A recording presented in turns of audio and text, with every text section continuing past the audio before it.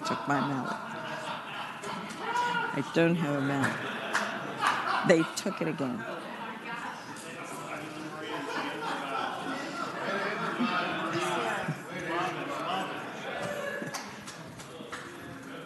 Here's another one.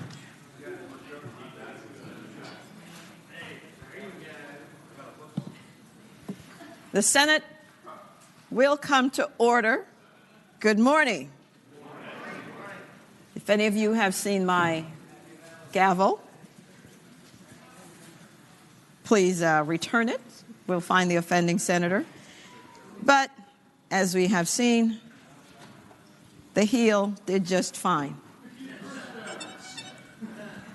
One shoe can change a life. Ask Cinderella. The Senate will come to order. The senators will please take their seats. Those persons not entitled to the privileges of the floor will retire to the gallery.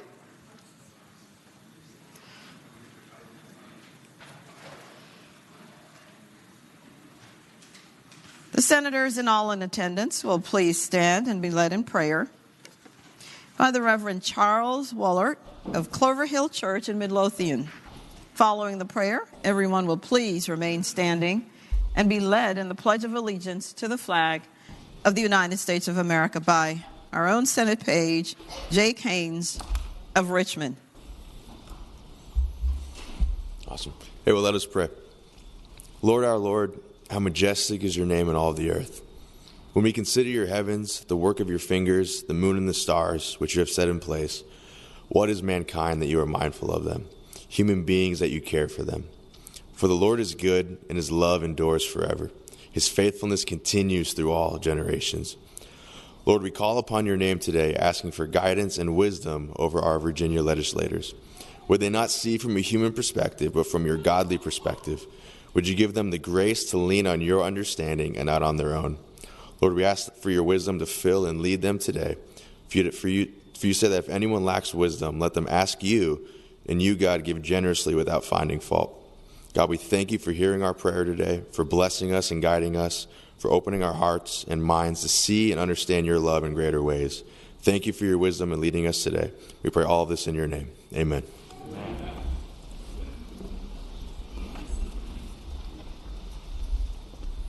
I pledge allegiance to the flag of the United States of America and to the republic for which it stands, one nation, under God, indivisible, with liberty and justice for all.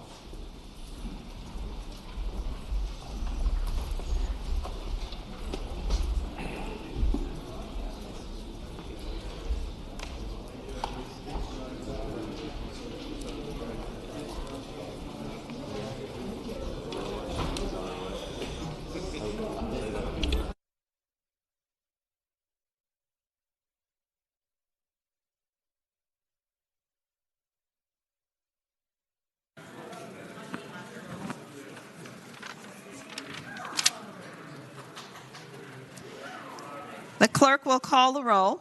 All of those present, please vote aye.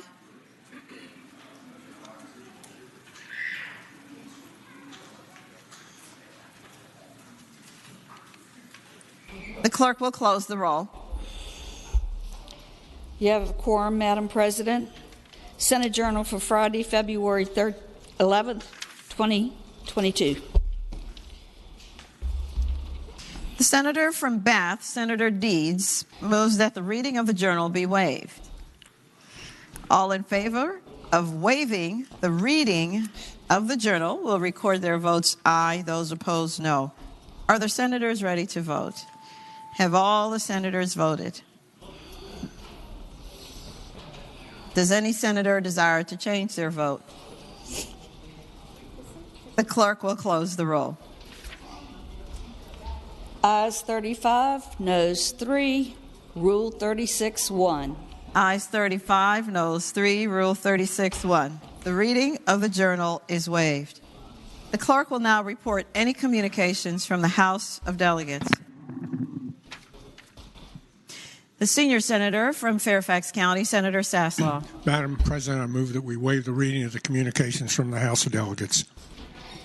The question is, shall the reading of the communication be waived. All in favor of waiving the reading of the communication from the House of Delegates will record their votes aye. Those opposed, no. Are the senators ready to vote? Have all the senators voted? Does any senator desire to change their vote? The clerk will close the roll. Ayes 35, noes 4. Ayes 35, noes 4. The reading of the communication is waived.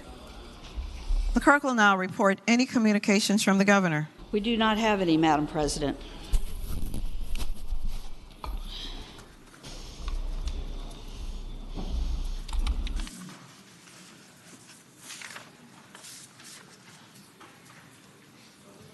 Now comes the time in the morning hour when we have the wonderful privilege of hearing about our guests in the gallery.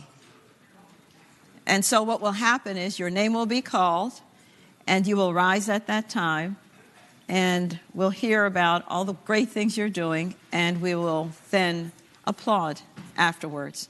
And so with that, I now recognize the junior senator from Chesterfield, Senator Chase. Thank you, Madam President, and happy Valentine's Day to you. Happy Valentine's Day. I rise for the purposes of 3 introductions. The senator has the floor.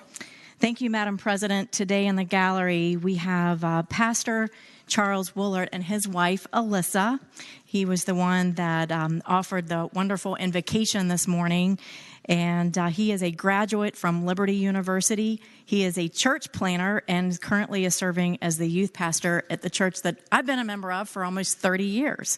And we're so delighted to have Pastor Woolard and his wife, Alyssa, and their 2 young ones, Elroy and Rowan.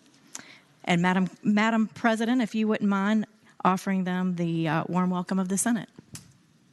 Good morning again to you, and we hear you have a young one, and she's been letting us know about her presence, so she's a budding senator.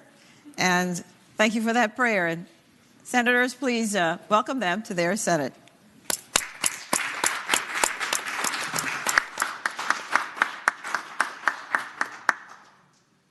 Again, Senator Chase. Thank you, Madam President. Also in the gallery today, I have Ann Hoopsick. Ann Hoopsick and her grandson are grandson David Paul Hoopsick III. Ann Hoopsick is from the Home Educators Association of Virginia. Ann and her husband David began homeschooling in 1993 with their 2 sons and completed their homeschooling careers in 2011. Now their family continues the tradition with a second generation of homeschool students. In 2016, Ann began working with the Home Educators Association of Virginia Legislative Affairs team, tracking bills in the General Assembly to help preserve the freedom that the Home Educators Association worked so hard to achieve back in 1984.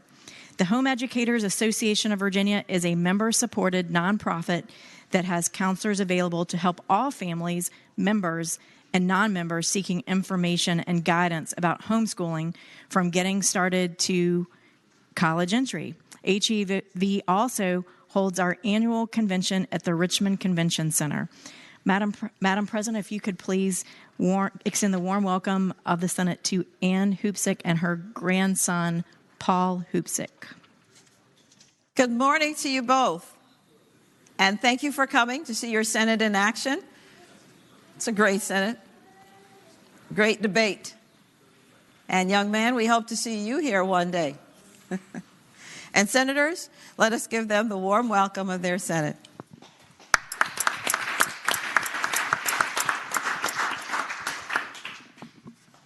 Chair again recognizes the junior senator from Chesterfield.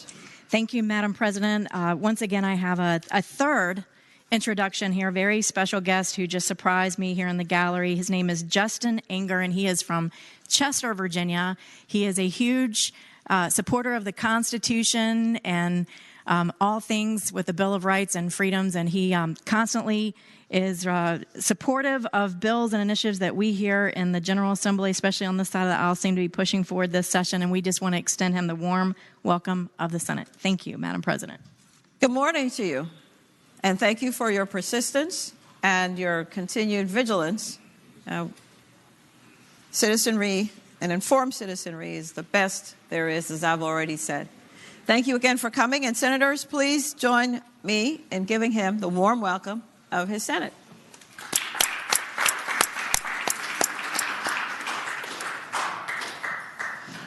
Chair now recognizes the senior senator from Chesterfield, Senator Hashmi. Good morning, Madam President. I rise for the purpose of an introduction. The senator has the floor. Thank you, Madam President. Madam President, we're joined this morning in the gallery by Lead K and the Virginia Association of the Deaf. Lead K stands for Language Equality and Acquisition for Deaf Kids. And this group in particular has been working very hard this session to ensure that our deaf and hard of hearing children have opportunities for early intervention, for access to American Sign Language and other language capabilities as they are developing their cognitive skills at an early age. They've worked incredibly hard this session, and I'm so delighted that they are here to join us this morning. And I ask that you give the warm welcome of the Senate. Good morning to you. I wish I could sign, and so please accept my apologies that you can't see me speaking with you today. But thank you for coming, and thank you for fighting for your rights to be heard of a sort. And Senators, please join me in giving them the warm welcome of their Senate.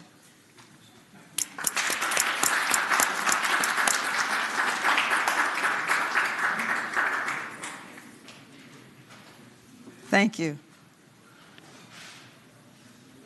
The junior senator from Virginia Beach, Senator Kiggins. Madam President, I rise for the purpose of an introduction. The senator has the floor.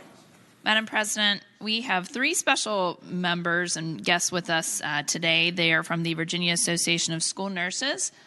I have Ms. Angela Moore, who is the current Virginia Association of School Nurses president. She's a special education school nurse specialist. And I have Gina Bellamy, who is the Virginia Association of School Nurses immediate past president. She's a supervisor of student health services in Manassas, Virginia. And then I have Betsy Looney, who is the Virginia Association of School Nurses legislative chair, and she was the 2020 Private School Nurse of the Year. So it's an honor to have these representatives from the School Nurses Association with us today. I think we can all agree that our school nurses have been instrumental just in keeping our kids safe in school and getting our kids back to in-person education. So we owe them and all nurses in general just a debt of gratitude. So thank you for all the work you're doing on the front lines with our kids and continuing to keep staff safe and our kids safe. And it's an honor to have you guys with us today. And it's also an honor just to be able to advocate for you in the state Senate as a fellow nurse. And there's a lot of work to be done to get a school nurse in each school in Virginia. But thank you for all the work that you are helping me to do. And it's an honor to have you with us today. And I please request that you give them the warm welcome to the Senate. Thank you. Good morning to you. I know many a time when I was in school, I was thankful for the school nurse. It was a place of safety as well. And many of us are thankful that we have school nurses. Don't know what we would do without you. Sometimes you're the first to recognize some problems that nobody else can see. So with that, Senators, let us give them the warm welcome of their Senate.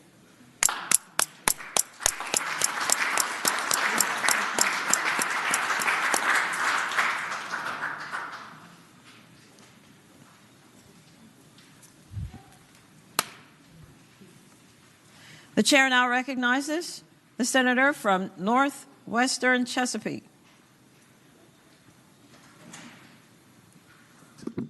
Is there any other business to come? The senator from northern Fairfax County, Senator Howell. Thank you, Madam President. It's with tremendous sadness that I want to inform the Senate of the death of Connor Garska.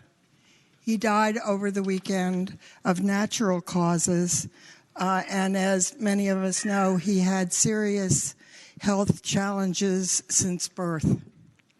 Our finance staff are like a family, and they are in deep shock about his sudden death.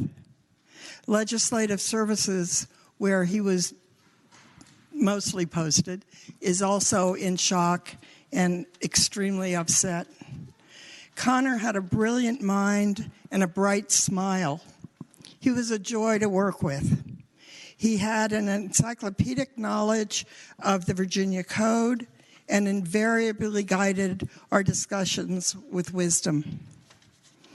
And mostly, he was a really, really nice guy, and we're going to miss him. I'm sure all senators are mourning his loss. And I would ask, Madam President, that when we adjourn today, we do so in the memory of Connor Garska.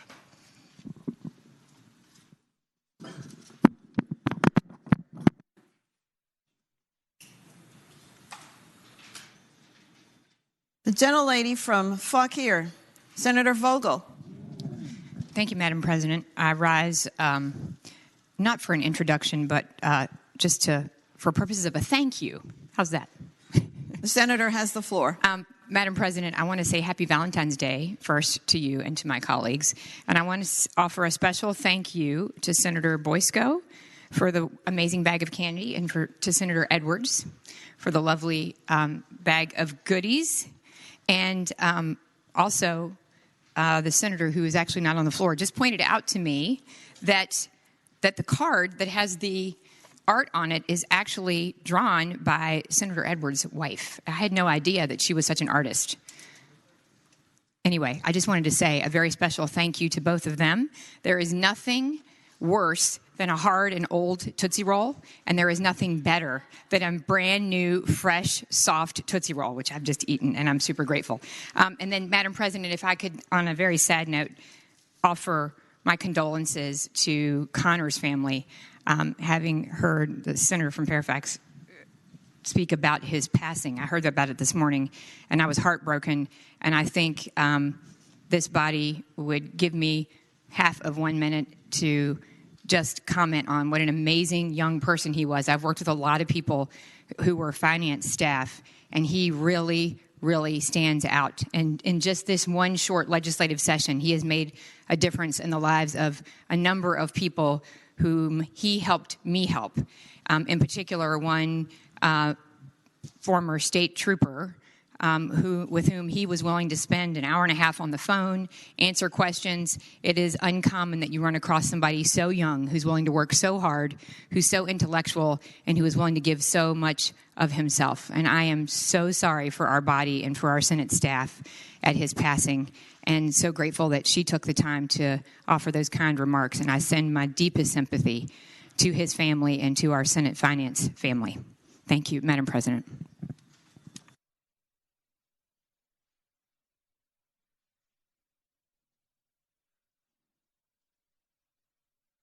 Is there any other business for the morning hour? Hearing none, the clerk will call the calendar.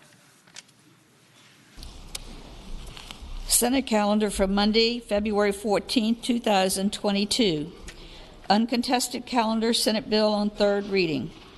Senate bill, Senate Bill 400. Agritourism event buildings authorizes the BHCD to promulgate regulations related to buildings. The chair recognizes the gentleman from Augusta, Senator Hanger. Thank you, Madam President. I move that the bill pass and speak just briefly to it. Senator has the floor. Thank you, Madam President. This bill pertains to agritourism event structures, and it's a consensus kind of bill that was worked out. These buildings are typically totally exempt from any regulation oversight, but there were safety concerns that many people thought needed to be addressed. So this doesn't touch on existing properties that are exempt, but when there will be new structures that may be built, new construction, or extensive renovations, then they would be subject to some of these safety requirements that are basically common sense that will be listed. It also creates an advisory board within the Department or Board of Housing and Urban Development to essentially a task force with 8 members that will make recommendations and work with the implementation of these regulations. As I said, it was a consensus. It has the support of Farm Bureau, Agribusiness Tourism Council, and the Wineries Association. Thank you very much.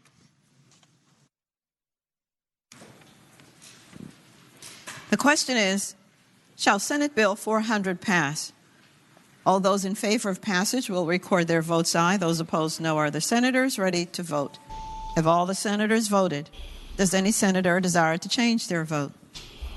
The clerk will close the roll. Ayes 38, no 0, Rule 36-1. Ayes 38, no 0, Rule 36-1. The bill passes. Regular calendar Senate bills on third reading. Senate Bill 104, mandatory minimum sentences, elimination, modification of sentence to mandatory minimum term. Chair recognizes the junior senator from Richmond City, Senator Morrissey. Thank you, Madam President, and good morning to you. Good morning. Madam President, ladies and gentlemen of this body, in a moment I'm going to move to put SB 104 in a posture to vote upon it. But first, what I'm going to ask the body to do, I seek unanimous consent to move the bill back to a second reading in order to adopt the floor substitute. We don't have that. We don't have to do that. We don't. We're going to reconsider. No, I don't. Yes. I'm seeing lots of different voices, Madam President. Can we pass this by temporarily? Thank you. I don't have a floor substitute, Senator. All I have is the bill that's before us. All right, if you'll pass this by temporarily, Madam President. Without objection, Senate Bill 104 is passed by temporarily. Senate Bill 393, Consumer Data Protection Act data deletion request. The senator from Alexandria, Senator Eben. Thank you, Madam President. I move the bill pass, and speaking to that motion. The senator has the floor. The floor substitute that I explained on Friday was a result of a compromise between consumer advocates led by the Virginia Poverty Law Center and the proponents of the bill. It incorporates the concepts we discussed in the Senate General Laws Committee. The bill will allow a controller of data to retain the minimum data necessary to identify that consumer's request to have their data deleted.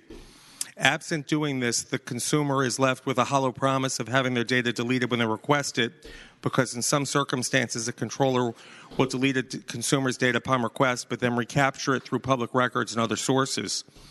Passing this bill will ensure that the controller of data can retain the minimum amount of data regarding a consumer and then keep the information from being utilized for any other purpose unless that purpose is permitted under the provisions adopted by the 2021 Virginia Data Privacy Act. Again, I renew my motion. The bill pass. The question is, shall Senate Bill 393 pass? Those in favor of passage will record their votes aye. Those opposed, no. Are the senators ready to vote? Have all the senators voted? Does any senator desire to change their vote? The clerk will close the roll. Ayes 39, no 0. Ayes 39, no 0. The bill passes. Senate Bill 500, investor-owned water and sewer utilities, rate-making proceedings, evaluation of utilities. The gentleman from Accomack, Senator Lewis. Madam President, I move the bill pass. And speaking to that motion, Senator has the floor. Madam President, Senate Bill 500 deals with the State Corporation Commission and its assessment of capital structure for water and wastewater utilities to arrive at the proper rate of return. Currently, the SCC's rate-making process for water and wastewater facilities is based on a consolidated capital structure of the parent company and does not differentiate between the parent company and a standalone capital structure of an affiliate that would be located in the Commonwealth. So allowing an affiliate to raise capital from a parent company without penalty will encourage private sector investment in the Commonwealth's water infrastructure. There were some concerns raised about some consumer protection aspects of this, and we made some amendments that were on the bill that satisfied those concerns. This is particularly beneficial to rural areas and localities that are anxious to try and divest themselves from the water and wastewater business, and this will expand investment in the Commonwealth in those areas because of the way we've directed the SCC to consider the structure. So with that, Madam President, I move that the bill pass. The question is, shall the bill pass? Those in favor of passage will record their votes aye. Those opposed, no. Are the senators ready to vote? Have all the senators voted? Does any senator desire to change their vote? The clerk will close the roll. Ayes 38, noes 1. Ayes 38, noes 1. The bill passes. Senate Bill 537, Trees, Replacement and Conservation During Development Process, Powers of Local Government. The gentleman from Western Fairfax County, Senator Marsden. Thank you, Madam President. I move that the bill pass. And speaking to the measure. Senator has the floor. Thank you, Madam President. Senate Bill 537 provides a local authority option to adopt tree canopy programs for replanting or preservation of trees during development. The bill prioritizes on-site tree preservation but allows opportunities to meet canopy replanting in nearby communities. In other words, you can do it off-site if the site of the development isn't suitable. It also tasks the state forester to adopt standards to help localities guide tree canopy percentages with consideration for environmentally sensitive areas. This bill empowers but does not require all localities across the Commonwealth to adopt tree canopy programs that require replanting or preservation of trees that would otherwise be lost to development. The bill does not affect any existing tree program. It just offers new possibilities for localities. It allows localities to increase required tree canopies following development when the development site has certain environmentally sensitive areas like wetlands, and also when a locality agrees to somewhat reduced local requirements on such issues as parking lots, setbacks, and other similar requirements. The bill also asks the state forester, as I said, to adopt standards for localities' use in determining how to achieve tree canopy percentages. It's a set of guidelines and improvements to the process of making sure that these trees are replanted in our cities to deal with heat zones, nutrient management, and absorbing carbon from the air, and I urge again that the bill pass. The question is, shall the bill pass? Those in favor of passage will record their votes aye. Those opposed, no. Are the senators ready to vote? Have all the senators voted? Does any senator desire to change their vote? The clerk will close the roll. Ayes 24, noes 15. Ayes 24, noes 15. The bill passes. Senate Bill 657, Air Pollution Control Board and State Water Control Board, Transfer of Authority. The gentleman from King George. Thank you, Madam Senator President. Stewart. Thank you, Madam President. I'd move the bill pass and speaking to it. The senator has the floor. Madam President, as the title suggests, this actually reverses the authority between the Air Board and Water Board and DEQ. Currently, there's a process where if you have 25 people, if you have 25 people who object to a permit, it shifts the authority from the Department of Environmental Quality to make that permit to the Air Water Board. And that was a compromise bill going back under Governor Kane when I was first elected, when then Governor Kane proposed this very bill, as a matter of fact. So it would shift that responsibility to the Department of Environmental Quality. The Air and Water Board would still remain a policy board as well as an advisory board. In order to make a decision on these permits, DEQ would now have to provide a clear and concise written statement for their decision, which we believe brings a lot of transparency to that decision-making process to the public, and that's something that they very much want. It also, with the amendment that the gentleman from Williamsburg put on this bill last week, restores or retains every possible public hearing that existed at the time before we actually changed this. And so there'll be no loss in public participation whatsoever. The fix is it just reverses those authorities from the board to DEQ. And with that, Madam President, I'd ask the bill pass. The question is, shall the bill pass? Those in favor of passage will record their votes aye. Those opposed, no. Are the senators ready to vote? Have all the senators voted? Does any senator desire to change their vote? The clerk will close the roll. Ayes 32, noes 8. Ayes 32, noes 8. The bill passes. Senate Bill 5, Virginia Freedom of Information Act, Virginia Parole Board member vote. The gentleman from Roanoke County, Senator Suderline. Madam President, I move that the Senate pass Senate Bill 5. Speaking to that motion. The senator has the floor. Thank you, Madam President. Senate Bill 5 is a transparency bill that everyone in this chamber should be familiar with. We've passed it twice before. What it seeks to do is make parole board votes public. When someone in Virginia is charged with a crime, they know who accused them of committing that crime. When they're arrested, they know who arrested them. When it goes to trial, they know who prosecutes them, and they know the judge that oversees that.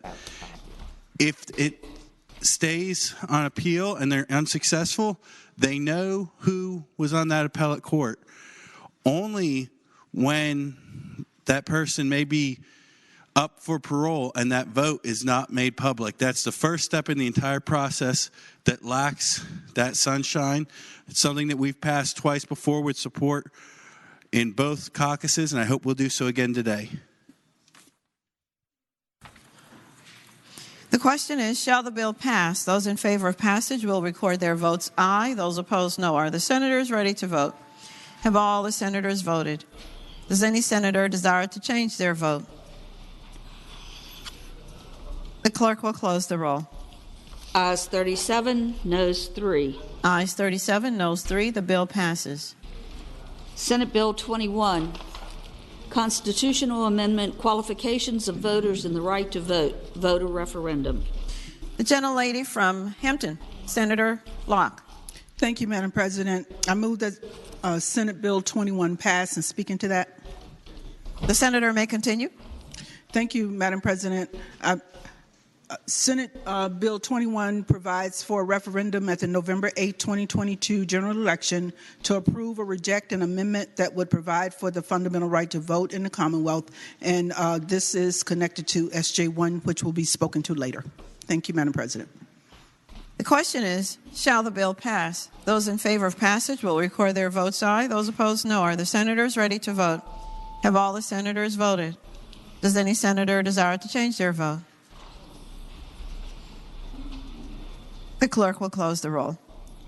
Ayes 23, noes 17. Ayes 23, noes 17. The bill passes. Senate Bill 148, Public Health Emergencies expands immunity for health care providers. The gentleman from James City County, Senator Norman. Thank you, Madam President. I would respectfully move that Senate Bill 148 pass. Gentleman has the floor.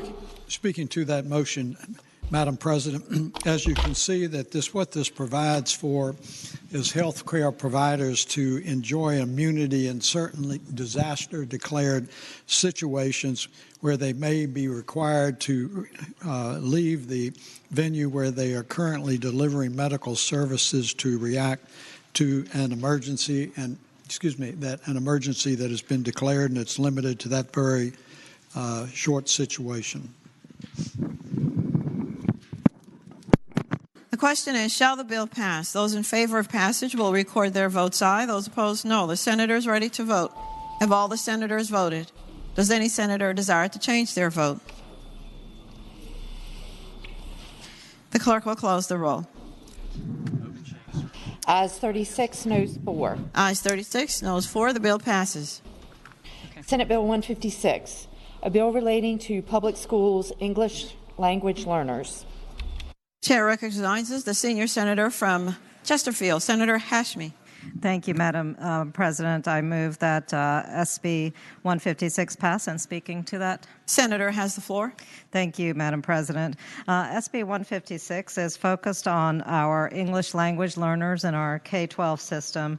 And we know that students who come into our school system with limited language proficiency are at a severe disadvantage. And we are in a position to make it better and to make sure that all of our students have access and resources to ensure that they are as successful as their English-speaking peers. This particular bill is focused on first of all, expanding our pool of qualified teachers who would be able to participate in teaching English learner students, focusing on providing extra training and professional development so that next year we are able to address a wider population of students, and then maintaining our status of English language instructors in our classrooms. This is already in the budget, in the governor's proposed budget, and so we hope that it will be the will of the body to support this legislation. Thank you, Madam President. The question is, shall the bill pass? Those in favor of passage will record their votes aye. Those opposed, no. Are the senators ready to vote? Have all the senators voted? Does any senator desire to change their vote?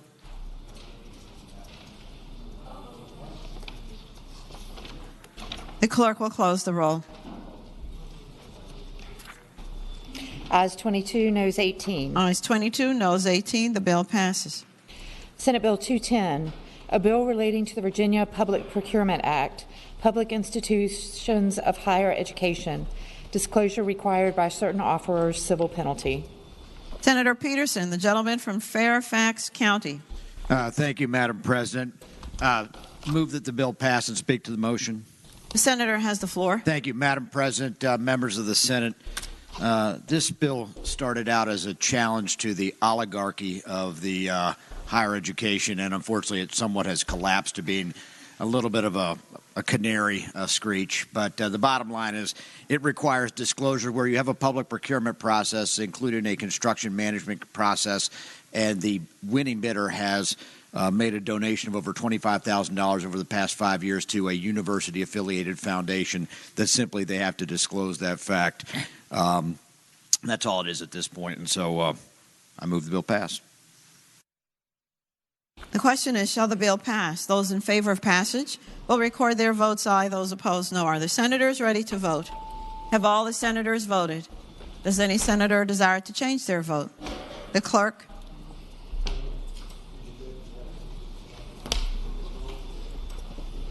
We'll close the roll. Ayes 37, noes 3. Ayes 37, noes 3. The bill passes. Senate Bill 265, a bill relating to language development for children who are deaf or hard of hearing, assessment resources for parents and educators, advisory committee report. The senior senator from Chesterfield, Senator Hashmi. Thank you, Madam President. I move that this bill pass, and speaking to that motion. The senator has the floor. Thank you, Madam President. As I shared during morning hour, we've been working with many of our advocates from the Language Equality and Acquisition for Deaf Kids group, and I know that this particular legislation has been heard in the past previously. I'm happy to share that we are at a point of resolution among all of the various groups that are involved in working with our children who are deaf or are hard of hearing. This particular bill now makes sure that our Department of Education, along with other state agencies, is tracking language acquisition for deaf and or hard of hearing children from ages 0 to 5, and that we are able to identify language delays early so that children have access to American Sign sign language or other communication resources as appropriate for the child and in accordance with the parents' wishes. This bill brings together a group that will work on making sure that there are resources ready for parents across the Commonwealth and that they are working in collaboration to ensure that there is good access and resources for all of our children and their families. And with that, Madam President, I move the bill pass. The question is, shall the bill pass? Those in favor of passage will record their votes aye. Those opposed, no. Are the senators ready to vote? Have all the senators voted? Does any senator desire to change their vote?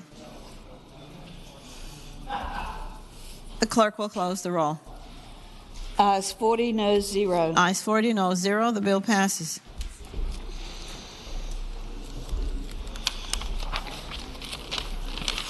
Senate Bill 290, State Agencies and Localities, Solar-Ready Roof Requirements, etc.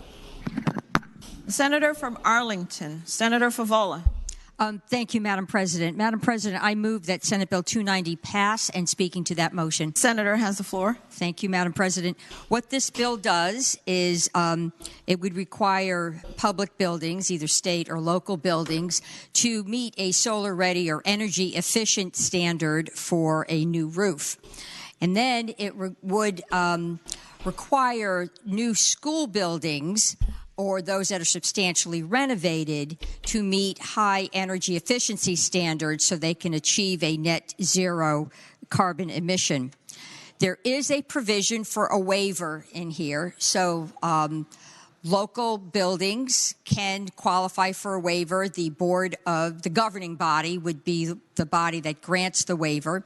School boards could ask their local governing body for a waiver from this requirement, if you will. Historical buildings, historical school buildings are not subject to this provision. And the goal of this bill really is to encourage the design and construction of energy efficient buildings so we can actually meet our stated goals of net zero carbon emissions by 2050. The bill, final point, the bill only applies to projects that enter their planning stages, I believe, in 2023. And I want to check to see if it is January 1 or another date. So it's January 1, 2023.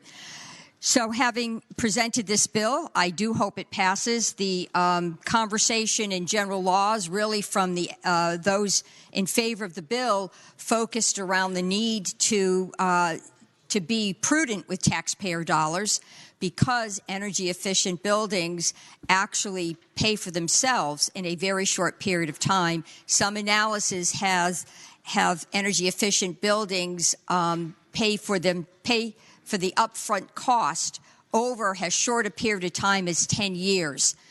So I think this is a smart measure, both from an environmental standpoint and from the point of saving taxpayer dollars. I do hope it is the wish of the body to pass this bill.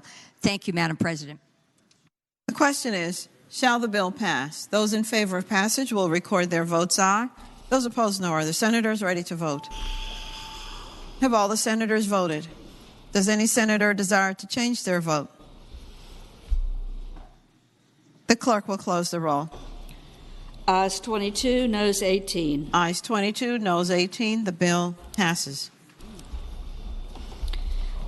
Senate Bill 324, Public Agencies, Privacy of Personal Information. The gentlelady from Fauquier, Senator Vogel. Thank you, Madam President. I move passage of the bill and speaking to that motion. Senator has the floor. Thank you, Madam President. I think as many people in this body know, Virginia is ranked 7th as most charitable state in the Union. And we want to continue to incentivize charitable giving in the Commonwealth of Virginia. And as many of you know, as a public policy matter at the federal level, we protect information related to a person's charitable giving history. On your 990 tax return of any charity, that information is not made public. The Supreme Court has upheld that. And in Virginia, under FOIA, we don't, our rules are not consistent with that. And so all this bill does is make certain that our FOIA rules are in line with what the federal rules have said about treating that information as confidential and keeping it confidential to protect the information related to donors' charitable giving history. So with that, Madam President, I would move passage of the bill. Thank you. Question is, shall the bill pass? Those in favor of passage will record their votes aye. Those opposed, no. Are the senators ready to vote? Have all the senators voted? Does any senator desire to change their vote? The clerk will close the roll. Ayes 40, noes 0. Ayes 40, noes 0. The bill passes. Senate Bill 416, Virginia Public Procurement Act, Purchase of Personal Protective Equipment. The gentleman from Virginia Beach, Senator DeSteffe.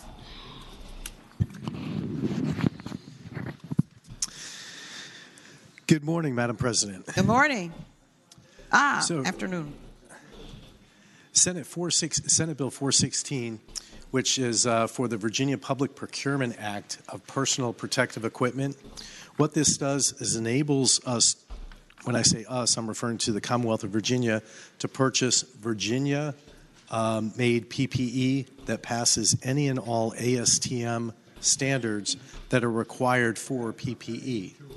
What it doesn't do, or what it corrects, is traditionally when we're purchasing these PPE from China, they do not meet ASTM standards. The ones in Virginia that are produced meet or exceed all ASTM standards. With that, I move Senate Bill 416 pass. Thank you. The question is, shall the bill pass? Those in favor of passage will record their votes aye. Those opposed, no. Are the senators ready to vote? Have all the senators voted? Does any senator desire to change their vote?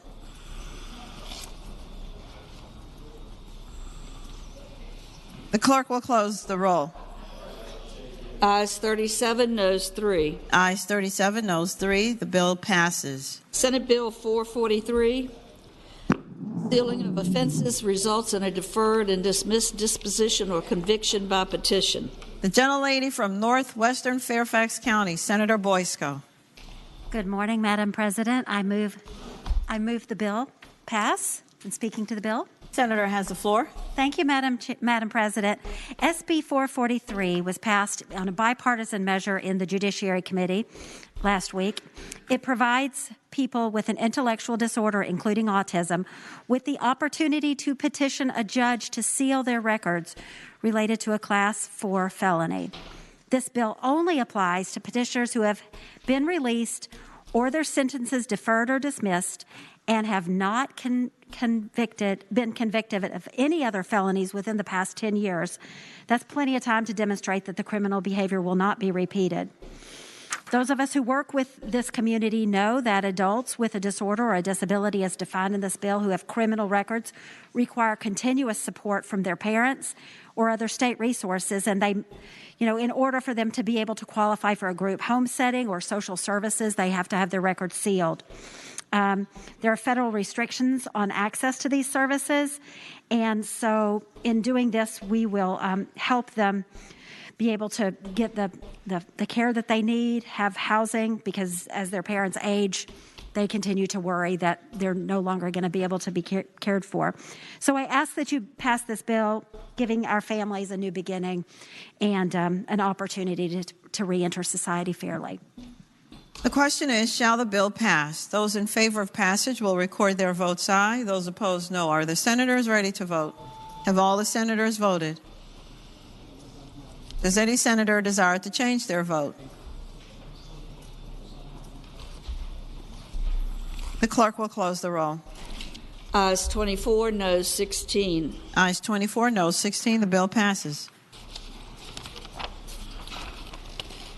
Senate Bill 453, assault and battery, persons diagnosed with autism spectrum disorder, intellectual disability, etc. Again, the senator from northwestern Fairfax County, Senator Boysko. Thank you, Madam President. I move the bill be passed. And speaking to the bill. Senator has the floor. Thank you, Madam President and members of the Senate. A couple of years ago, we carried a more broad version of this, and we jokingly called it the onion ring bill, because if you fling an onion ring at a police officer, you could be charged with assault on an officer. So this bill very tightly fits this only to people who have been diagnosed by a psychiatrist or a clinical psychologist with an autism spectrum disorder, an intellectual disability, or a serious mental illness, and the violation was caused by or had direct and substantial relationship to that person's disorder or disability. And that would here, if we were to pass this bill today, which I hope we will, would not be subject to a mandatory minimum punishment. We know that people who have these disabilities may not have control over their bodies. They may involuntarily respond or lash out into situations when they feel threatened. And if we look at crime data, since 2019, 94% of the total reports of assault on police officers, the officer walked away without any injury. And these are things like a finger gun, throwing an onion ring at an officer, hitting an officer with a couch cushion, spilling water on their shoes. Excuse me, Senator. The Senate will come to order, please. The senator may continue. Thank you. Just wanted to clarify, a penalty of 6 months plus a felony for a minor touching where no one's injured is excessive, especially for an autistic person, someone with an intellectual disability. And I ask that we pass the bill. Again, it went out on a bipartisan vote in committee, and I hope that we pass it right now. Thank you. The question is, shall the bill pass? Those in favor of passage will record their votes aye. Those opposed, no. Are the senators ready to vote? Have all the senators voted? Does any senator desire to change their vote? The clerk will close the roll. Ayes 27, noes 13. Ayes 27, noes 13. The bill passes. Senate Bill 473, School Construction Fund and Program created and established. The senior senator from Richmond City, Senator McClellan. Thank you, Madam President. I move that Senate Bill 473 pass. And speaking to the motion. The senator has the floor. Thank you, Madam President. Senate Bill 473 is one of the 7 recommendations from the Commission on School Construction and Modernization, and builds on legislation that the senator from Washington, Senator Pillion, put in a few years ago. This bill would create the School Construction Fund and Program, and as amended, it takes the casino gaming revenue that is already in current law designated for school construction and renovation and moves it from the gaming fund to this school construction and renovation fund that would be primarily used for loans to help school divisions with school construction, renovation, and maintenance needs. I also want to thank the senator from Bedford, Senator Newman, who has been working on this as well, and ask that the bill pass. The chair recognizes the gentleman from Augusta, Senator Hanger. Thank you, Madam President. I'd like to speak briefly to the bill.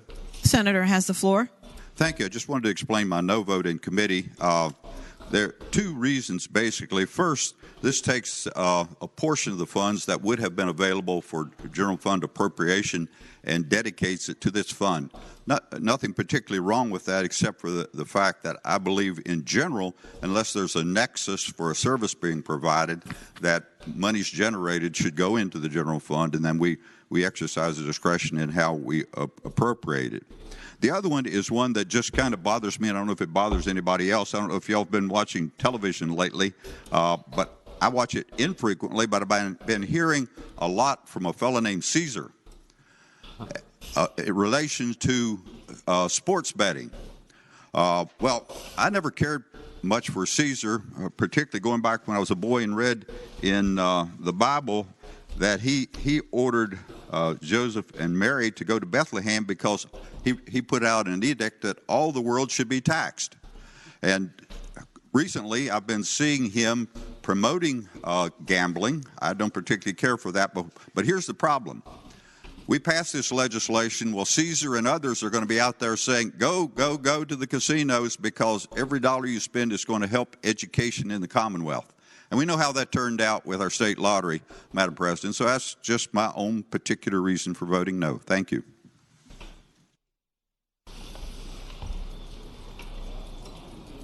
Again, the senior senator from Richmond City, Senator McClellan. Thank you, Madam President. Very briefly, speaking to the bill. Senator has the floor. The General Assembly has already made the policy decision that casino gaming revenue would be used for school construction and renovation. The fact is, we've got to have a dedicated fund.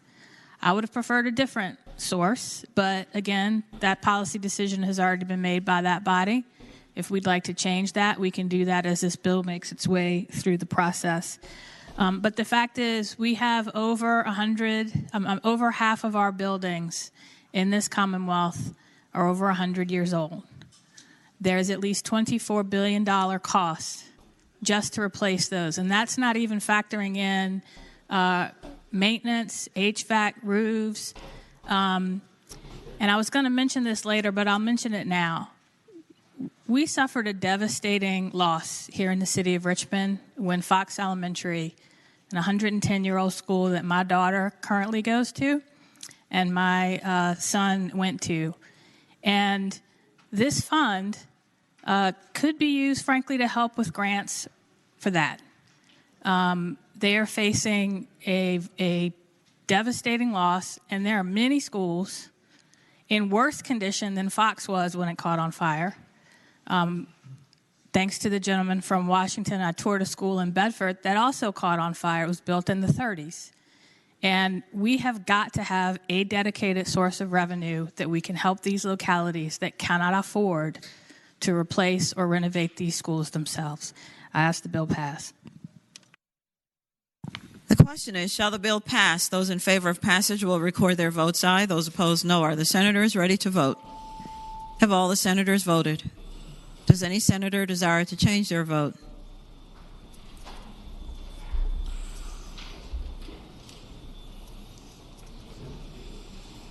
The clerk will close the roll. Ayes 37, noes 3. Ayes 37, noes 3. The bill passes. Madam President. The senator from Fauquier, Senator Vogel.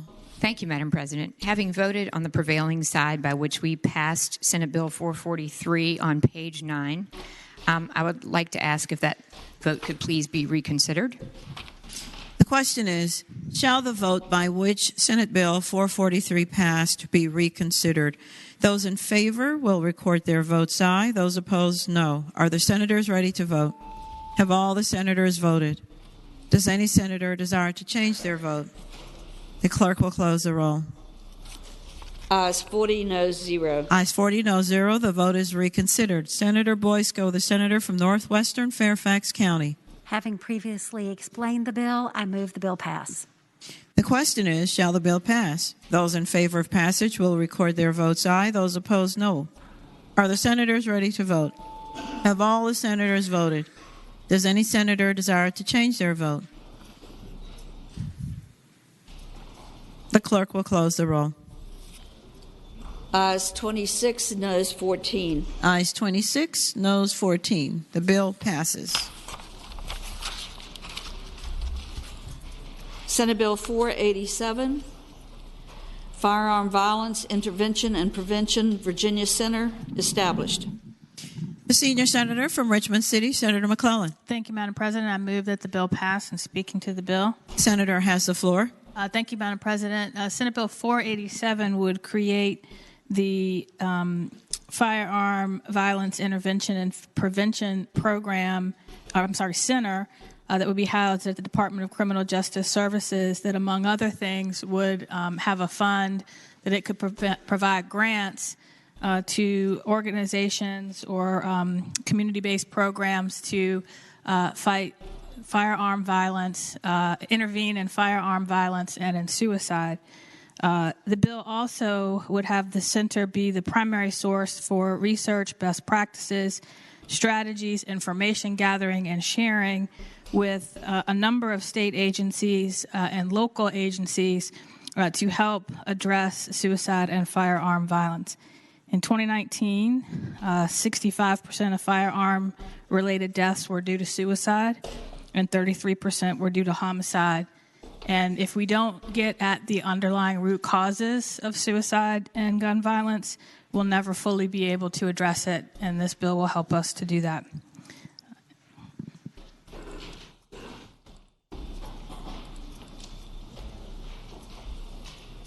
The question is, shall the bill pass? Those in favor of passage will record their votes aye. Those opposed, no. Are the senators ready to vote? Have all the senators voted? Does any senator desire to change their vote? The clerk will close the roll. Ayes 24, noes 16. Ayes 24, noes 16. The bill passes. Senate Bill 490, Standards of Quality, Specialized Student Support. The senior senator from Richmond City, Senator McClellan. Thank you, Madam President. I move the bill pass. And speaking to that, the senator has the floor. Thank you. As introduced, Senate Bill 490 would have implemented the Board of Education's recommended standards of quality.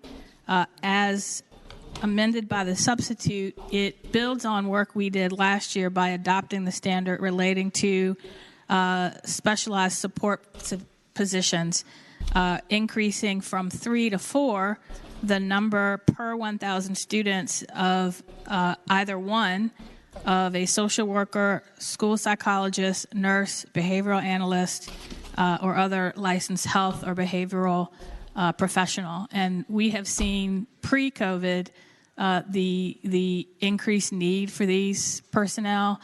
Post-COVID, that need has grown even more. And so with that, I ask the bill pass. The question is, shall the bill pass? Those in favor of passage will record their votes aye. Those opposed, no. Are the senators ready to vote? Have all the senators voted? Does any senator desire to change their vote?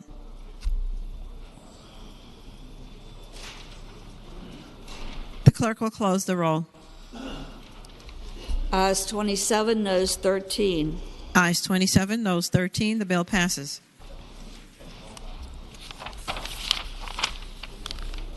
Senate Bill 493, Sexually Explicit Visual Material to Another, Civil Action for Dissemination of Images Penalty.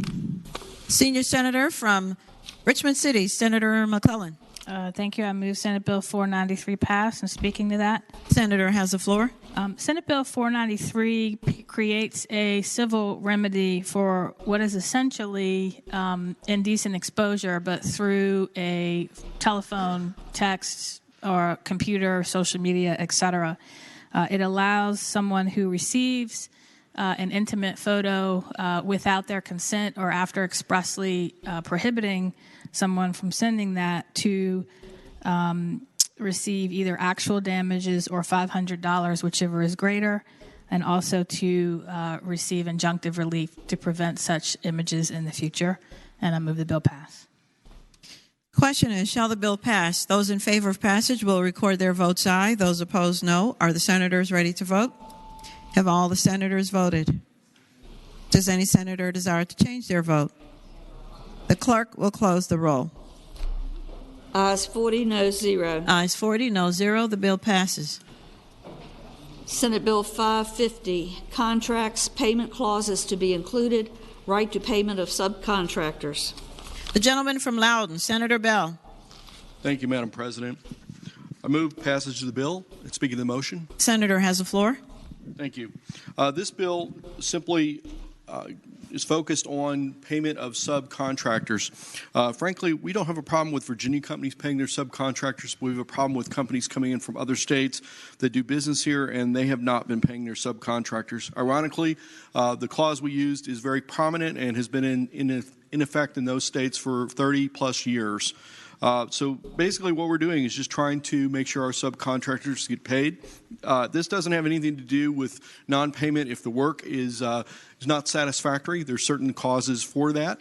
It also doesn't have anything to do with retaining type payments, et cetera, that are covered by other areas of contracts. It's simply making sure subcontractors get paid for work that they perform. With that, again, I renew my motion for passage of the bill. The question is, shall the bill pass? Those in favor of passage will record their votes aye. Those opposed, no. Are the senators ready to vote? Have all the senators voted? Does any senator desire to change their vote?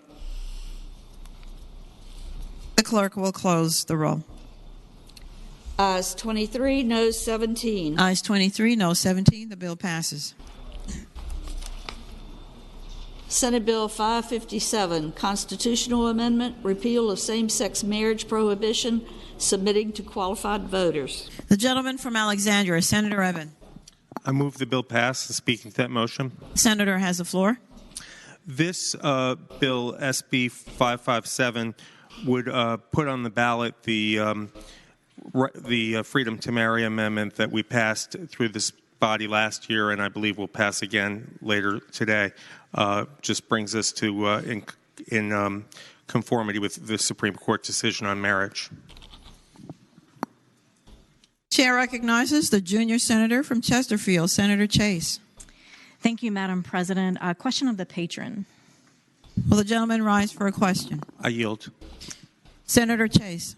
Thank you, Madam President. The question I have is it looks to me that it has stricken out the very language of one man and one woman as defined by marriage, and it seems that we are taking out the human element involved in marriage. And the reason I ask this question, and the question specifically is, can marriage exist under this bill between any other beings other than people? The answer is no. Senator Evan. The answer is no. Okay. Under current Virginia law. Senator Chase. Yes, Madam President, I simply want to make this statement. I have read over... The senator has the floor. Thank you, Madam President. I have read over this language time and time again, and, I know that there are many libertarians who, generally support this type of legislation, but I really call into question some of the language in here that the amendment does not limit marriage only to two people and two parties in the marriage. And with the changes of this amendment, marriage is no longer defined anywhere in the Virginia Constitution. And I would also caution us that marriage is not defined anywhere in the Virginia Code. If we pass this today, we are allowing polygamous marriage. I would also comment that gender is nowhere defined in the Constitution or the Virginia Code, even though the amendment makes gender legally distinct from sex for the first time in Virginia law, which is ambiguous and potentially limitless term not advisable for placing into the Constitution. Madam President, I would encourage the body to vote no on this bill. It is already currently the law of the land. Courts have already granted the ability for a man to marry a man and a woman to marry a woman. Therefore, there's no prohibition of same-sex marriages. That court's decision overrode the will of the people in 31 states with marriage amendments similar to Virginia's. But that's not what this is. This is opening Pandora's box. We have not defined marriage here, and I've seen all the way three-way marriages in Massachusetts. California allows the first state-recognized human-animal marriage. I don't think this is what we're looking for here in Virginia, and so I would encourage the body to vote no. Was that a question for me? Or No, that was she was just speaking to the bill. I'd like to speak again if no one else would like to speak. Chair recognizes the senator from Alexandria, Senator Evan. Yeah, I think the gentlewoman from Chesterfield is not familiar with Code Section 18.2-362, which prohibits polygamy in Virginia. Further, I think she's not familiar with the Edmunds Anti-Polygamy Act of 1882 under federal law, and may have fallen under the misguided spell of the Family Foundation's misinformation that they've been distributing about this bill. What the constitutional amendment does is it brings us into conformity with federal law and removes a stain on the Constitution, which is not in keeping with federal law. Virginia's come a long way since the 1600s, and we've come a long way even since 2006, when the voters approved the so-called marriage amendment, which is the first time our Bill of Rights limited people's abilities. The arguments being put forth by the Family Foundation are just not right, and anyone who's been to law school and can read a legal dictionary can tell you that. So with that, I move the bill pass.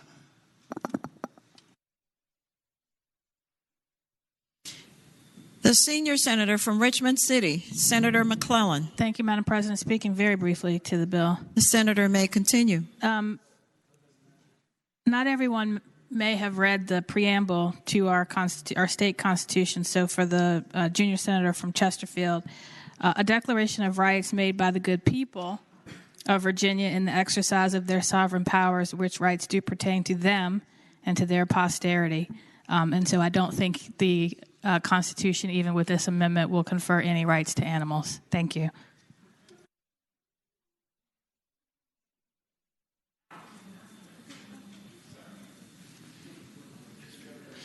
The junior senator from Chesterfield, Senator Chase.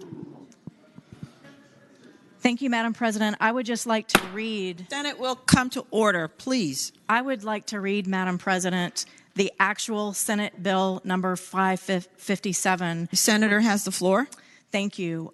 What we have done in this bill is they have struck in the word marriage, stricken only a union between one man and one woman may be marriage valid in or recognized by the Commonwealth and its political subdivisions. It's completely taken out man and woman.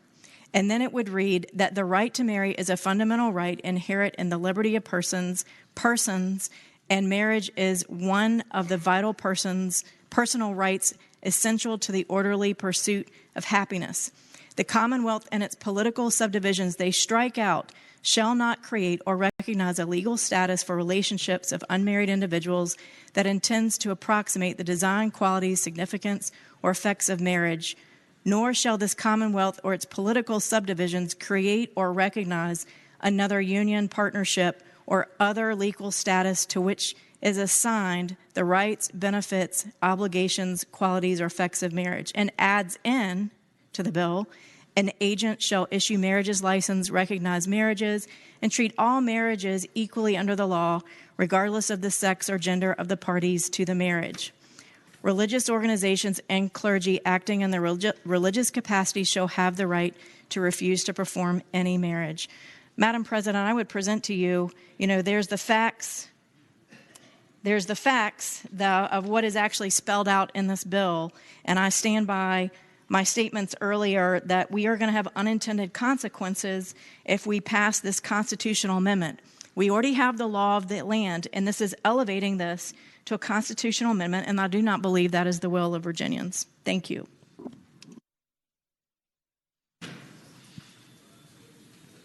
The chair recognizes the gentlelady from northwestern Fairfax County, Senator Boysko. Thank you, Madam Chair. Just speaking to the bill in support. Senator has the floor. Let's just get back to what this really does. It just codifies in our Constitution and in our law that my daughter, who happens to be in love with another young woman, has the ability to get married legally in Virginia, and nobody can say that she can't. As a parent, I have said this before, I want the ability to walk my child down the aisle just like everybody else does. And I ask that we pass the bill.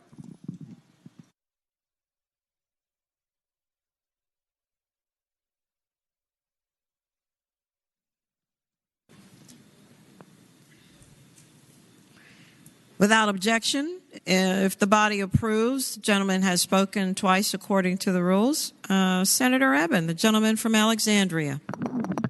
Very briefly speaking one last time to this bill. The operative language on line 31 says that the marriages that are all treated equally under the law are regardless of the sex or gender of the parties to the marriage. It doesn't say anything about otherworldly beings. It doesn't say anything that you have to have more than one party to a more than two parties to a marriage or anything of the kind. Virginia marriage was two people before this amendment was passed, and will be two people after this amendment this revision to the Constitution passes. What we're hearing from the gentleman from Chesterfield is just kind of fear-mongering.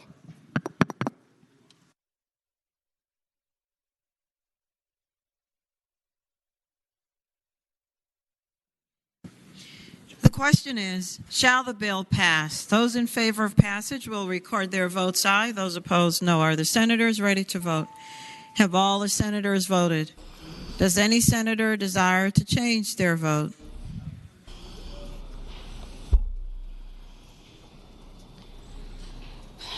The clerk will close the roll.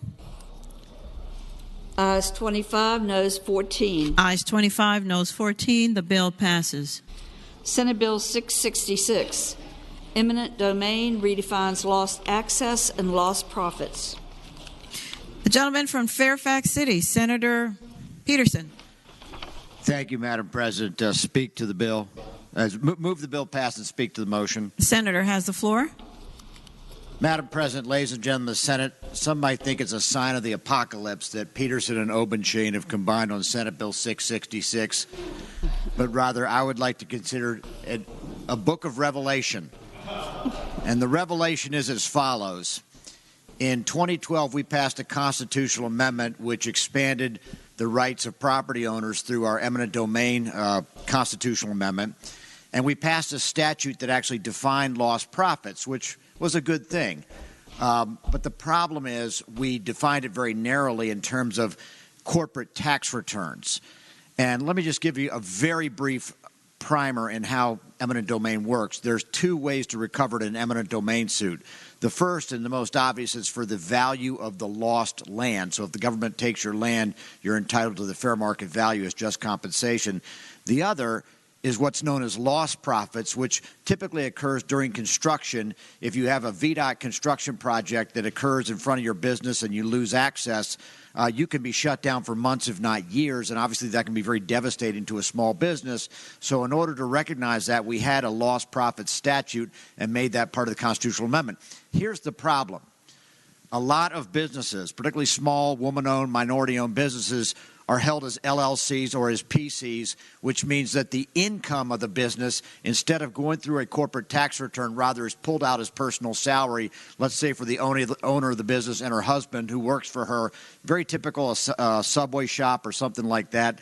This basically equals the playing field by saying that the fact finder, i.e. the jury, will be able to look at that in contemplating lost profits. Judges are really already doing this, but we need to put it in the code just to make sure we are leveling the playing field. The last thing I will say is you may have heard from VML for the standard urban myth that somebody might file a lawsuit because of a 4th of July parade.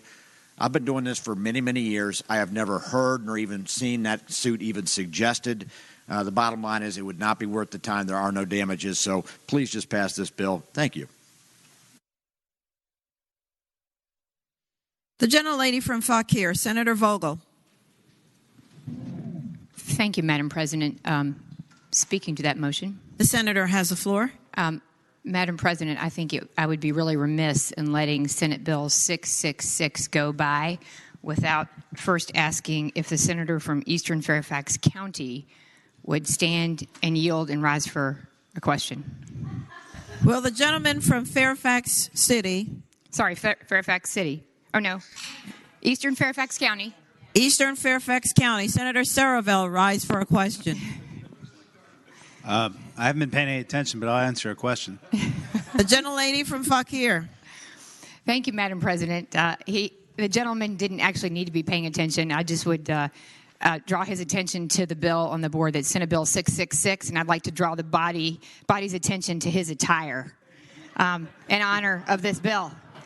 And remind the gentleman that while it is Valentine's Day, he looks more like the devil. Thank you, Madam President. Senator Saravell. But Madam President, a handsome devil. Thank you, Madam President. Senator Saravell. Madam President, I appreciate the query. I'd like to let everybody know if they would like to emulate me. It's $75 at JCPenney. And I know that Senator from James City County, I believe, has a contact there you can talk to as well. So appreciate the being noticed. Thank you. Gentleman is handsome, indeed. The question is, shall the bill pass? Those in favor of passage will record their votes aye. Those opposed, no. Are the senators ready to vote? Have all the senators voted? Does any senator desire to change their vote? The clerk will close the roll. Ayes 40, noes 0. Ayes 40, no 0. The bill passes. Madam President.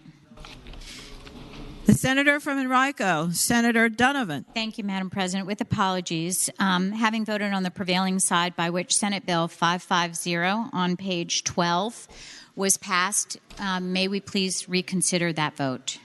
The question is, shall the vote by which Senate Bill 550 passed be reconsidered? Those in favor will record their votes aye. Those opposed, no. Are the senators ready to vote? Have all the senators voted? Does any senator desire to change their vote? The clerk will close the roll. Ayes 40, noes 0. Ayes 40, no 0. The bill is reconsidered. Gentleman from Loudoun, Senator Bell. Thank you, Madam President. Having previously spoken to the bill, I move passage. Question is, shall the bill pass? Those in favor will record their votes aye. Those opposed, no. Are the senators ready to vote? Have all the senators voted? Does any senator desire to change their vote? The clerk will close the roll. Ayes 25, noes 15. Ayes 25, noes 15. The bill passes. Senate Bill 674, Pretrial Intervention and Diversion Program created. The gentleman from Augusta, Senator Hanger. Thank you, Madam President. I move the bill pass and speak to that. The senator has the floor. As was indicated in the title, this authorizes the attorneys for the Commonwealth to create a pretrial intervention and diversion program for the possibility of diverting offenders rather than prosecuting them, putting them into an alternative program. It makes an exception for infractions which would where the punishment would include a mandatory minimum sentence, and it authorizes a fee, but it also puts in place a way to waive that fee if the offender that you want to divert is indigent. Again, ask that it pass.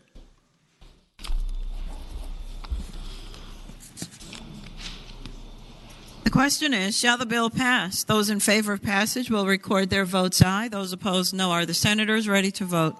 Have all the senators voted? Does any senator desire to change their vote? The clerk will close the roll. Ayes 39, noes 1. Ayes 39, noes 1. The bill passes. Senate Bill 767, Voter Registration, Restoration of Political Rights upon Release from Incarceration. The gentlelady from Hampton, Senator Locke. Thank you, Madam President. I move that Senate Bill 767 pass. And speaking to that. The senator has the floor.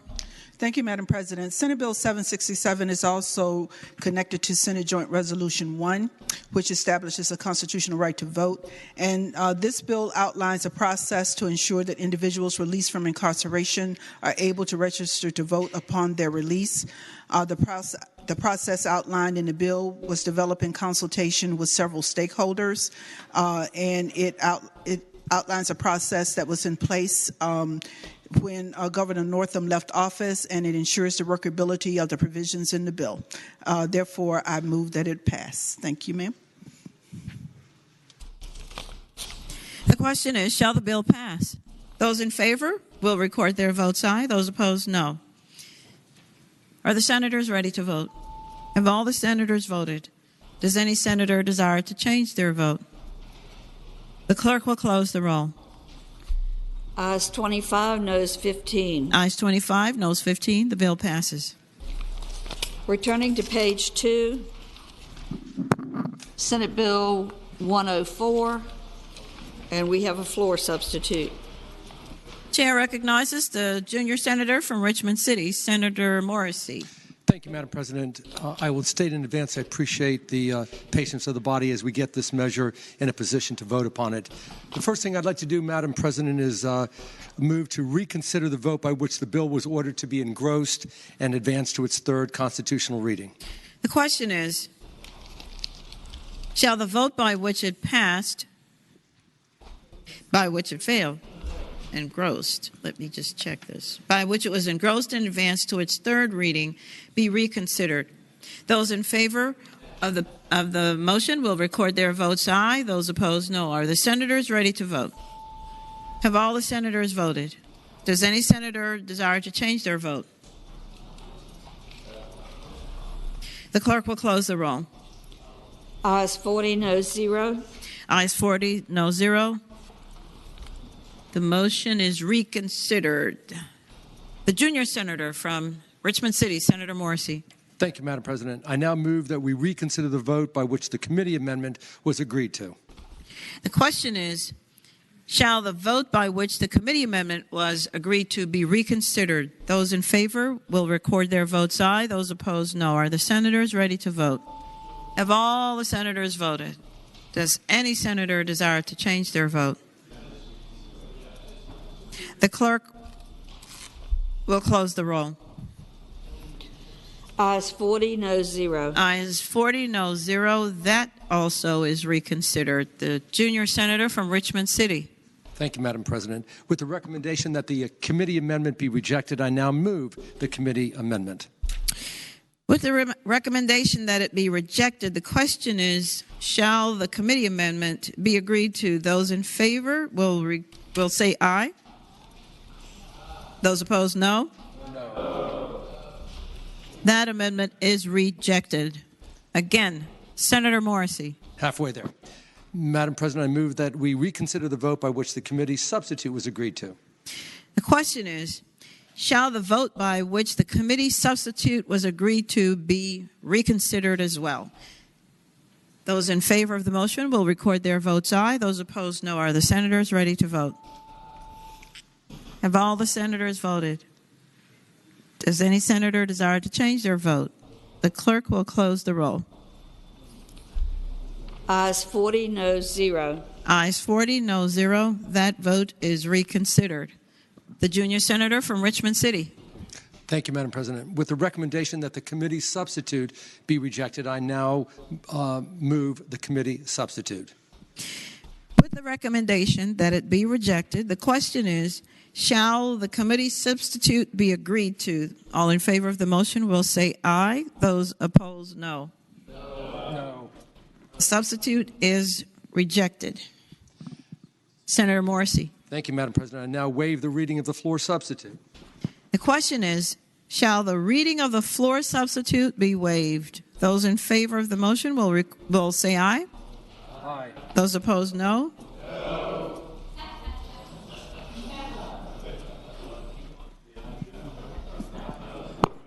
The ayes have it.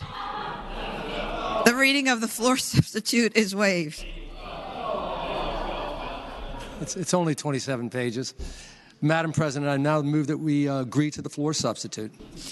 Question is, shall the floor substitute be agreed to? Madam President. Well, the senator has to explain. Is that the devil? I'm sorry, is Senator Sorovell? Yeah, well, first of all, parliamentary inquiry, normally doesn't the patron explain the floor sub before we vote on it? Yes, sir, I just recall that, and seeing you in red reminded me of that. Yeah. The senator will explain. Certainly.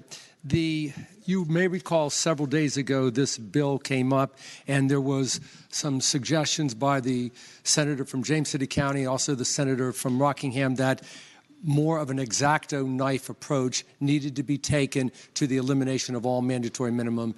That's what was done, and that's what the nature of the floor substitute is. Chair recognizes the senator from Rockingham County, Senator Obenshain. Madam President, rise to speak to the floor substitute. The senator has the floor. Madam President, members of the Senate, I would urge you to adopt the floor substitute. And before my friend from the city of Richmond gets too excited, I will then later urge defeat of the bill. This floor substitute is better than the previous version of this. For example, I have long felt that the mandatory minimums and the penalties for cigarette trafficking is just another way for us to help New York collect its own taxes. And I'm more than happy to do away with the mandatory minimum for that.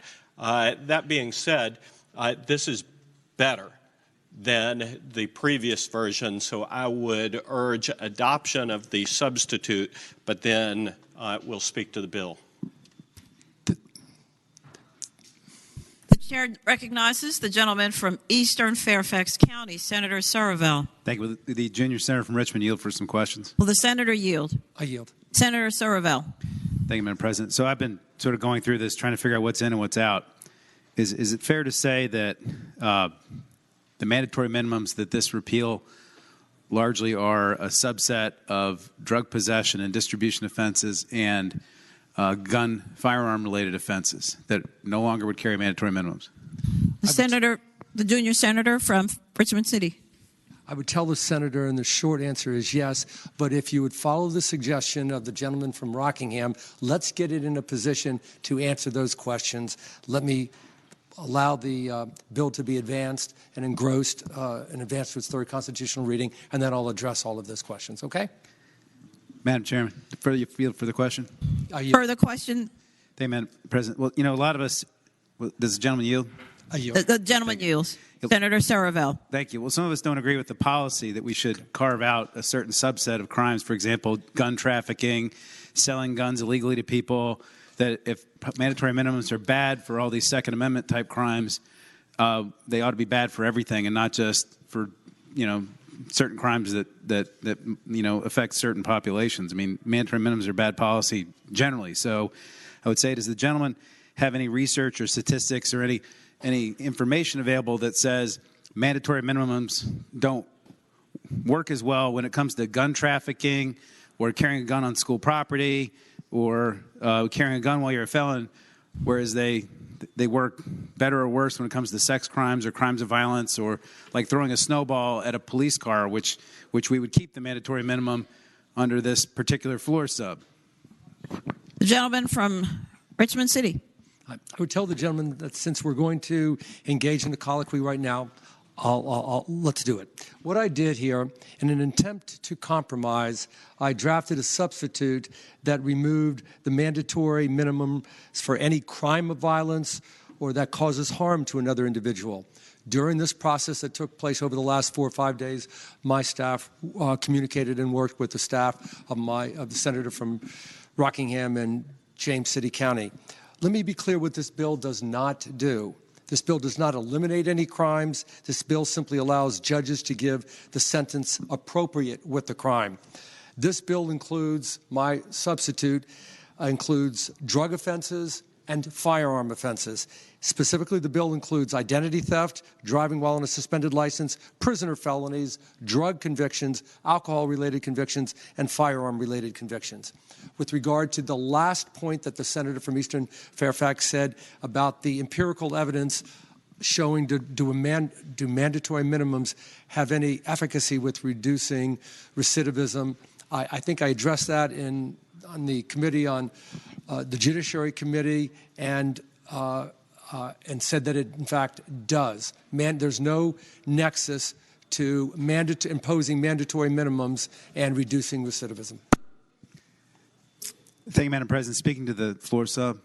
The senator has the floor. Senator Surville. Thank you, Madam President. You know, I'm not sure anyone hates mandatory minimums more than I do here. The problem I have is with this approach, because I don't believe this approach is based in policy. It's based in politics. And I understand that some people want to get something done. I want to get something done as well. But I don't think the way to get things done on mandatory minimum crimes is to take away mandatory minimums for firearm offenses and a small subset of drug crimes and leave all the others on the books when mandatory minimums in general just don't work. It seems to me the solution is to get rid of all of them and to have a debate about getting rid of all of them, because if we don't get rid of all of them in one bill, The rest of them are going to remain on the books, and we're just going to end up preferencing people who care really deeply about firearm rights and the right to take guns anywhere they want, but not other situations. Like we still have, I think, over 40 mandatory minimums for misdemeanors that will remain on the books if this passes, for things like racing, like I said, throwing a snowball at a police car, assault and battery, misdemeanor assault and battery for example, teachers or healthcare providers is a 30-day mandatory minimum for those. We're not touching with this.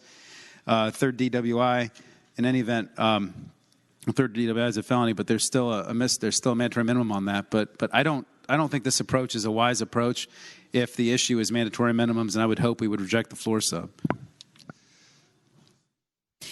The gentleman from James City County, Senator Norman.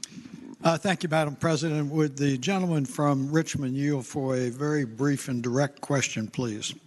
Will the senator yield? I yield. Senator Norman. Thank you, Madam President. My question is a statement before I ask the question. I see the elimination of the minimum mandatory, but it appears to me that it also has eliminated the discretion of the court to run sentences consecutively. Don't you agree? Senator Morrissey. Phrased that way, I agree. I thank the gentleman. Madam President. Chair recognizes the junior senator from Richmond City. I always like it when I ask a question and somebody answers it directly, so I did that for the gentleman to James City, but I would also add the following onto it, that right now, mandatory minimum sentences must be run consecutively.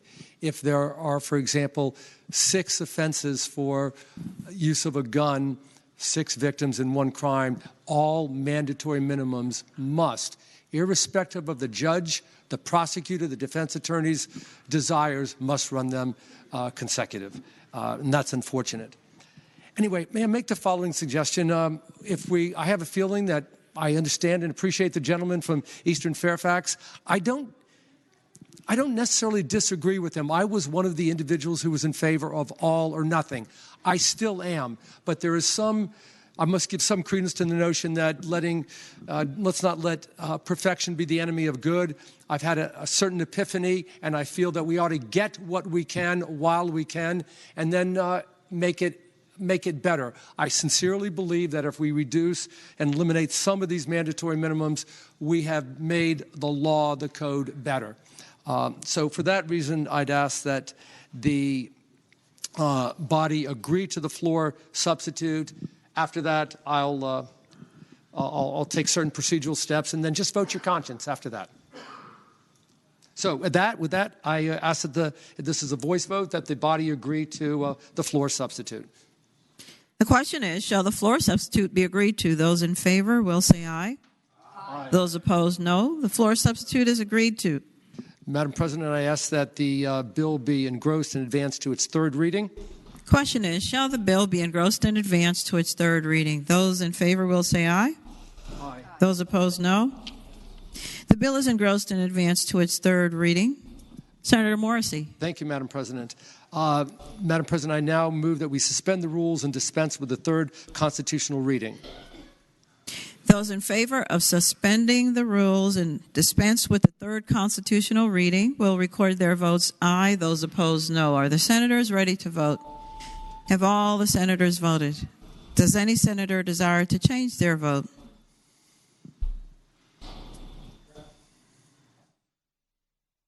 The clerk will close the roll. Ayes 40, noes 0. Ayes 40, noes 0. The rules are suspended and the 3rd reading is dispensed with. The junior senator from Richmond City, Senator Morrissey. Thank you, Madam President. Madam President, move that the bill pass, and speaking briefly to it. The senator has the floor. Thank you. First of all, I want to thank everybody's patience. It was a rather circuitous route to get to where we are today. And here's what I think it boils down to. The senator from Eastern Fairfax had a legitimate point, and that is eliminate all mandatory minimums. That's my desire. That's my goal. We couldn't get that. We had to have some modicum of compromise. my office tried to work with the gentleman from James City County and Rockingham, and the final product is an effort of that compromise. Right now, there are over 224 mandatory minimum sentences. As I said during judiciary, the evidence seems to show unquestionably that mandatory minimums affect people of color more than any other individuals. We all agree that judges deserve the flexibility to impose the sentence that they want. And I'll end with this. The gentleman from Rockingham made a point, and it was a valid one, about an egregious case. And he mentioned that that shouldn't have a mandatory minimum. I agree. Perhaps that was a case where it should go significantly over the mandatory minimum. But there are cases where the mandatory minimums are not warranted. I have tried to work with the body by removing those offenses that I've already spoke to. And with that said, I'd ask that the bill pass. The chair recognizes the gentleman from Rockingham County, Senator Obenshain. Madam President, speaking of the bill. Senator has the floor. Madam President, this is not a compromise. I respectfully submit that this is better, but it certainly has significant problems. For example, it repeals the mandatory minimum for a number of things, like very serious problem in my part of the state, meth manufacture and distribution. Repeals the mandatory minimum for that. Heroin is a devastating epidemic across the Commonwealth of Virginia, and we have people who just do not care about the manner in which they are ruining lives and ending lives across the Commonwealth of Virginia. This repeals the mandatory minimum for Schedule I drug dealers.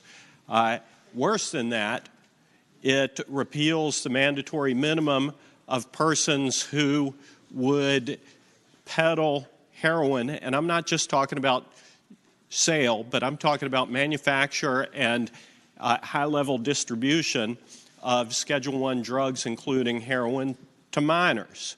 Also, it repeals the mandatory minimum for repeat driving under the influence with a suspended license without regard for the life and safety of others. I would respectfully submit that, as I said before, if this were a bill addressing mandatory minimums one at a time, there would certainly be mandatory minimums that I would vote to repeal. And I already gave you one example, and there are more, and some of them are in here. But this is still a blanket approach. It repeals mandatory minimums that were adopted after great deliberation, after considerable heartbreak, and that heartbreak hadn't ended. The opioid epidemic is still taking lives in the Commonwealth of Virginia. It is still destroying communities. And quite frankly, those who would bring these Schedule I drugs into our schools and into our communities, we need to have these mandatory minimums. I would hope the body would vote no again. The gentleman from Roanoke City, Senator Edwards. Madam President, I rise to speak in favor of the bill. The senator has the floor. I'm reminded that the perfect is sometimes the enemy of the good. This is good. It's certainly not perfect by a long shot. The Crime Commission voted to repeal all mandatory minimums. We're not doing anything like this at all. The trouble with mandatory minimums is not that people are not being punished. Certainly they are, even to the maximum amount of the law. But it's because it's not individualized. And the Supreme Court has held you need to look at the history of the defendant as well as the nature of the crime to get an appropriate sentence. And we have sentencing guidelines, which are good. And we kind of judge judges by whether they follow the sentencing guidelines in part. And it seems to me, Mr. President, we're not doing justice to the society or to the individuals involved unless we follow the sentencing guidelines. And as I say, look at the history of the person as well as the nature of the crime. People are being sentenced, and they will receive the appropriate punishment since we set the maximum in this body. And as I say, it's not a perfect bill. I think if we went through each one's, maybe we could eventually get there. But at this stage, I'd prefer to go ahead and get something done. In fact, last year we got mandatory minimum passed in the Senate and in the House. We just couldn't arrive at a conclusion between the House and the Senate and the conference committee. That was the problem because it got to be so late in the evening. And I urge the body to vote this bill. It's a good first step. Thank you, Mr. President. Madam President.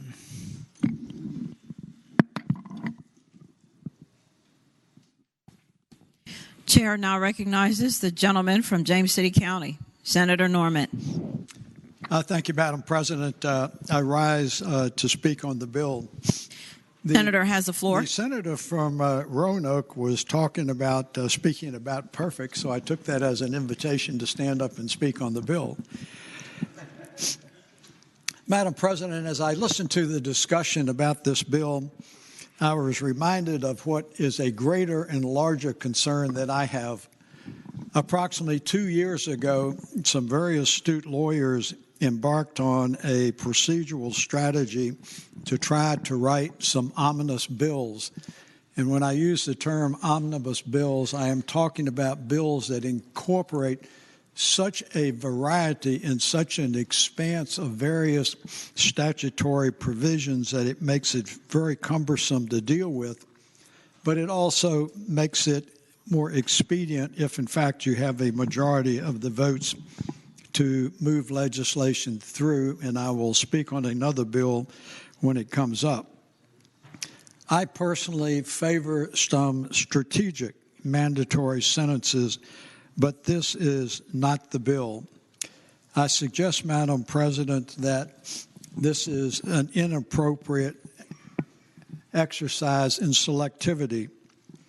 I'm mindful of looking at my friend and my former colleague on this crime commission where we literally spent years working through the illicit trading, selling, and transportation of cigarettes between New York and Virginia, and it involved the triangle of guns.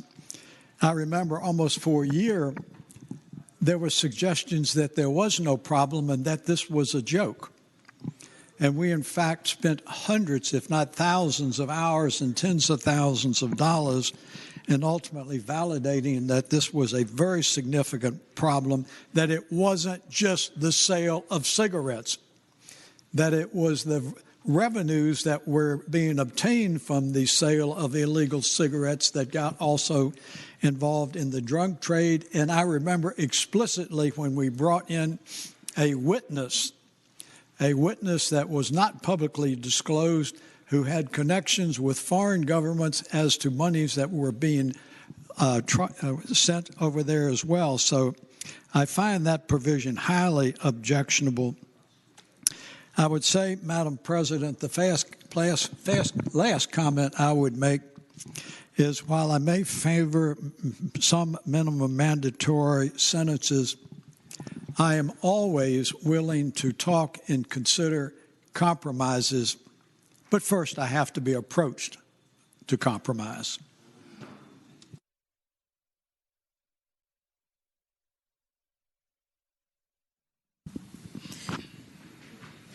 The junior senator from Richmond City, Senator Morrissey. Thank you, Madam President. Let me try to sum this up if nobody else has any points to make. The senator has the floor. First of all, the gentleman from Rockingham talked about some egregious offenses that just didn't warrant eliminating a mandatory minimums. And the fact is, he's right. Some of them should not be given the mandatory minimum. They should receive a higher sentence. But what the gentleman from Rockingham does is conflate elimination of mandatory minimums with somehow giving the individual a free pass. That's not what this bill does. The gentleman then to support or buttress his position, talked about dealing or distributing heroin to minors or in schools, and talked about the opiate problem that we had in some parts of our county, including Shenandoah Valley. I've read Beth Macy's book on dope sick. I agree.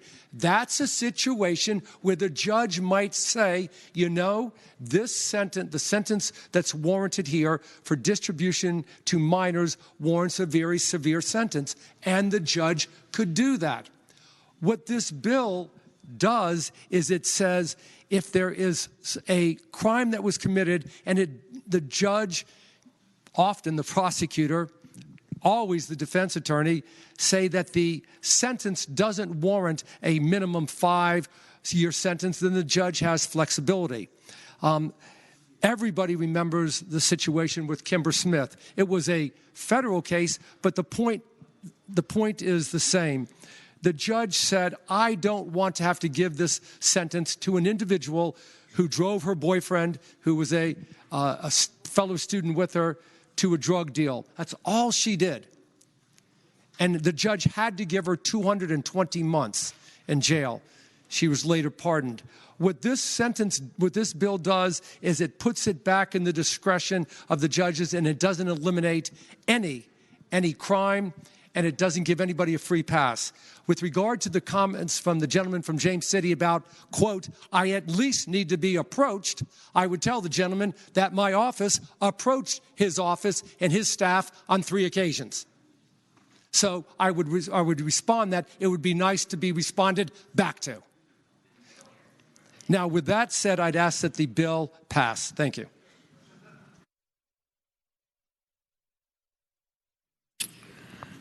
The question is, shall the bill pass? Those in favor of passage will record their votes aye. Those opposed, no. Are the senators ready to vote? Have all the senators voted? Does any senator desire to change their vote? The clerk will close the roll.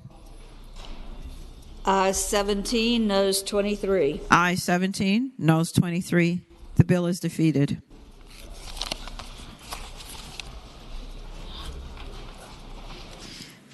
Turning to page 15, uncontested calendar, Senate bills on second reading. The chair recognizes the senior senator from Fairfax County, Senator Saslaw. Madam President, I move that all Senate bills on second reading on the uncontested calendar, pages 15 through 34, that's Senate Bill 714 through 774, be advanced to their engrossment in third reading in a block after the adoption of any amendments thereto. Any senator desiring to remove a bill from the block, please do so after the clerk has read the number of the bill. The question is, shall all Senate bills on second reading on the uncontested calendar on pages 15 through 34, Senate Bill 714 through 774 be engrossed in advance to their third reading in the block after the adoption of the amendments, and that any senator desiring to remove a bill from the block will do so after the clerk has read the number of the bill. All in favor of the motion will say aye. Those opposed, no. The ayes have it. The motion is agreed to. The clerk will now read the number of the bills.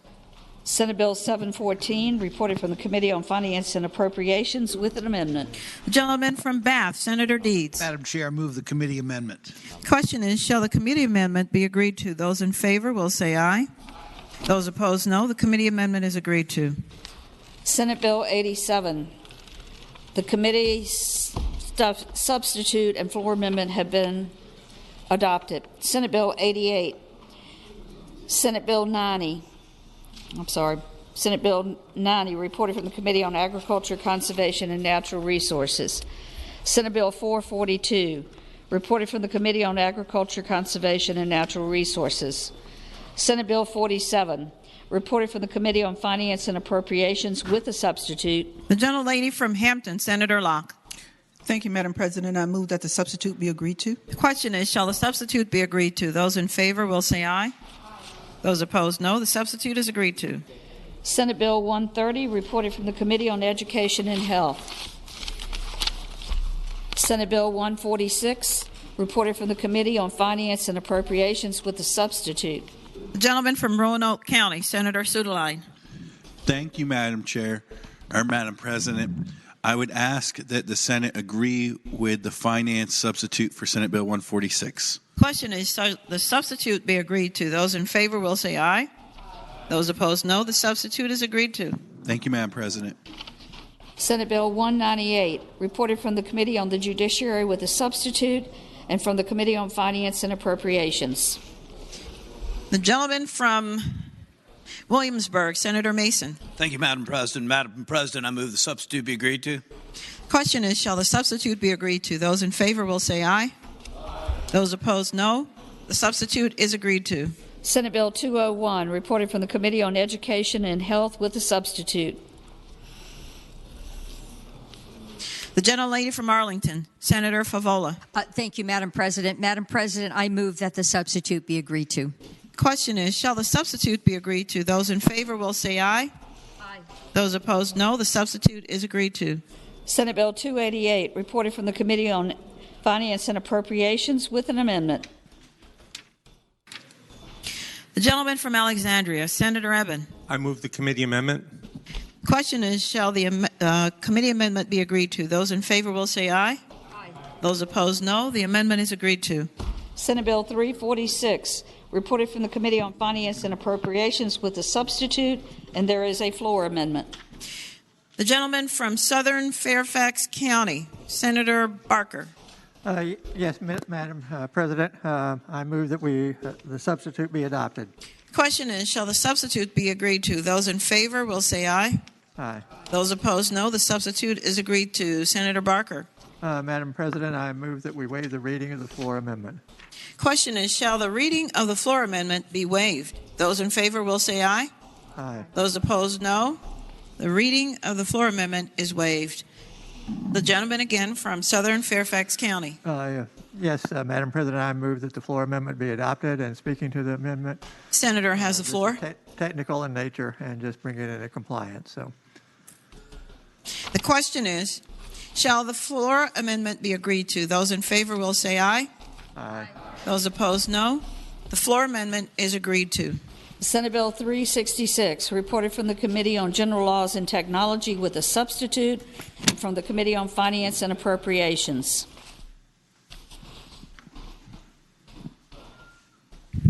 The gentleman from Spotsylvania, Senator Reeves. Thank you, Madam President. I would move the committee substitute.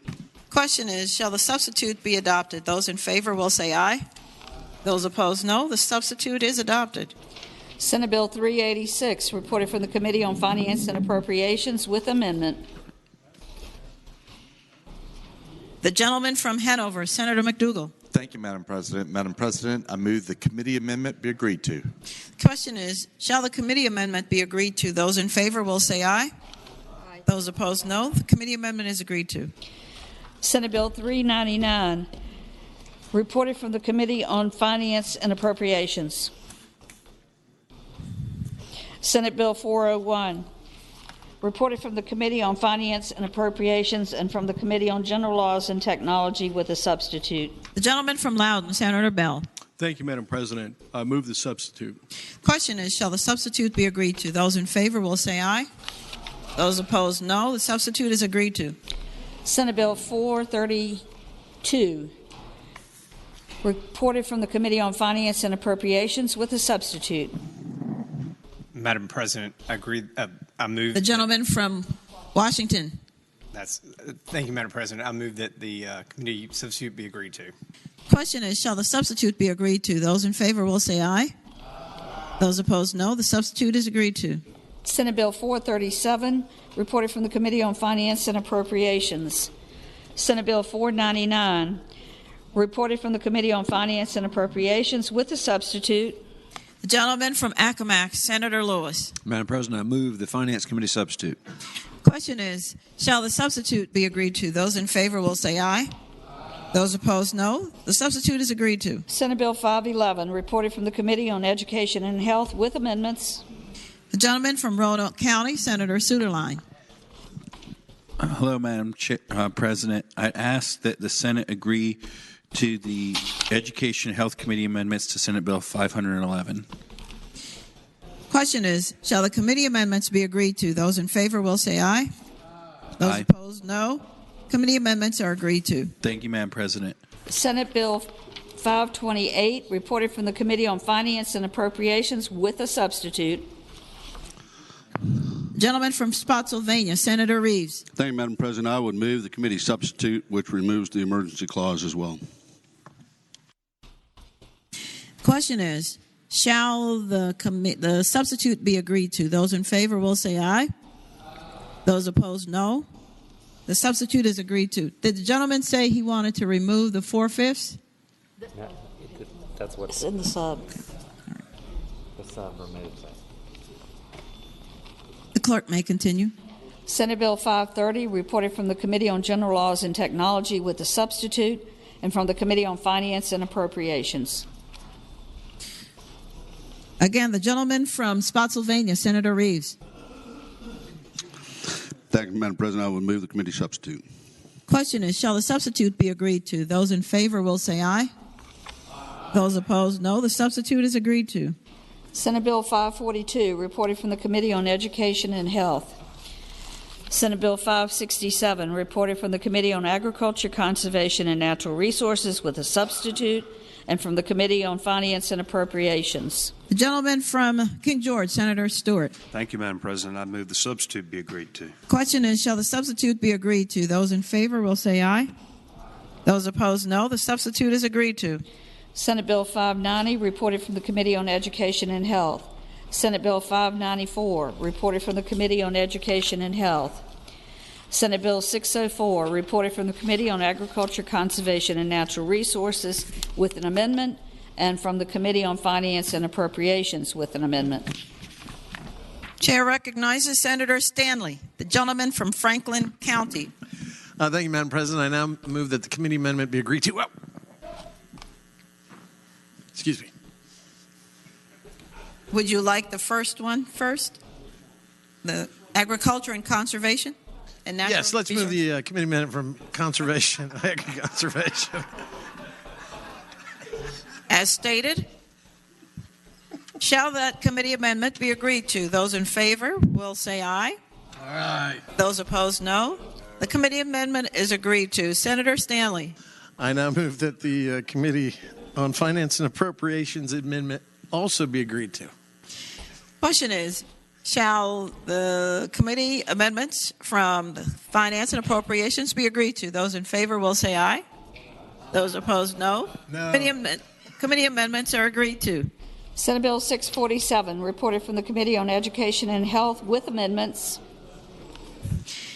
The gentleman from Washington County, Senator Pillion. Madam President, I move that the amendments be agreed to. The question is, shall the committee amendments be agreed to? Those in favor will say aye. Those opposed, no. The committee amendments are agreed to. Senate Bill 653, reported from the Committee on Finance and Appropriations with a substitute. The senior senator from Chesapeake, Senator Cosgrove. Thank you, Madam President. I would normally ask that the committee substitute be agreed to, but that would be ending a sentence with a preposition, and the nuns at St. Michael's would whack my knuckles with a ruler. So I ask that we adopt the committee substitute. Question is, shall the committee substitute be adopted? Those in favor will say aye. Those opposed, no. The committee substitute is adopted. Senate Bill 667, reported from the Committee on Education and Health with amendments, and from the Committee on Finance and Appropriations. The senior senator from Chesterfield, Senator Hashmi. Thank you, Madam President. I move the committee amendments. Question is, shall the committee amendments be agreed to? Those in favor will say aye. Those opposed, no. The committee amendments are agreed to. Senate Bill 671, reported from the Committee on Education and Health with a substitute.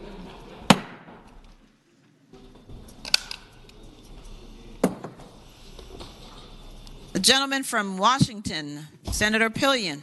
Thank you, Madam President. I move that the committee substitute be agreed to. The question is, shall the substitute be agreed to? Those in favor will say aye. Those opposed, no. The substitute is agreed to. Senate Bill 672, reported from the Committee on Education and Health with a substitute. Again, the gentleman from Washington, Senator Pillion. Thank you, Madam President. I move that the committee substitute be agreed to. The question is, shall the substitute be agreed to? Those in favor will say aye. Those opposed, no. The substitute is agreed to. Senate Bill 685, reported from the Committee on Education and Health with an amendment, and from the Committee on Finance and Appropriations, and there is a floor substitute. Gentleman from Williamsburg, Senator Mason. Thank you, Madam President. Madam President, seems to be some late-breaking information. I've been summoned to the Finance Committee family room for a chat. So I would like to recommend, with the recommendation that it be rejected, I move the committee amendments. With the recommendation that it be rejected, the question is, shall the Committee on Education and Health amendment be agreed to? Those in favor will say aye. Those opposed, no. No. The noes have it. The amendment is rejected. Senator Mason. Thank you, Madam President. Now I yield to the gentleman from Southern Fairfax for the floor amendment. Senator Barker. Yes, I move that we waive the reading of the floor amendment. The question is, shall the reading of the floor amendment be waived? Those in favor will say aye. Aye. Those opposed, no. The reading is waived. The gentleman from Southern Fairfax County. Madam President, I move that the floor substitute be adopted, and speaking to that measure. The senator has the floor. Madam President, this establishes moving forward to an advanced manufacturing talent investment program and fund. What is proposed here in this floor substitute is to create the fund that would help finance that. With this is actually would be similar in many respects to the tech talent program that has been established, and that we commit to a goal of making sure that there are enough people with credentials to be able to help us advance in advanced manufacturing, and will provide us the opportunity to work with a number of people in getting this program off the ground and establishing metrics in the budget that we would adopt this year. With that, I would renew my motion for the adoption of the floor substitute. The question is, shall the floor substitute be agreed to? Those in favor will say aye. Aye. Those opposed, no. The floor substitute is agreed to. Senate Bill 688, reported from the Committee on Finance and Appropriations with an amendment. Gentleman from Williamsburg, Senator Mason. Thank you, Madam President. This time I move that the amendments be agreed to. Question is, shall the committee amendments be agreed to? Those in favor will say aye. Those opposed, no. The committee amendment is agreed to. Senate Bill 700, reported from the Committee on Rehabilitation and Social Services with a substitute, and from the Committee on Finance and Appropriations. The senior senator from Virginia Beach, Senator DeStaff. Good afternoon, Madam President. Good afternoon. I move the committee substitute. The question is, shall the substitute be adopted? Those in favor will say aye. Those opposed, no. The substitute is adopted. Senate Bill 716, reported from the Committee on General Laws and Technology with amendments, and from the Committee on Finance and Appropriation, and there is a floor substitute. All right. Senator Sorovell, the gentleman from Eastern Fairfax County. Thank you, Madam President. Haven't been a delegate for 6 years, but notwithstanding, I'll take the compliment. Or it's not. Well, I don't know if it's a compliment or not, but I would ask the bill go by temporarily. Madam Speaker, Madam President. Madam President. The gentlelady from northwestern Fairfax County, Senator Boysko. My deep apologies for calling you someone else. None needed. Excuse me. The floor amendment that we have before us is in technical nature. For what purpose does the senator rise? To explain the floor amendment before us. There are some motions that need to be done prior. We have to reject them, so maybe we ought to have it go by. Okay, thank you. All righty. Which comes out of the block. So without objection, Senate Bill 716 goes by temporarily.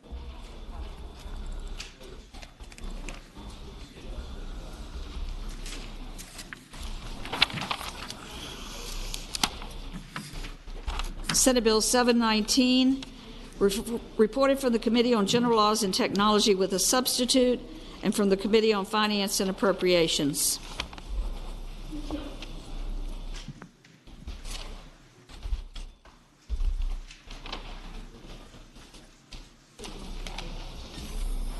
I don't have an amendment. The senior senator from Chesapeake, Senator Cosgrove. Thank you, Madam President. I ask that the committee substitute to Senate Bill 719 be adopted. The question is, shall the committee substitute be adopted? Those in favor will say aye. Those opposed, no. The substitute is adopted. Senate Bill 738, reported from the Committee on Education and Health with a substitute. The junior senator from Richmond City, Senator Morrissey. Thank you, Madam President. Madam President, I'm also a graduate of St. Michael's in Annandale, Virginia, and I ask that the substitute from the Committee on Education be adopted. The question is, shall the substitute be adopted? Those in favor will say aye. Those opposed, no. The substitute is adopted.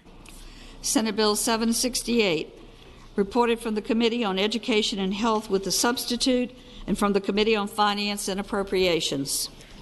Senator Reeves, the senator from Spotsylvania. Thank you, Madam President. I would move the committee substitute. Question is, shall the substitute be adopted? Those in favor will say aye. Those opposed, no. The substitute is adopted. Senate Bill 769, reported from the Committee on Commerce and Labor with a substitute, and from the Committee on Finance and Appropriations with a substitute. Senator Reeves, the gentleman from Spotsylvania. Thank you, Madam President. I would move the substitute from Commerce and Labor, as well as the substitute from Finance and Appropriations. Nope, just one. I would move the committee substitute. We're going to do them one at a time. I believe you want to reject the Commerce and Labor substitute? Yes, Madam President, you are correct. All I would right. like to, with the motion that we reject, I would now wish to move the committee substitute from Commerce and Labor. With the recommendation that it be rejected, the question is, shall the substitute from Commerce and Labor be agreed to? All in favor of the motion will say aye. Those opposed, no. No. The substitute is rejected. Senator Reeves. Thank you, Madam President. Now that we've gotten through that hurdle, I would ask that we approve the committee substitute from Finance and Appropriations. The question is, shall the substitute from the Committee on Finance and Appropriations be agreed to? Those in favor will say aye. Those opposed, no. The substitute is agreed to. Senate Bill 772, reported for the Committee on Education and Health with a substitute. The gentleman from Western Fairfax County, Senator Marsden. Thank you, Madam President. I move that the committee substitute be agreed to, semicolon, in the hopes that that might solve the grammatical errors that have been on the floor today. Thank you. The question is, shall the substitute be agreed to? Those in favor will say aye. Those opposed, no. The substitute is agreed to. Senate Bill 774, reported for the Committee on Education and Health with a substitute. Gentleman from Washington County, Senator Pillion. Thank you, Madam President. I move that the substitute be agreed to. Question is, shall the substitute be agreed to? Those in favor will say aye. Those opposed, no. The substitute is agreed to.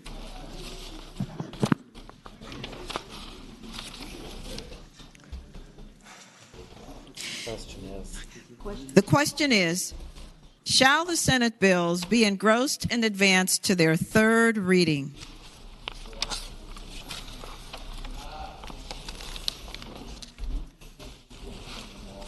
All bills except for 716. That is all bills except for Senate Bill 716 on page 31. All in favor of the motion will say aye. Those opposed, no. The ayes have it. The bills are engrossed and advanced to their third reading. Chair now calls on the senior senator from Fairfax County, Senator Sasslaw. Madam President, I move that all Senate bills now on third reading on the uncontested calendar, pages 15 through 34, Senate Bill 714 through 774, that the rules be suspended and the third constitutional reading of the titles be dispensed with. Madam Chair, Madam President, I apologize. The senior senator from Enrico, Senator Donovan. Could Senate Bill 647 come out of the block and go by temporarily? 640. What page is that? Just out of the block. It is on page 26. Just bring it out of the block. I'm sorry. This is just the constitutional reading dispense block. It's going to have to be. Without objection?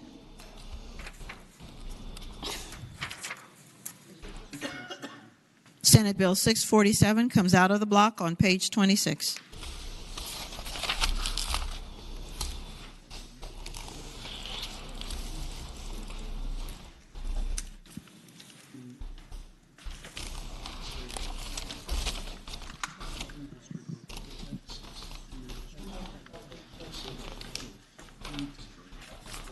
Went too far. Here we go. She just wants out of the block. The question is, shall the rules be suspended and the third reading of the titles of the bills be dispensed with? All in favor of the motion?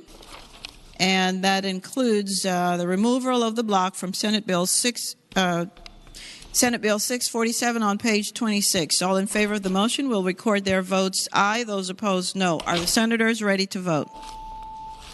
Have all the senators voted? Does any senator desire to change their vote? The clerk will close the roll. Ayes 40, noes 0. Ayes 40, noes 0. The reading of the titles is dispensed with. The bills are now before the Senate on final passage. The senior senator from Fairfax County, Senator Saslaw. Madam President, I now move that all the Senate bills now on third reading on the uncontested calendar, in pages 15 through 34, Senate Bill 714 through Senate Bill 774, be placed on their final passage in a block. Any senator desiring to remove a bill from the block, please do so after the clerk has read the number of the bill. Returning to page 15, for what purpose does the senator from Western Fairfax County rise? Senator Marsden. Turning to page 15, the question is, shall the Senate bills on the uncontested calendar, third reading, pages 15 through 34, Senate Bills 714 through 774, be placed upon their final passage in the block with the understanding that any senator desiring to remove a bill from the block will do so after the clerk has read the number of the bill. All in favor of the motion will say aye. Aye. Those opposed, no. The ayes have it. The motion is agreed to. The bills are before us in the block. Page 15. The clerk will now read the number of the bills. Senate Bill 714, Senate Bill 87, Senate Bill 88, Senate Bill 90, Senate Bill 442, Senate Bill 47, Senate Bill 130, Senate Bill 146, Senate Bill 198, Senate Bill 201, Senate Bill 288, Senate Bill 346, Senate Bill 366, Senate Bill 386, Senate Bill 399, Senate Bill 401, Senate Bill 432. The junior senator from Chesterfield, Senator Chase. Could Senate Bills 399, Senate Bill 401, and Senate Bill 432 come out of the block, please? And the page number, Senator? Page 21 and 22. Without objection, Senate Bills 399, 401, and 432 are out of the block.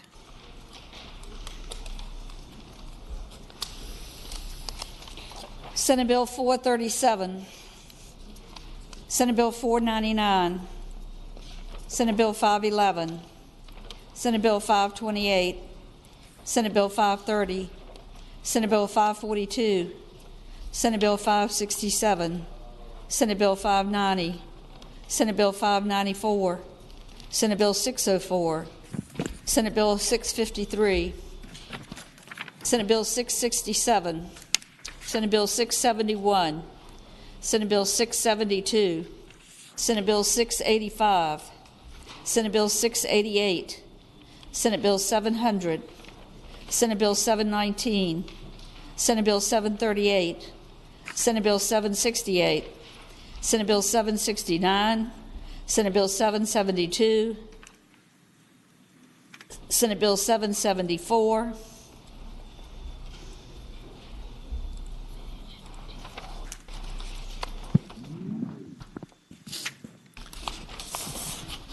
The question is, Madam President. the senior senator from Virginia Beach, Senator DeSteff. Can Senate Bill 530 on page 24 come out of the block for an abstention? Thank you. Without objection, Senate Bill 530, page 24, is out of the block.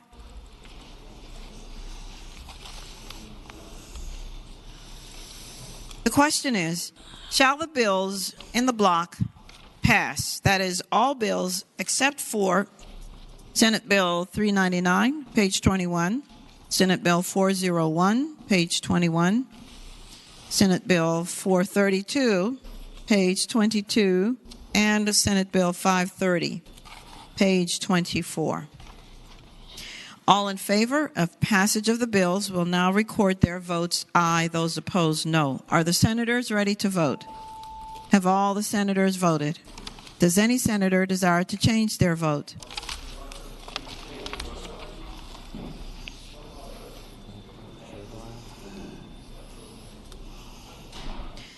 The clerk will close the roll. Can you Just did it. You got it. Ayes 40, no 0. Ayes 40, no 0. The bills in the block pass. Page 21. Returning to page 21, Senate Bill 399.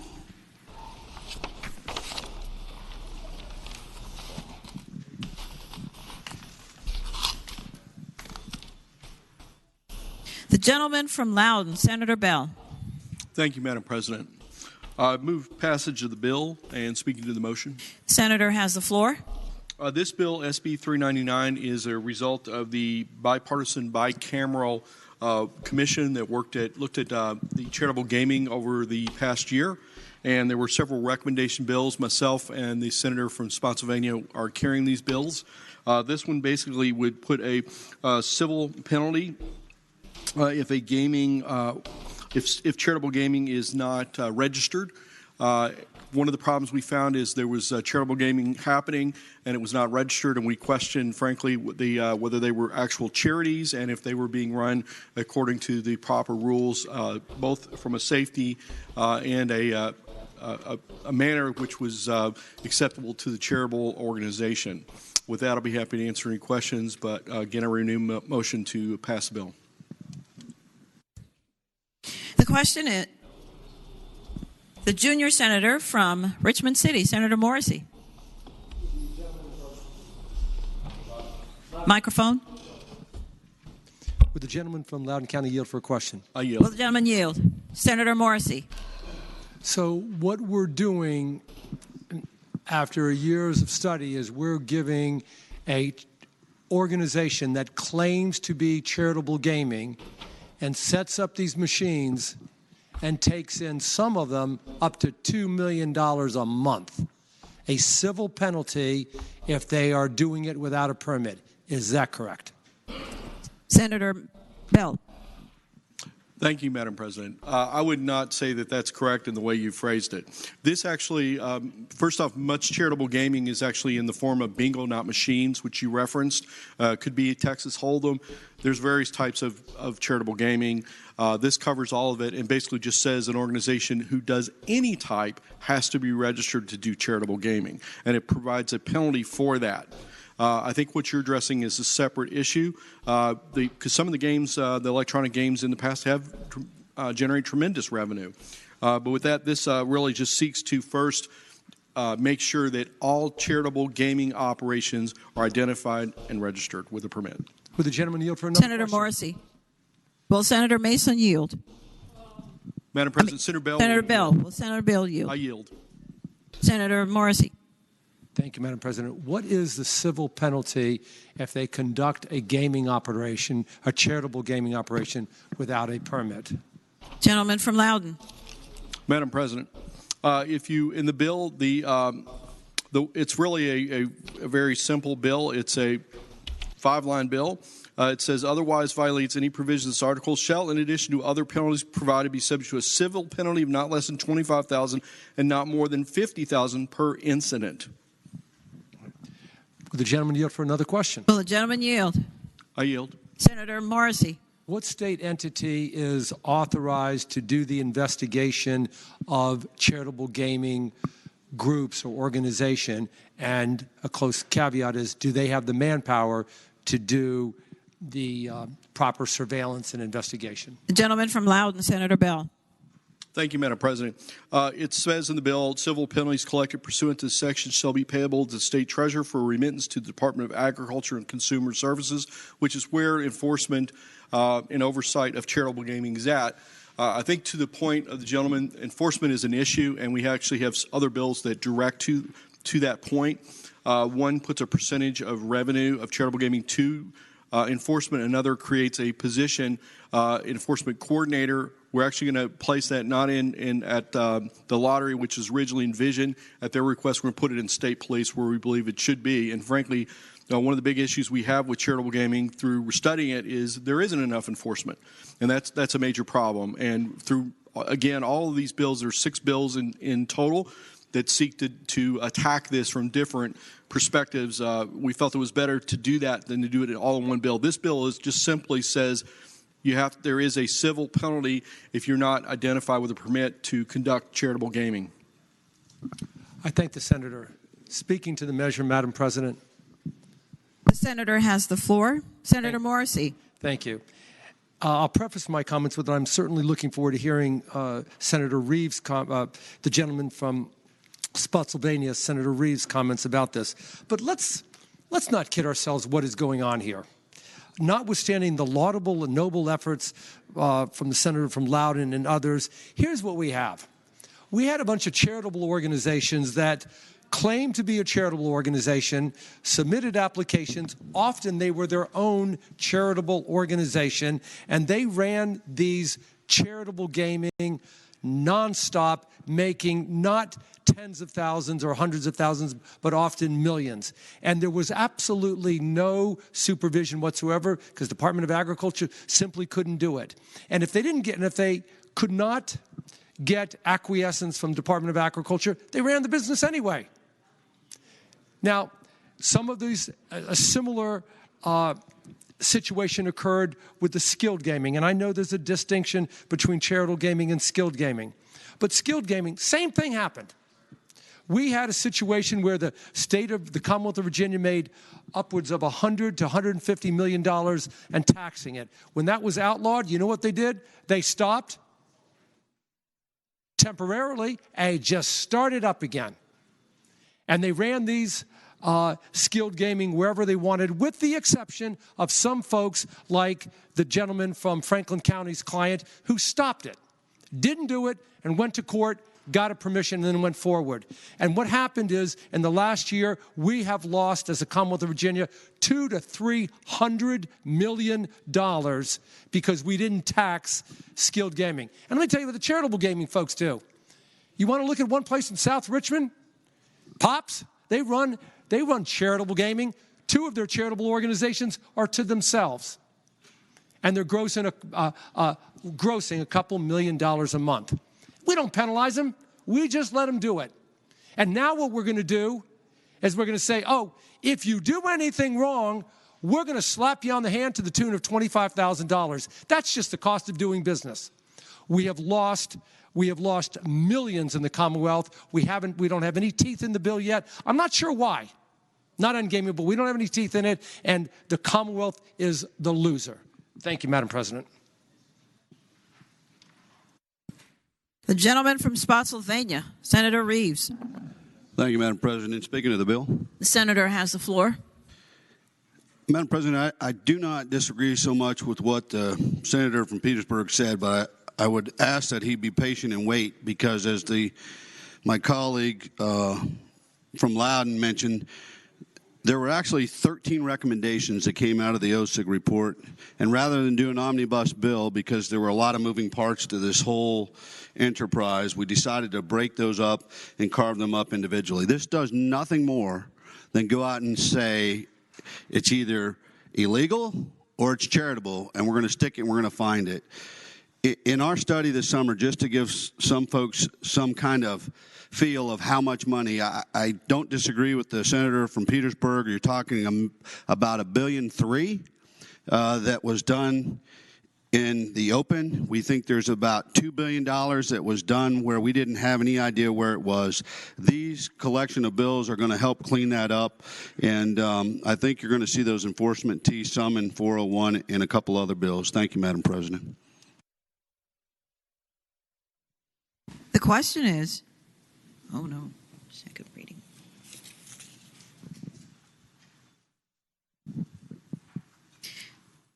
The question is, shall the bill pass? Those in favor of passage will record their votes aye. Those opposed, no. Are the senators ready to vote? Have all the senators voted?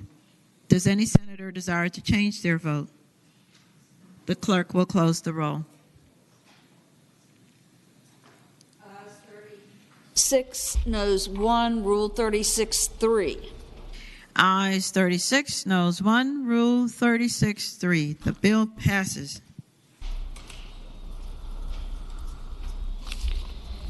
On page 21, Senate Bill 401. The gentleman from Loudon, Senator Bell. Thank you, Madam President.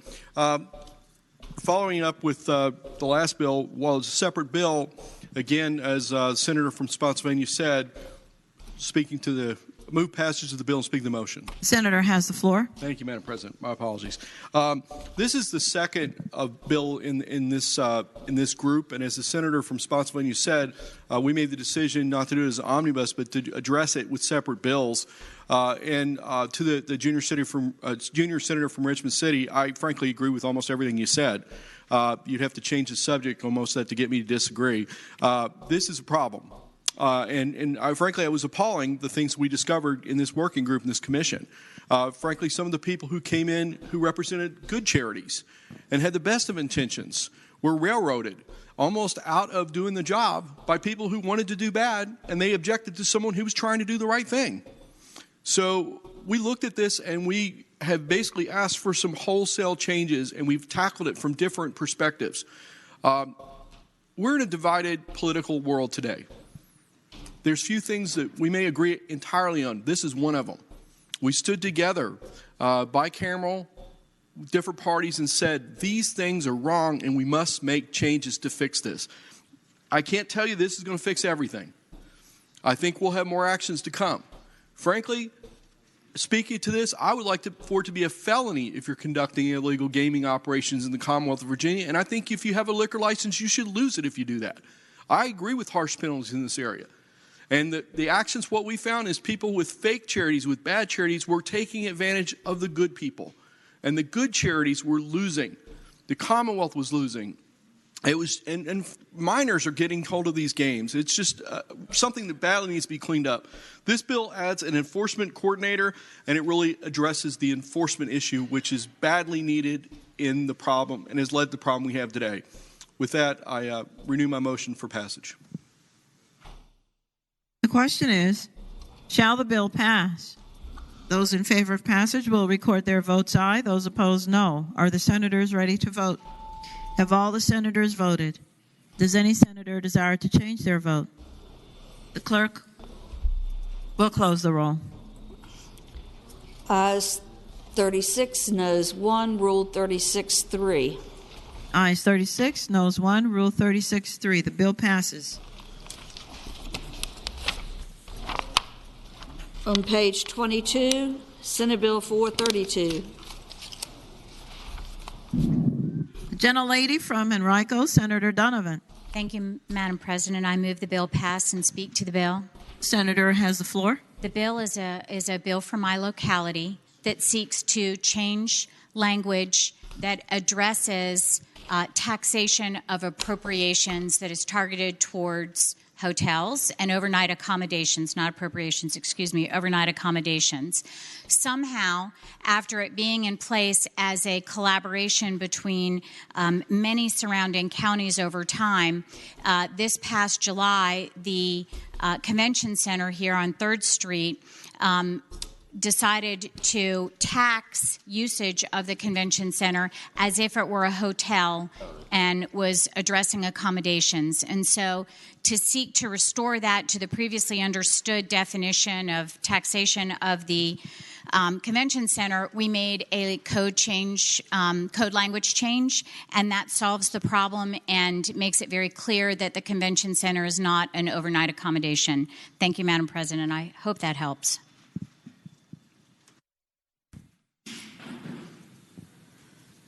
The question is, shall the bill pass? Those in favor of passage will record their votes aye. Those opposed, no. Are the senators ready to vote? Have all the senators voted? Does any senator desire to change their vote? The clerk will close the roll. Ayes 40, no 0. The bill passes. Page 24. 530.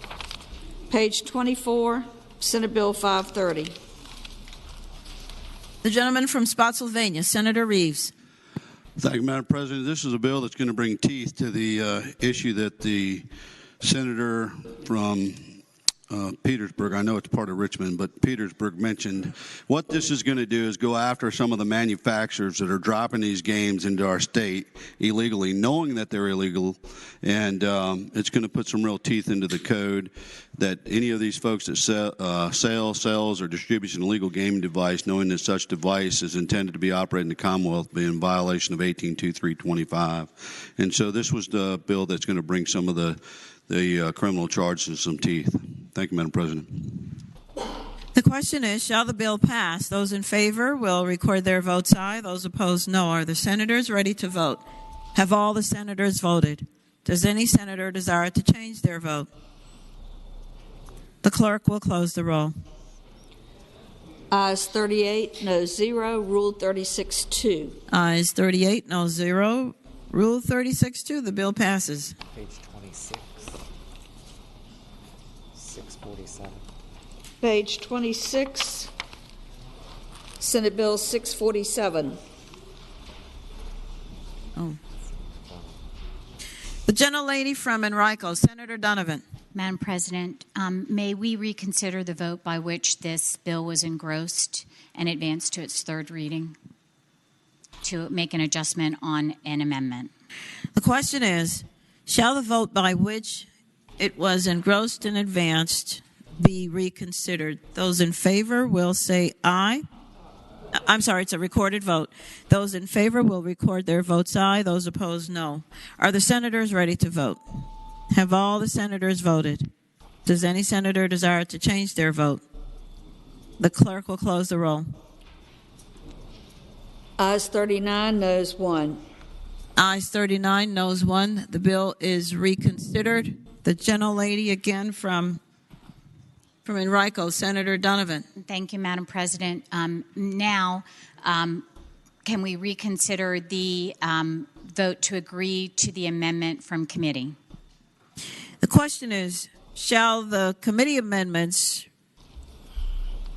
be reconsidered? The vote to approve the committee amendments be reconsidered. Those in favor will say aye. Aye. It's a recorded vote again. Those in favor will record their votes aye. Those opposed, no. Are the senators ready to vote? Have all the senators voted? Does any senator desire to change their vote? The clerk will close the roll.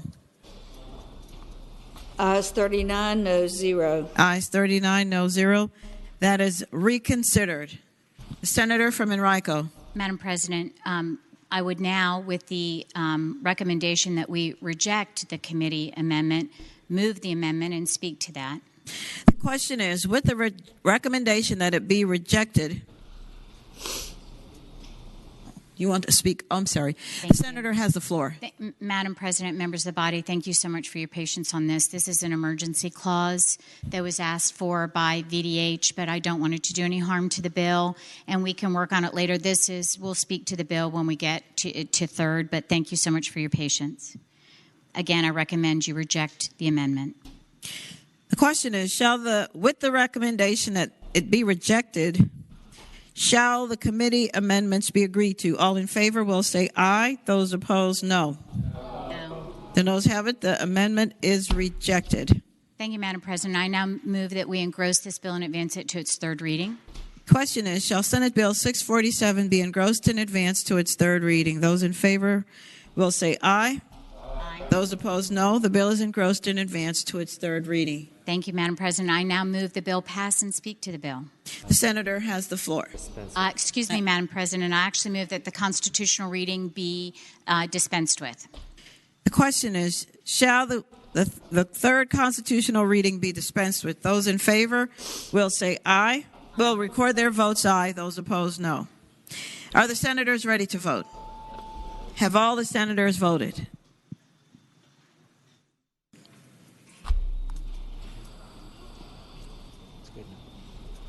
Does any senator desire to change their vote? The clerk will close the roll. Ayes 40, noes 0. Ayes 40, noes 0. The reading is dispensed with. Senator Donovan. Thank you, Madam President. I now move passage of the bill and speak to that.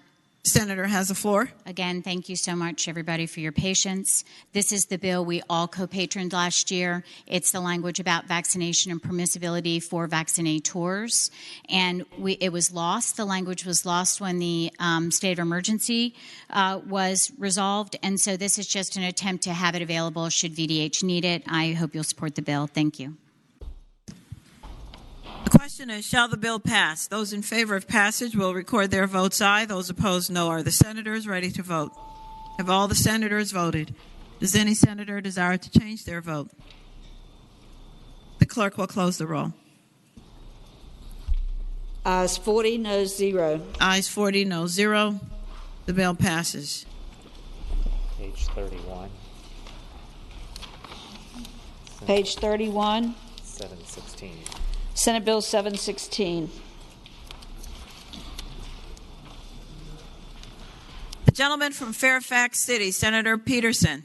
Thank you, Madam President. I would like to begin by rejecting the committee amendments for Senate Bill 716 and make that motion. With a request that they be accepted, I move that they be adopted with a recommendation that they be rejected. With the recommendation that it be rejected, the question is, shall the committee amendments be agreed to? All in favor of the motion will say aye. Those opposed, no. No. The committee amendments are rejected. Gentleman from Fairfax City. Thank you, Madam President. And I would now like to bring up the floor substitute, to Senate Bill 716, and I move to waive the reading. Question is, shall the reading of the floor substitute be waived? Those in favor will say aye.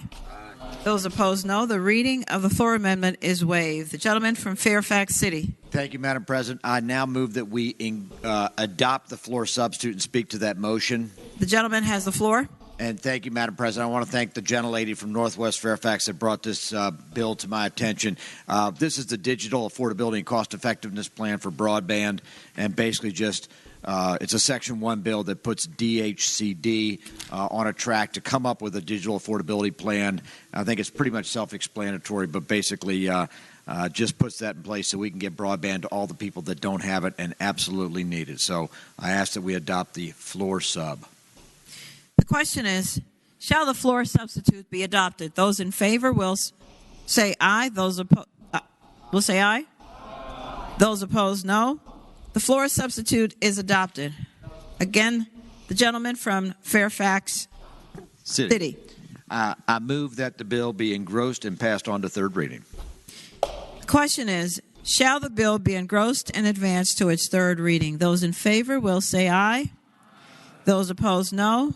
The bill is engrossed and advanced to its third reading. The gentleman again from Fairfax City. I move that the constitutional reading be waived.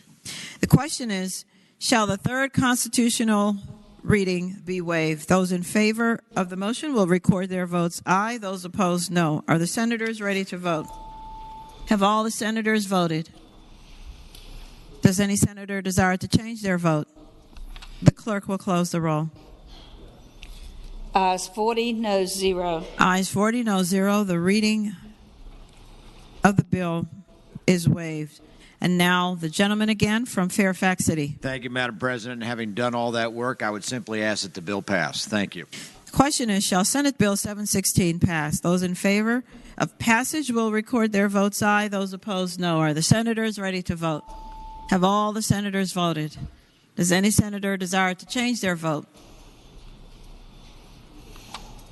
The clerk will close the roll.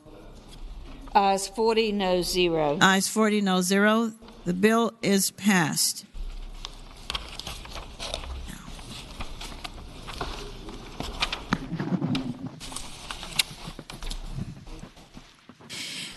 The senior senator from Fairfax County, Senator Saslaw.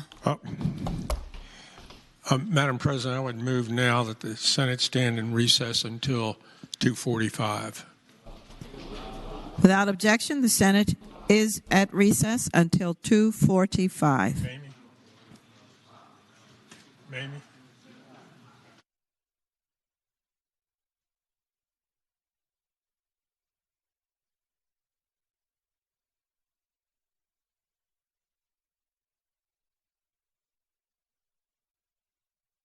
Senator from Hampton. Madam President, upon recess, if the Senate caucus could meet in our usual meeting place. Thank you. Without objection.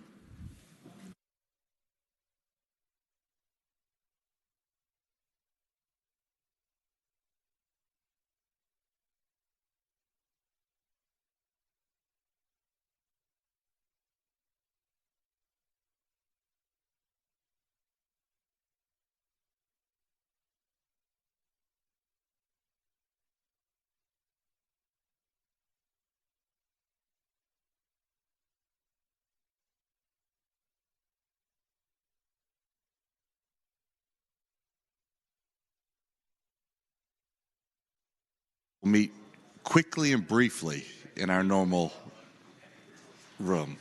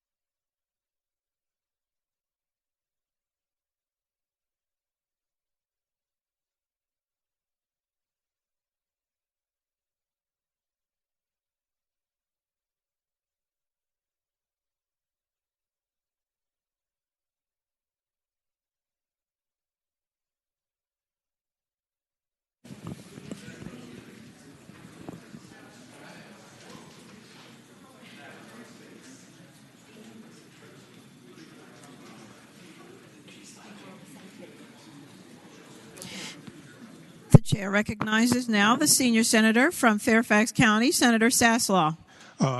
Madam President, what I'm going to move is that we temporarily suspend going to the second reading regular calendar in order to move up the bills that are on first reading and then pass by for the day.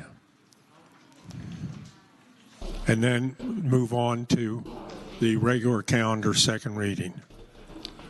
Uncontested calendar, Senate bills on first reading.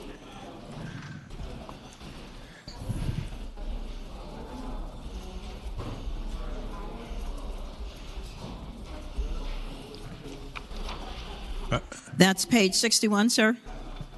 Yes. The senior senator from Fairfax, Senator Saslaw. Madam President, I move that all Senate bills on first reading on the uncontested and regular calendar, pages 61 through 62, that's Senate Bill 38 through SB 704, that the rules be suspended and the first constitutional reading of the titles be dispensed with.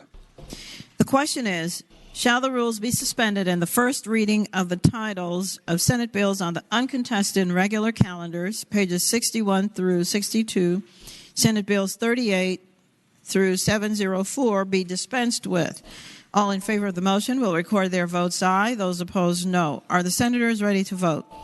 Have all the senators voted? Does any senator desire to change their vote? The clerk will close the roll. Ayes 40, noes 0. Ayes 40, no 0. The reading of the titles is dispensed with. The senior senator from Fairfax County, Senator Saslaw. Madam President, I now move that those bills go by for the day. The question is, shall the Senate bills on the uncontested and regular calendars, which are now on second reading, be passed by for the day? All in favor of the motion will say aye. Those opposed, no. The ayes have it. The bills will now go by for the day. Regular calendar, Senate bills on second reading, page 35.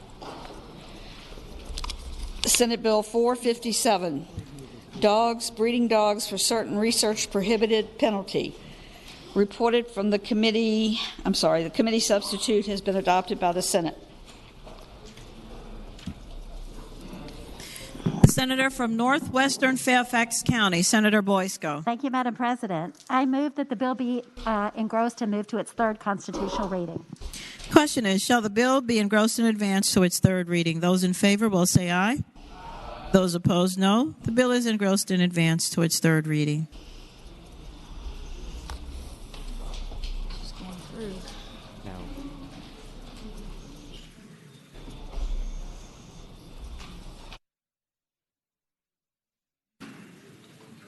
Sorry. 1. Facial recognition technology authorized uses. Reported from the Committee on General Laws and Technology with a substitute, and there is a floor substitute. The gentleman from eastern Fairfax County, Senator Saslaw. Senator Servell. Thank you, Madam President.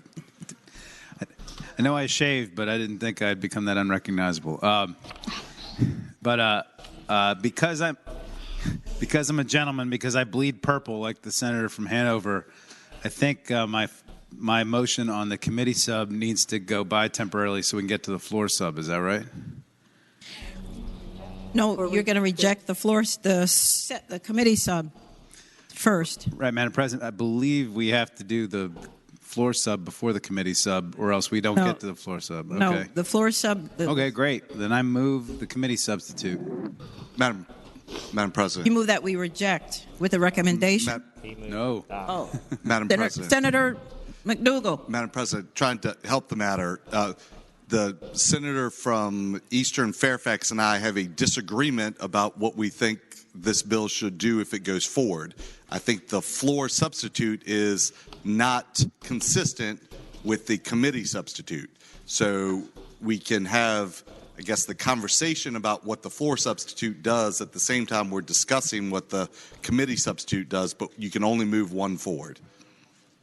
Is that not accurate, Madam President? The gentleman from Hanover has it exactly right, I am told. Right, Madam President. So I believe in order to consider the senator from Hanover's floor sub, we have to go by temporarily on the committee sub. I would suggest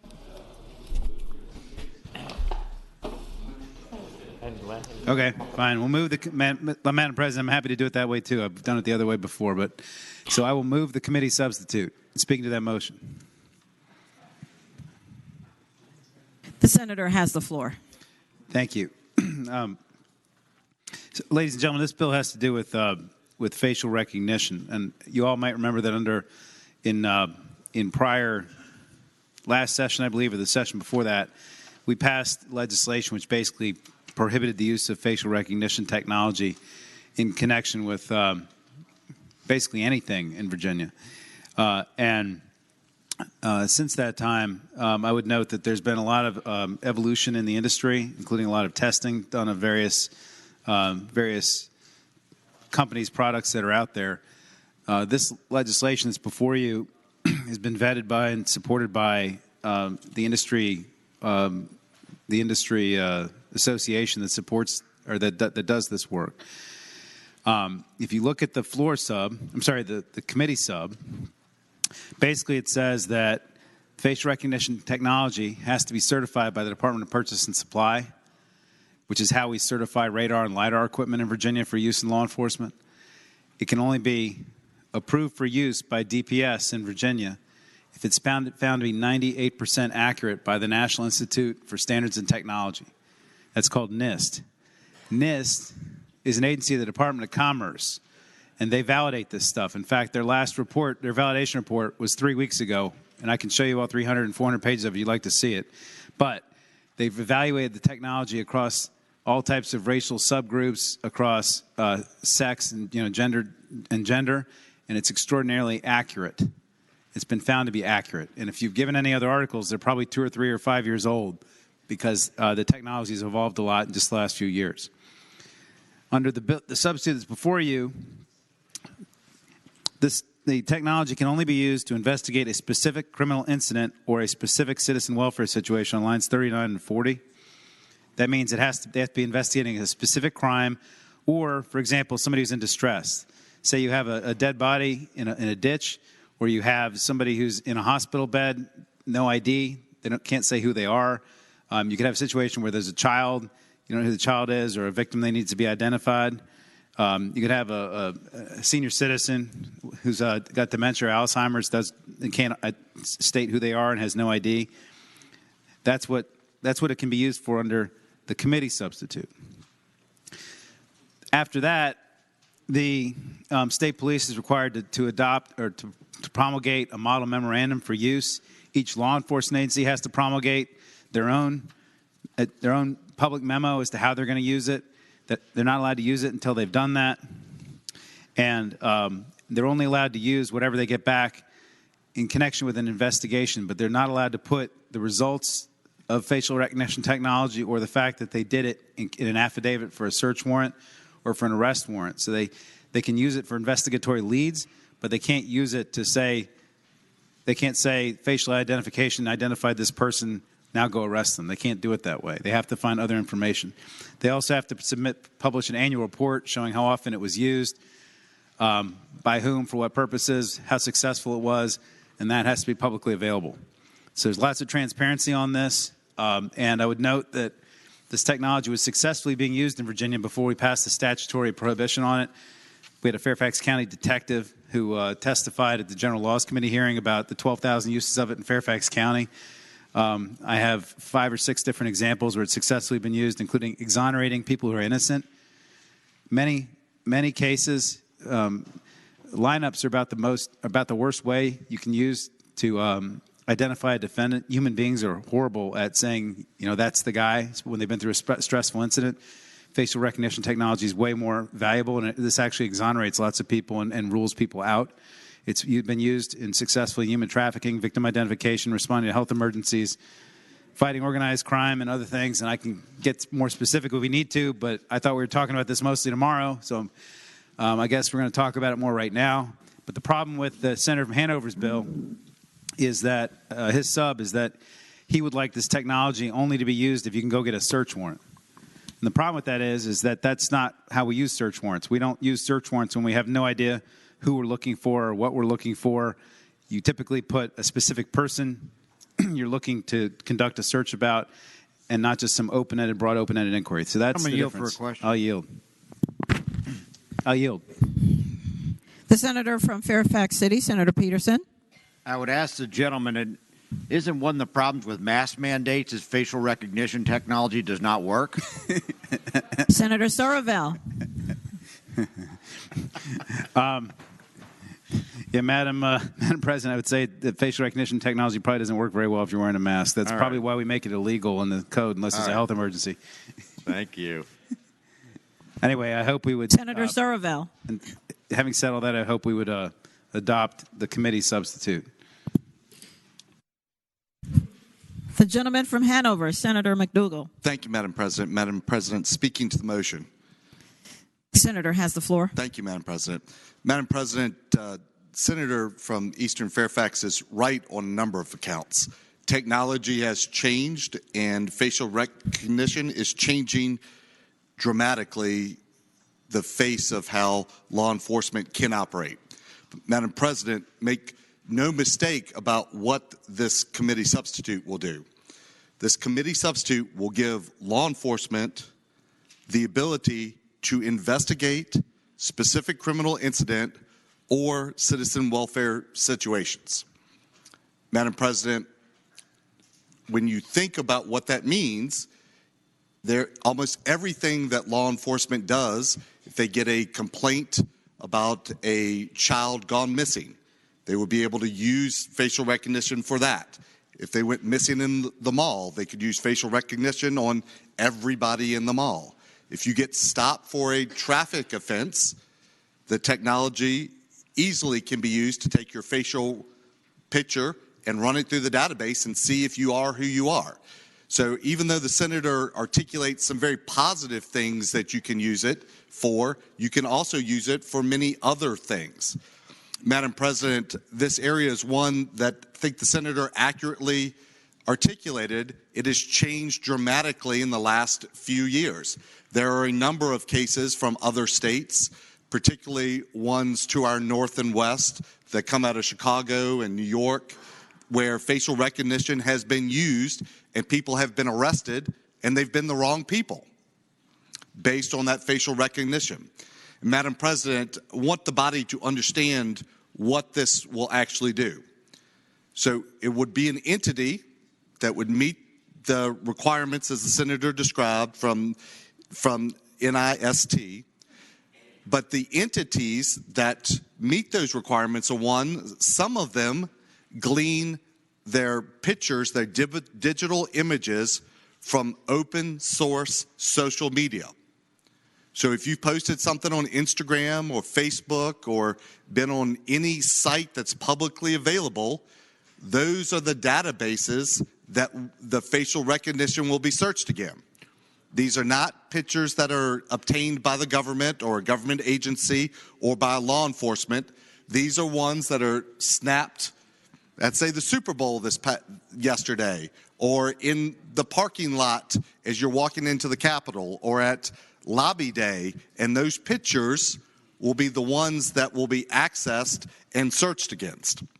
Madam President, the draft, when this bill came through general laws, when it realized it was moving through the floor, we tried to come up with a way that would limit the usage of facial recognition and put an extra check to make sure an individual law enforcement agency was not the one that was coming up with the policy and making the decision internally. Certainly, it's very positive to have information about what law enforcement has done and that be presented in a public-facing website, but this does not restrict except to investigations of specific criminal incidences or citizen welfare situations. So if you can imagine a call to law enforcement or a specific criminal activity, if somebody has a larceny from the 7-Eleven or suspected drug dealer in the park, facial recognition could be used under this bill in those areas. So it does encompass much more than just the limited if somebody is unconscious in the hospital bed or for a lineup of a specific individual. So, Madam President, I would concede that the substitute that I've offered and drafted is not perfect. It actually opens up more opportunities than I personally would feel comfortable with, but it does still give law enforcement the ability to use the technology, but it does require them to go and get the authorization of a magistrate, a judicial officer. Madam President, the one other thing I would articulate to the members of the body, in the bill that is before you, campus police departments are still able to use facial recognition technology, and the substitute that I prepared took away the ability for those departments to be able to use it. But, Madam President, I think regardless of how you vote, this is a dramatic change in privacy and what is available to law enforcement and how technology will be used, and one that we should tread very carefully as we go forward. It should not be one done in haste, and I would articulate that the wide-open approach that is before you with the committee substitute is more expansive than this body should be willing to go at this point, given the ever-changing nature and the conceded lack of consistency and accuracy that was only recently available through this technology. And I would ask that you vote no on the motion to accept the committee substitute.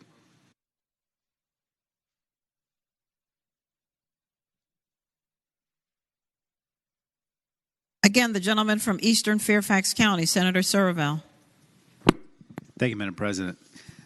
Ladies and gentlemen, as with most bills, this is not the last time you're going to get the vote on this, and there's going to be more to do. But I would just note a couple things. Number one is the biggest things. This bill, the sub does three big things, as he said. It takes out the campus police, but the bigger things that it does is it prohibits the use of this for citizen welfare checks.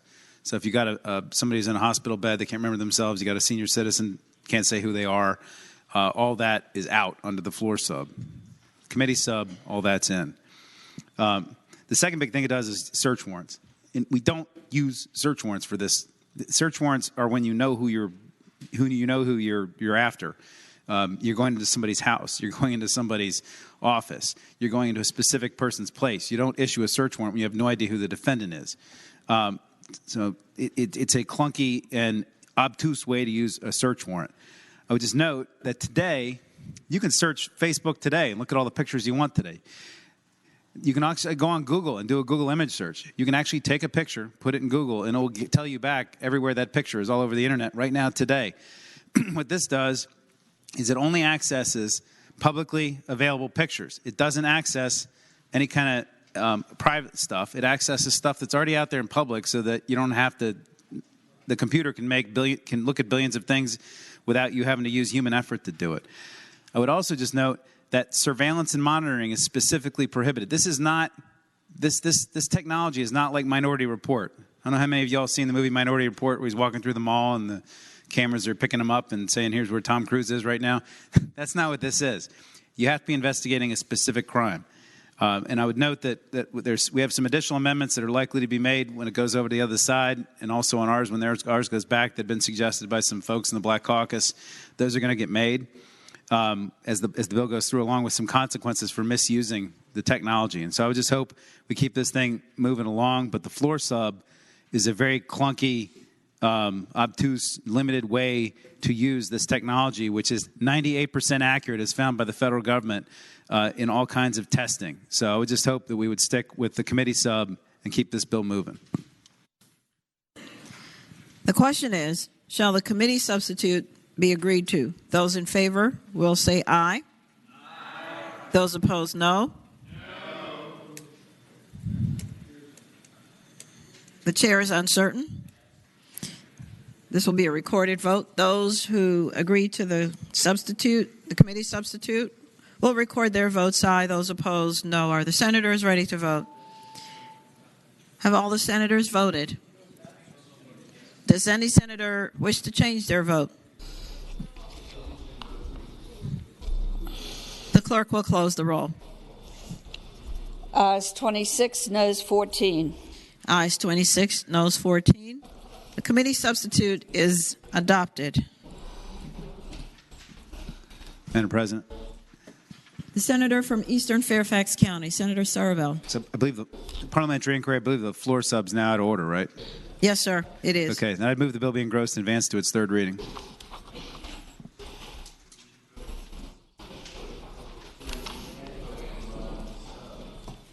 The question is, shall the bill be engrossed and advanced to its third reading? Those in favor of the motion will say aye. Those opposed, no. The bill is engrossed and advanced to its third reading. Senate Bill 4, Emergency Services and Disaster Law Limitation on Duration of Executive Orders. Reported for the Committee on General Laws and Technology with a substitute, and from the Committee on Finance and Appropriations. The gentleman from Roanoke County, Senator Sudeline.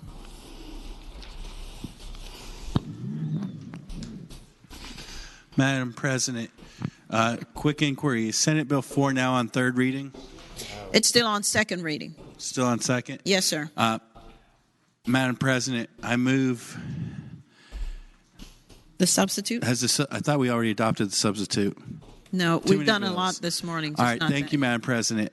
I move that the Senate agree to the committee substitute on Senate Bill 4. The question is, shall the substitute be agreed to? Those in favor will say aye. Aye. Those opposed, no. The substitute is agreed to. Thank you, Madam President.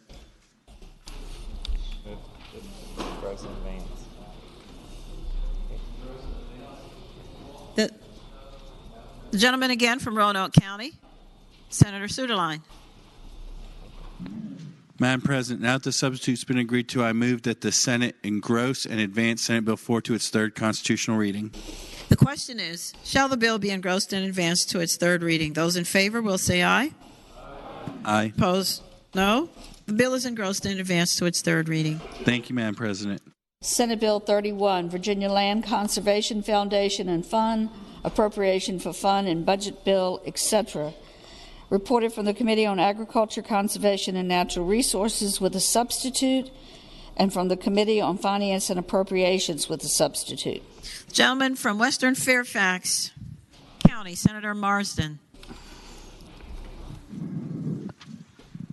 Thank you, Madam President. I move that the committee substitute from, Education and Health be agreed to. Is it agriculture that you want to reject? Oh, excuse me. Got it on the wrong page here. Page 36. There we go. Senate Bill 31. Yes, I would move that the committee substitute from Agriculture, Conservation, and Natural Resources be agreed to. Be rejected? No, I think believe you want to reject that one. They will both work. No. Excuse me. That with the recommendation that be rejected, I move the Agriculture Committee substitute. With the recommendation that it be rejected, the question is, shall the substitute from the Committee on Agriculture, Conservation, and Natural Resources be agreed to? Those in favor of the motion will say aye. Aye. Those opposed, no. The substitute is rejected. Senator Marsden. Thank you, Madam President. I now move that the Committee on Finance and Appropriations substitute be agreed to. The question is, shall the substitute from the Committee on Finance and Appropriations be agreed to? Those in favor will say aye. Aye. Those opposed, no. The substitute is agreed to. Senator from Western Fairfax County. Thank you, Madam President. I move that the bill be engrossed and passed to its third reading. The question is, shall the bill be engrossed and advanced to its third reading? Those in favor will say aye. Aye. Those opposed, no. The bill is engrossed and advanced to its third reading. Senate Bill 36, School Principals Incident Reports. Reported from the Committee on Education and Health with a substitute. The gentleman from James City County, Senator Norman. Thank you, Madam President. I respectfully ask that Senate Bill 36 be passed by for the day. We're doing some surgery. Without objection, Senate Bill 36 passes by for the day. Senate Bill 120, Public Utilities, Waste Coal, and Certain Coal-Fired Electric Generating Units. Reported from the Committee on Commerce and Labor with a substitute, and from the Committee on Finance and Appropriations with a substitute. The gentleman from Tazewell, Senator Hackworth. Madam President, I move the substitute be agreed to. You want to, I think, reject the Committee on Labor? Yes. Substitute? With the recommendation? With the recommendation of the substitute, yes. With the recommendation that it be rejected, the question is, shall the substitute from Commerce and Labor be agreed to? Those in favor will say aye. Those opposed, no. The substitute is rejected. Senator Hackworth. Move that the new substitute be agreed to. The question is, shall the substitute from the Committee on Finance and Appropriations be agreed to? Those in favor will say aye. Those opposed, no. Substitute is agreed to. Again, the gentleman from Tazewell. I move that the bill be moved and engrossed to the third reading. Question is, shall the bill now be engrossed and advanced to its third reading? Those in favor of the motion will say aye. Those opposed, no. The bill is engrossed and advanced to its third reading. Senate Bill 134, Juvenile and Domestic Relations District Courts raises maximum age for delinquency matters. Reported from the Committee on the Judiciary with amendments, and from the Committee on Finance and Appropriation with amendment. Gentleman from Roanoke City, Senator Edwards. Madam President, I move that the amendments from the Committee on the Judiciary be adopted. Question is, shall the committee amendments from the Committee on the Judiciary be adopted? Those in favor will say aye. Aye. Those opposed, no. That committee amendment is adopted. The senator from Roanoke City. Madam President, I now move that the amendment from the Committee on Finance and Appropriations be adopted. The question is, shall the committee amendments from Finance and Appropriations be adopted? Those in favor will say aye. Aye. Those opposed, no. Those committee amendments are adopted. Again, Senator from Roanoke City. Madam President, I now move that Senate Bill 134 be engrossed and advanced to its third reading. Question is, shall the bill be engrossed and advanced to its third reading? Those in favor will say aye. Aye. Those opposed, no. The bill is engrossed and advanced to its third reading. Senate Bill 174. For what purpose does the gentlewoman from Chesterfield rise? Thank you, Madam President. Having voted on the prevailing side in which we passed Senate Bill 473 on page 10, could we please reconsider that vote? We don't break. We don't break. Yeah, we will take that up after we're finished with this section, Senator. Very good. Thank you.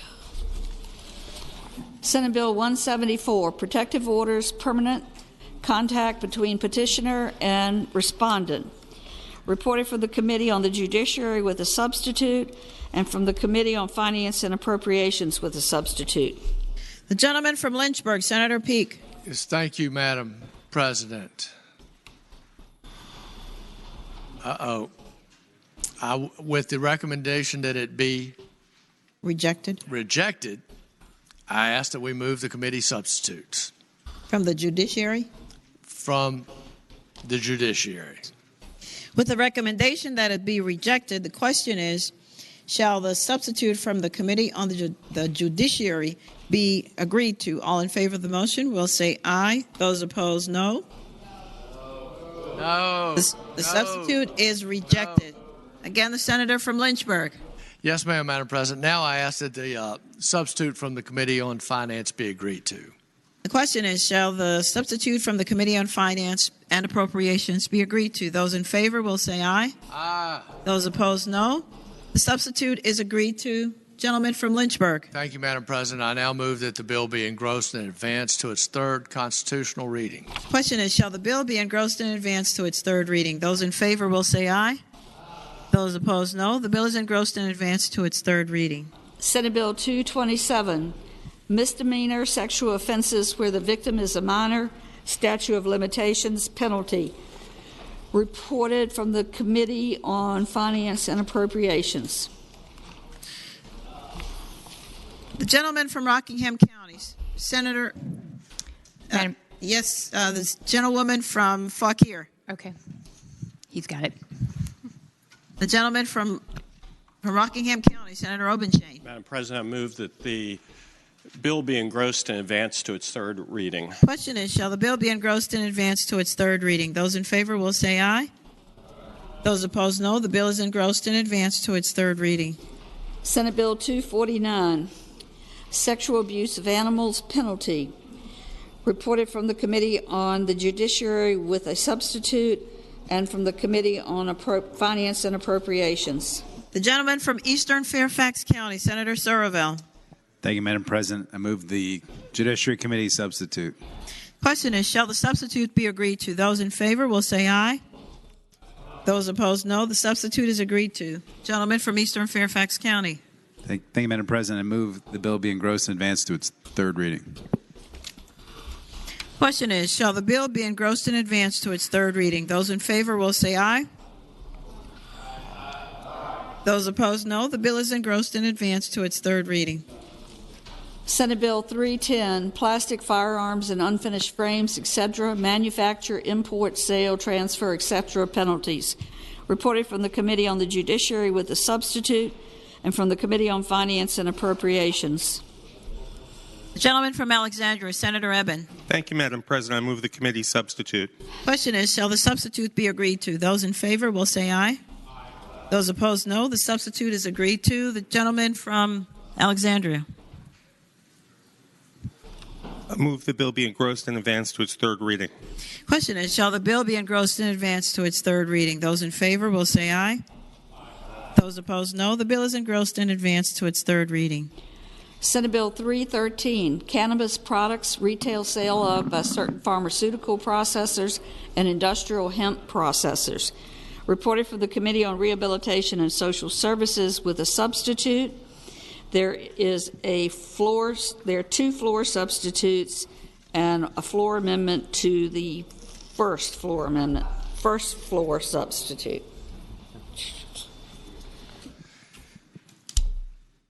The gentleman from Alexandria, Senator Eben. In order to get to floor substitute number 2, I would move that we, with the recommendation that it be rejected, that we accept the committee substitute. Excuse me, Madam President.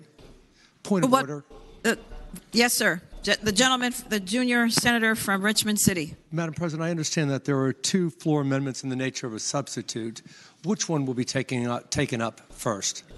Neither until the committee substitute. We're going to take up yours first, sir. All right, thank you, Madam President. And we're back to the question of the committee substitute. With the recommendation that the committee substitute from Rehab and Social Services be rejected, the question is, shall the substitute be agreed to? All in favor of the motion will say aye. Those opposed, no. The substitute is rejected.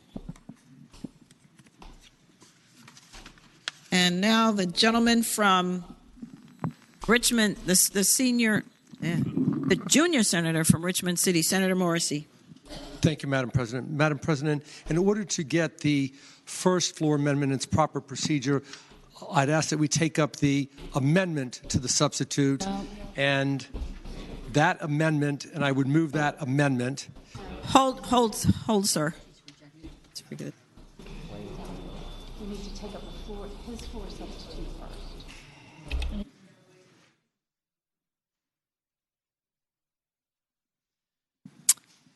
All right.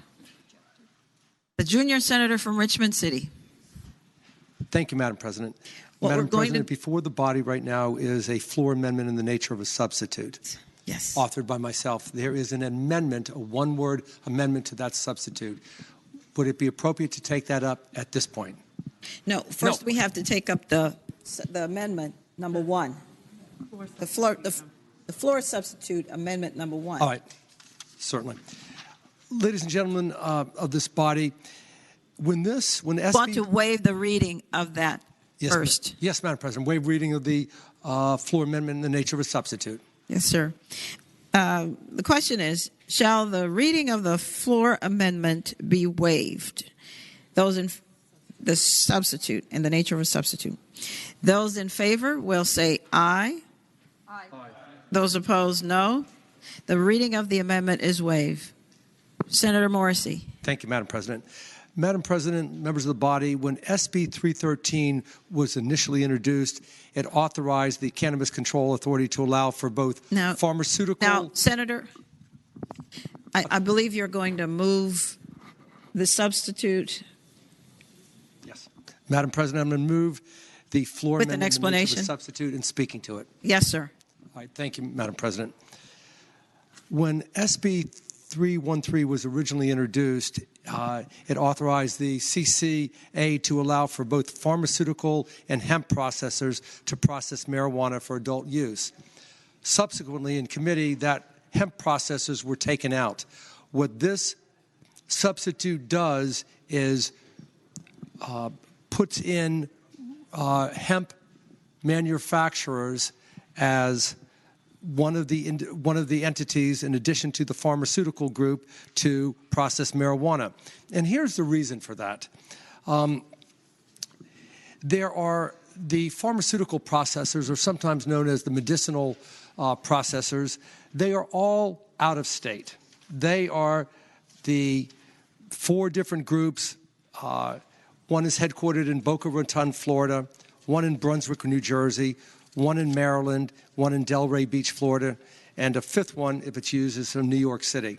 So what we did when we originally, when we took this out, is we're going to say all of the pharmaceutical manufacturers will be processing the marijuana, but not the hemp manufacturers.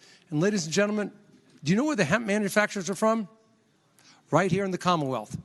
So what we did in this bill is we took out hemp manufacturers, those farmers in Virginia that get their fingers into the dirt and manufacture hemp. Instead say, we're just going to let these out-of-state big pharmaceuticals handle the manufacturing of it. And that's wrong. So that's essentially what my bill does. Another thing that it does is it not only puts it back in, but it says that you have to pay a certain fee to play the game. The pharmaceutical manufacturers would have to pay a $6 million one-time fee, and the industrial and the hemp manufacturers, with my amendment, would only have to pay a $500,000 fee. So with that, I'm going to ask that the body accept the substitute. The question is, Madam President?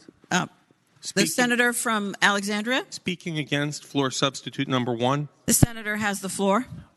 There's some significant differences between the senator from Richmond substitute and my substitute, which we'll get to if we reject his first. First is the regulatory authority. The senator from Richmond has the Cannabis Control Authority overseeing this, and they're not quite ready for that. They have just 2 employees so far, and the idea of this is a transitional early sales bill. And while they are staffing up, Governor Youngkin has yet to appoint a executive director, and there'll be other staff that'll be added. But under my approach, it would be the Board of Pharmacy that would oversee these early sales, since they're already overseeing the pharmaceutical purveyors. Secondly, the senator from Richmond's bill has a early sale date starting on January 1st, 2023. And if we're truly trying to get at the illicit market, we need to start as soon as possible. And after conferring with others and learning more about where we are, I learned that the Board of Pharmacy could start closer to September 15th, which melds with the approach originally introduced in the senator from Henrico's bill. Secondly, if the senator from Richmond would like to have Virginia hemp industrial hemp manufacturers be able to get into this market under floor substitute number 2, which we'll get to after if we can reject number 1, we would allow 10 of those people to qualify for early licensure rather than just 5.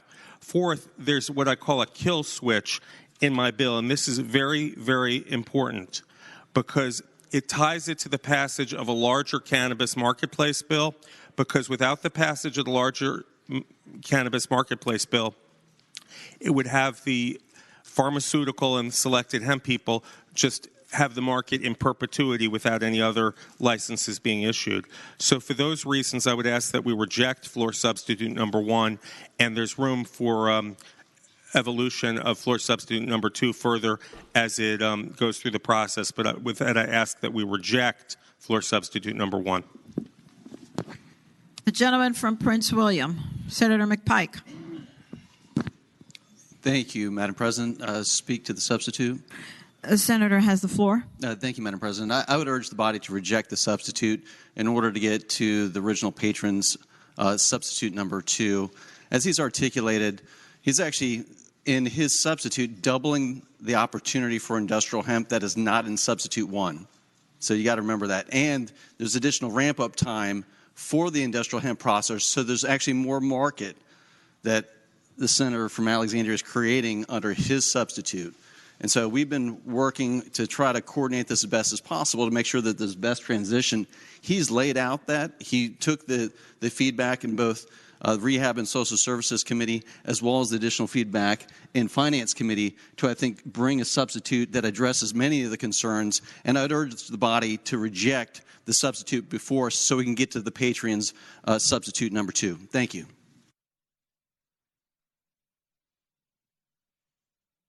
The question is, Madam President, may I address those points briefly? The gentleman from Richmond City, Senator Morrissey. Thank you, Madam President. With regard to the items that the gentleman from Alexandria, the senator from Alexandria, set out, they are minor matters when you consider the entry fee to play this game. I agree and have no problem with the Board of Pharmacy addressing it initially because the commission isn't set up. The start date, that is a de minimis point. I agree with having hemp manufacturers do it, but here's the big point. If we get to substitute number 2, the entry fee for hemp manufacturers, Virginia farmers, is a whopping $3 million. Now, if you've had any experience dealing with our farmers here in Virginia, coming up with $3 million for that entry fee will not happen. Some of those hemp manufacturers have come up with $1 million, $1.5 million to get the process going. They don't have $3 million. However, the big pharmaceutical companies operating out of state, writing a $6 million check, that is done in a New York second. Would the senator yield for a question? Will the gentleman from Richmond City yield? I'll yield in just a moment. So if you reject this substitute, you get to the second substitute, which is almost identical to mine with some very minor points, but with one major point, and that's the buy-in fee. At this point, Madam President, I will yield. Senator McPike. Thank you, Madam President. I'd ask the gentleman, would he not agree that under the proposed format, there's full vertical integration of industrial? So there's really no longer industrial hemp. They are cannabis providers. So it's full vertical integration under these substitutes. Senator Morrissey. I tell the gentleman I did get a major in economics, and I do understand vertical integration, but I don't understand the question here. Hemp manufacturers are farmers who will ramp up, and they will produce hemp where you can extract the Delta 8 THC, and that it will be used to produce marijuana. But so I don't know what the senator means by another version of vertical integration. I'm sorry. Senator McPike. Follow-up question, Madam President. The senator has the floor. So would the senator agree that under this construct, the industrial hemp license producers are vertically integrated and therefore can also retail under this context? The junior senator from Richmond City. Absolutely. Both the hemp manufacturers and the pharmaceutical manufacturers will be able to manufacture a form of Delta 8 or Delta 9 THC for marijuana sales. Gentleman from Prince William. Follow-up question, Madam President. Senator, may continue. Thank you. Will the senator yield? Will the senator yield? I yield. Thank you, Madam President. Would the senator not agree that under substitute number 2, the fees are proportional to the canopy, and it has a canopy limit under substitute number 2 that substitute number 1 does not have? Senator Morrissey. I would tell the senator I disagree. Under the first process, I understand that the canopy would be 150,000 acres per processor and only 75,000 acres for the hemp manufacturers. Senator McPike. Madam President, just a point. I think the gentleman for Lenning, just one point of clarification.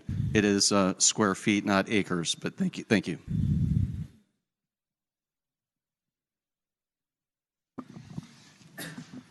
Madam President, at this point, I'd ask that substitute number 2 be passed. Substitute number 1. I misspoke. Substitute number 1. The floor substitute. Yes, ma'am. Yes, sir. The gentleman from King George, Senator Stewart. Thank you, Madam President. Rise to speak in support of the motion. The gentleman has the floor. Thank you, Madam President. I won't belabor this point, but I've listened to the back and forth over there, and unless I'm misunderstanding something here, what the gentleman, the junior senator from the city of Richmond, is trying to do is level the playing field for our agricultural community, and I strongly support that, and I hope everyone else will too.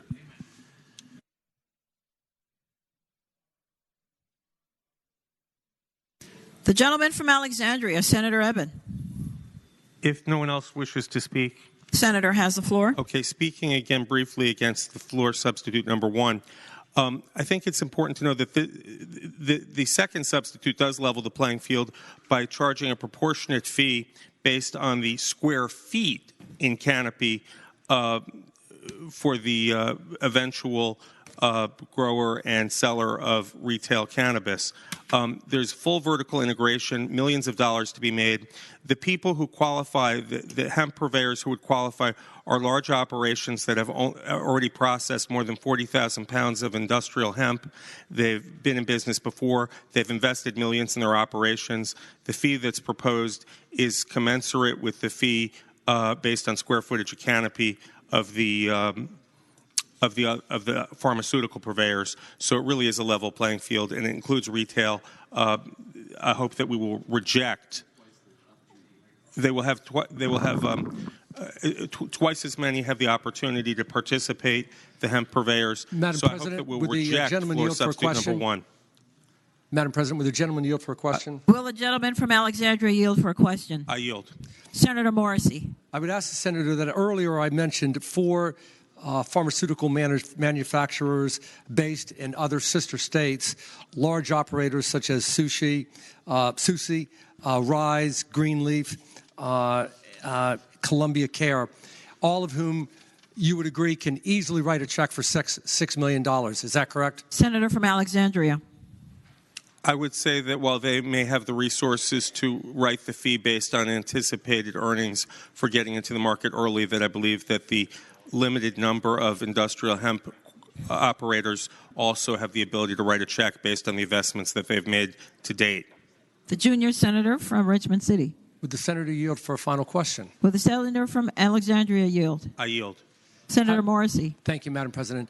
Having visited myself the hemp manufacturers and those farmers, can the senator tell this body one hemp manufacturer that can stroke that check for $3 million right now?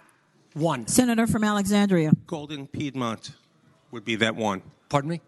Golden Piedmont. Thank the senator. Senator Morrissey.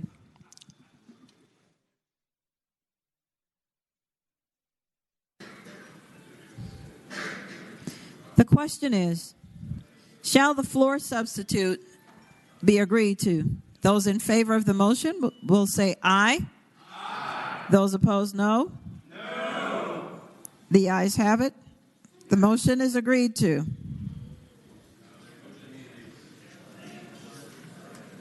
There being at least 8 hands, there will be a recorded vote. The chair is uncertain. All in favor of agreeing to the motion will record their votes aye. Those opposed, no. Are the senators ready to vote? Have all the senators voted? Does any senator desire to change their vote?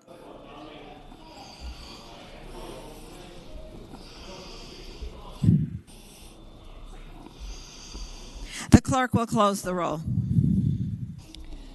Ayes 21, noes 18. Ayes 21, noes 18. The floor amendment is agreed to.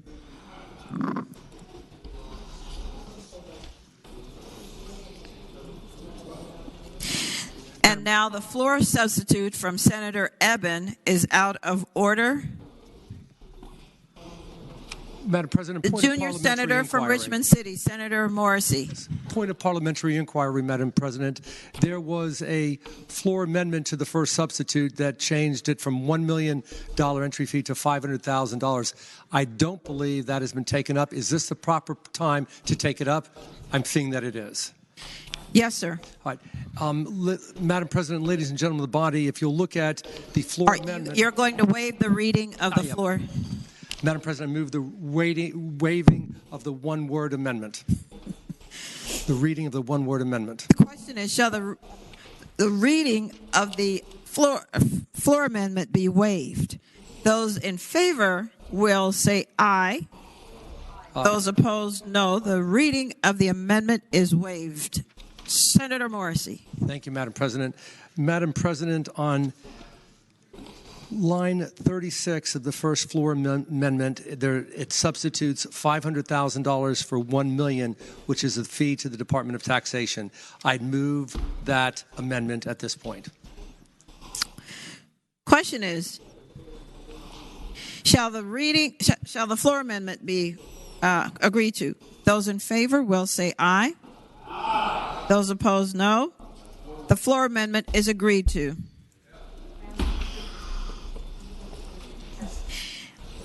Chair now calls on the patron of the bill, gentleman from Alexandria, Senator Eben. Could that bill go by for the day? Without question, the bill goes by for the day. Senate Bill 348, support orders, retroactivity, or arrearages, parties' incarceration. Reported from the Committee on the Judiciary with amendment and from the Committee on Finance and Appropriations.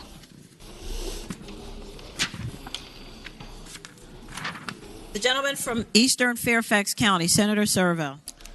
Thank you, Madam President. I'd move the Judiciary Committee amendment. The question is, shall the committee amendments be accepted? Those in favor will say aye. Aye. Those opposed, no. The committee amendments are accepted. The senator from Eastern Fairfax County. Madam President, I'd move the bill be engrossed in advance to its third reading. Question is, shall the bill be engrossed in advance to its third reading? Those in favor will say aye. Aye. Those opposed, no. The bill is engrossed in advance to its third reading. Senate Bill 352, health care providers and grocery store workers, etc., employers to provide paid sick leave. Reported from the Committee on Commerce and Labor with a substitute and from the Committee on Finance and Appropriations with amendment. Gentleman from Eastern Fairfax County, Senator Surville. Thank you, Madam President. I would move the Committee on Commerce and Labor's substitute. Question is, shall the substitute be accepted? Those in favor will say aye. Aye. Those opposed, no. The substitute is accepted. Gentleman again from Eastern Fairfax County. Thank you, Madam President. I would move the clause. All right. The committee question is, shall the committee amendment be accepted? Those in favor will say aye. Aye. Those opposed, no. The committee amendment is accepted. Senator Surville. Thank you, Madam President. I'd move the bill be engrossed in advance to its third reading. Question is, shall the bill be now engrossed in advance to its third reading? Those in favor will say aye. Aye. Those opposed, no. The bill is engrossed in advance to its third reading. Senate Bill 378, petition for modification of sentence eligibility procedures. Reported from the Committee on Finance and Appropriations. Gentleman from Fairfax City, Senator Peterson. Thank you, Madam President. I move the bill be engrossed and passed on to third reading. Question is, shall the bill be engrossed in advance to its third reading? Those in favor will say aye. Those opposed, no. The bill is engrossed in advance to its third reading. Senate Bill 391, Cannabis Control Retail Market. Reported from the Committee on Rehabilitation and Social Services with a substitute, and from the Committee on Finance and Appropriations with a substitute. Gentleman from Alexandria, Senator Eben. With the recommendation that it be rejected, I would move that we accept the substitute from the Committee on Rehab and Social Services with the recommendation be rejected. All right. So that one first, with the recommendation that it be rejected, the question is, shall the substitute from the Committee on Finance and Appropriations I'm reading wrong line. I'm sorry. The Committee on Rehab and Social Services be agreed to. Let me state that again. With the recommendation that it be rejected, the question is, shall the substitute from the Committee on Rehab and Social Services be agreed to? All in favor of the motion will say aye. Those opposed, no. No. The substitute is rejected. Senator from Alexandria. I move that we accept the substitute from the Committee on Finance and Appropriations. The question is, shall the substitute from the Committee on Finance and Appropriations be accepted? Those in favor will say aye. Aye. Those opposed, no. The substitute is agreed to. Senator from Alexandria. I move that the bill be engrossed and advanced to its third reading. Question is, shall the bill now be engrossed and advanced to its third reading? Those in favor will say aye. Those opposed, no. The bill is engrossed and advanced to its third reading. Senate Bill 394, Charitable Gaming, Registration of Landlords, Texas Hold'em Poker Operations. Reported from the Committee on Finance and Appropriations. Gentleman from Loudoun, Senator Bell. Thank you, Madam President. I move we engross and advance bill to its third reading. Question is, shall the bill be engrossed and advanced to its third reading? Those in favor will say aye. Those opposed, no. The bill is engrossed and advanced to its third reading. Senate Bill 402, Charitable Gaming Board, Powers and Duties. Reported from the Committee on General Laws and Technology with amendments, and from the Committee on Finance and Appropriations. Gentleman from Spotsylvania, Senator Reeves. Thank you, Madam President. I would move the committee amendments. Question is, shall the committee amendments be agreed to? Those in favor will say aye. Those opposed, no. Committee amendments are agreed to. The senator from Spotsylvania. Gross. Engross and advance. I got you. Thank you, Madam President. I would now like to engross and advance to its third constitutional reading. Question is, shall the bill now be engrossed and advanced to its third reading? Those in favor will say aye. Those opposed, no. The bill is engrossed and advanced to its third reading. Senate Bill 403, Charitable Gaming, Electronic Gaming is restricted to social organizations, etc. Reported for the Committee on General Laws and Technology with a substitute, and from the Committee on Finance and Appropriations with an amendment. Senator Reeves, the gentleman from Spotsylvania. Thank you again, Madam President. First, I would like to move the committee substitute. Question is, shall the substitute be agreed to? Those in favor will say aye. Those opposed, no. The substitute is agreed to. Senator Reeves. Second, Madam President, I would like to move the committee amendment from Senate Finance. Question is, shall the committee amendments be agreed to? Those in favor will say aye. Those opposed, no. The committee amendments are agreed to. Gentleman from Spotsylvania. Thank you, Madam President. At this point, I'd like to engross and advance to its third constitutional reading. Question is, shall the bill be engrossed and advanced to its third reading? Those in favor will say aye. Those opposed, no. The bill is engrossed and advanced to its third reading. Senate Bill 451, Retail Sales and Use Tax Exemption for Essential Personal Hygiene Products. Reported from the Committee on Finance and Appropriations with a substitute. Gentlewoman from northwestern Fairfax County, Senator Boysko. Thank you, Madam President. I move the amendment of the nature of a substitute be agreed to. Question is, shall the substitute be agreed to? Those in favor will say aye. Aye. Those opposed, no. The substitute is agreed to. Senator Boysko. Madam President, I move the bill be engrossed and advanced to its third reading. Question is, shall the bill now be engrossed and advanced to its third reading? Those in favor will say aye. Those opposed, no. The bill is engrossed and advanced to its third reading. Senate Bill 463, Campaign Finance, Prohibited Personal Use of Campaign Funds, Complaints, Hearings, Civil Penalty. reported from the Committee on Privileges and Elections with a substitute, and from the Committee on Finance and Appropriations. The gentleman from Loudoun, Senator Bell. Thank you, Madam President. I move the substitute. Question is, shall the substitute be agreed to? Those in favor will say aye. Aye. Those opposed, no. The substitute is agreed to. Gentleman from Loudoun. Thank you, Madam President. I move the bill be engrossed and advanced to its third constitutional reading. Question is, shall the bill now be engrossed and advanced to its third reading? Those in favor will say aye. Those opposed, no. The bill is engrossed and advanced to its third reading. Senate Bill 535, Research Breeders Oversight by Animal Welfare Oversight Officer, reported from the Committee on Finance and Appropriations. Question, the gentleman from Western Fairfax County, Senator Marsden. Thank you, Madam President. I move that the bill be engrossed and passed to its third reading. Question is, shall the bill be engrossed and advanced to its third reading? Those in favor will say aye. Those opposed, no. The bill is engrossed and advanced to its third reading. Senate Bill 564, Criminal Records Sealing of Offenses Resulting in a Deferred and Disposition of Conviction, reported from the Committee on the Judiciary with a substitute, and from the Committee on Finance and Appropriations with amendment. The gentlewoman from Portsmouth, Senator Lucas. Thank you, Madam President. Madam President, I move that the committee substitute from the judiciary be agreed to. Question is, shall the substitute be agreed to? Those in favor will say aye. Those opposed, no. The substitute is agreed to. The gentlewoman from Portsmouth. Yes, ma'am. Madam President, I move that the Finance Committee's amendment be agreed to. Question is, shall the committee amendments be agreed to? Those in favor will say aye. Aye. Those opposed, no. The committee amendments are agreed to. Again, Senator Lucas. Yes, ma'am. Madam President, I move that the bill be engrossed and advanced to its third reading. Question is, shall the bill now be engrossed and advanced to its third reading? Those in favor will say aye. Aye. Those opposed, no. The bill is engrossed and advanced to its third reading. Senate Bill 576, Sports Betting allows betting on Virginia College sports, reported from the Committee on Finance and Appropriations.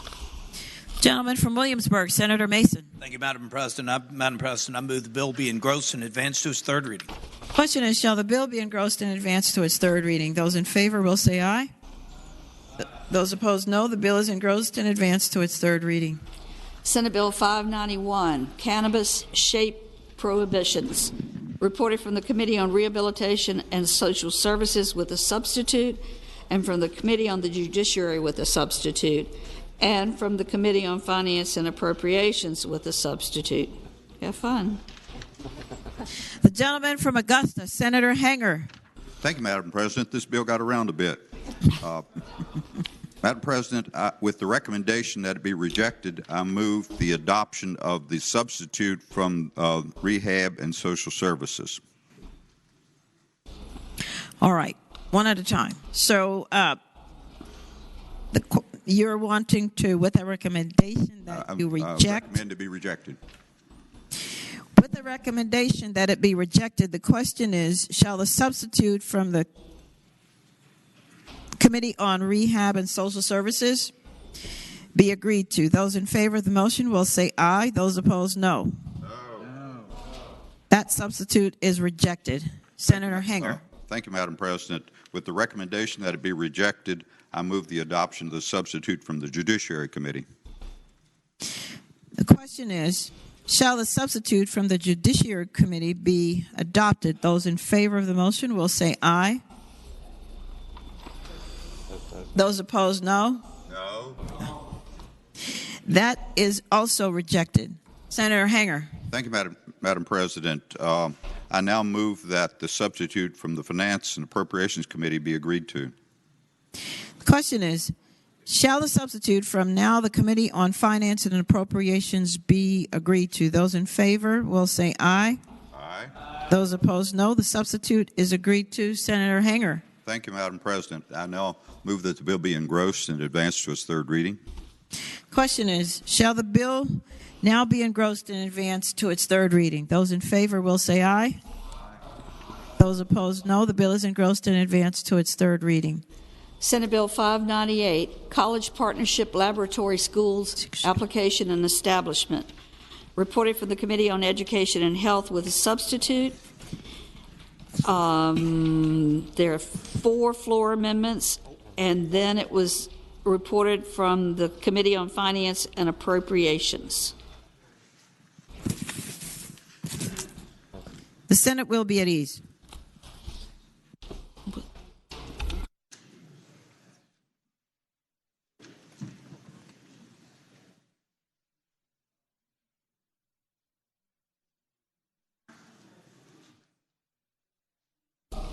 Okay, if we could look at this again. Senate Bill 598 was reported from the Committee on Education and Health with a substitute. Then there are 4 floor amendments by Senator Hashmi and 1 floor amendment by Senator Barker.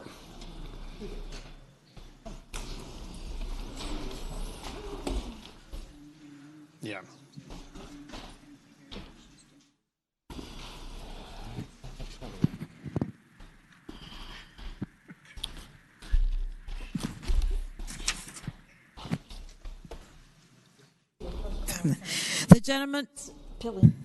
The gentleman from Washington, Senator Pillion. Thank you, Madam President. I guess first I move the committee substitute be agreed to. Question is, shall the substitute from Committee on Health and Wealth be agreed to? Those in favor will say aye. Those opposed, no. Substitute is agreed to. The senior senator from Richmond City, Senator Hashmi. Thank you, Madam President. I move that the reading of the floor amendments be waived. Question is, shall the reading of the floor amendments be waived? Those in favor of the motion will say aye. Those opposed, no. Senator Hashmi. Thank you, Madam President. I move that the floor amendments be agreed to, and speaking briefly to those. The senator has the floor. Thank you, Madam President. These floor amendments are very simple.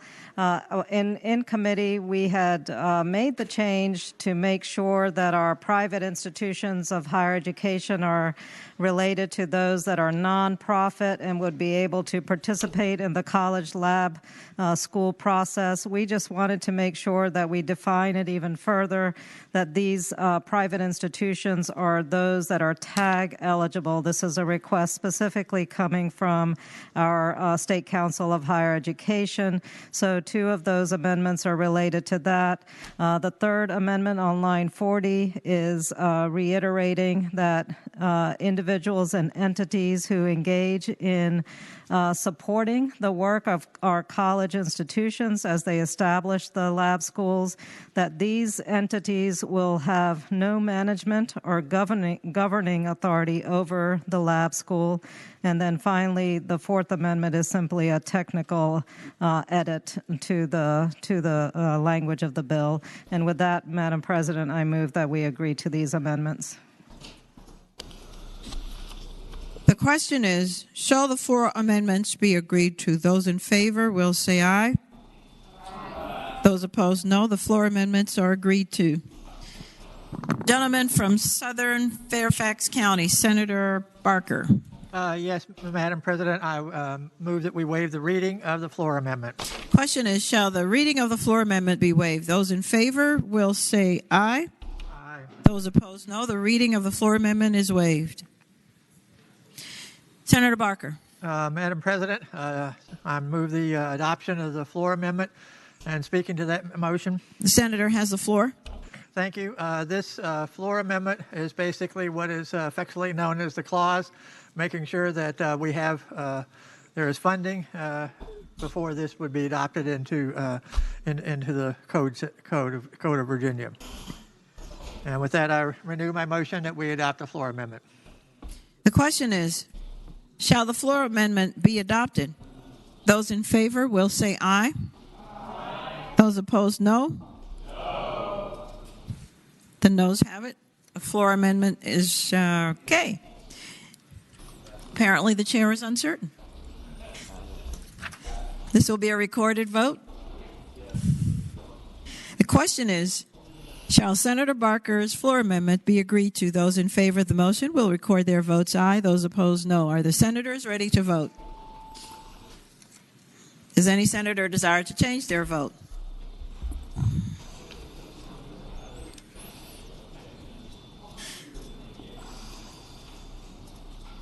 The clerk will close the roll. Ayes 24, noes 15. Ayes 24, noes 15. The floor amendment is agreed to.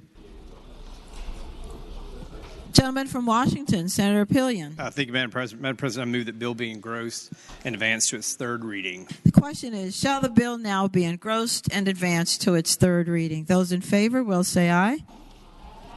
Those opposed, no. The bill is engrossed and advanced to its third reading. Senate Bill 612, Highway Use Fee Mileage-Based User Fee Program clarifications. Reported from the Committee on Transportation with a substitute and from the Committee on Finance and Appropriations. And there is a floor amendment.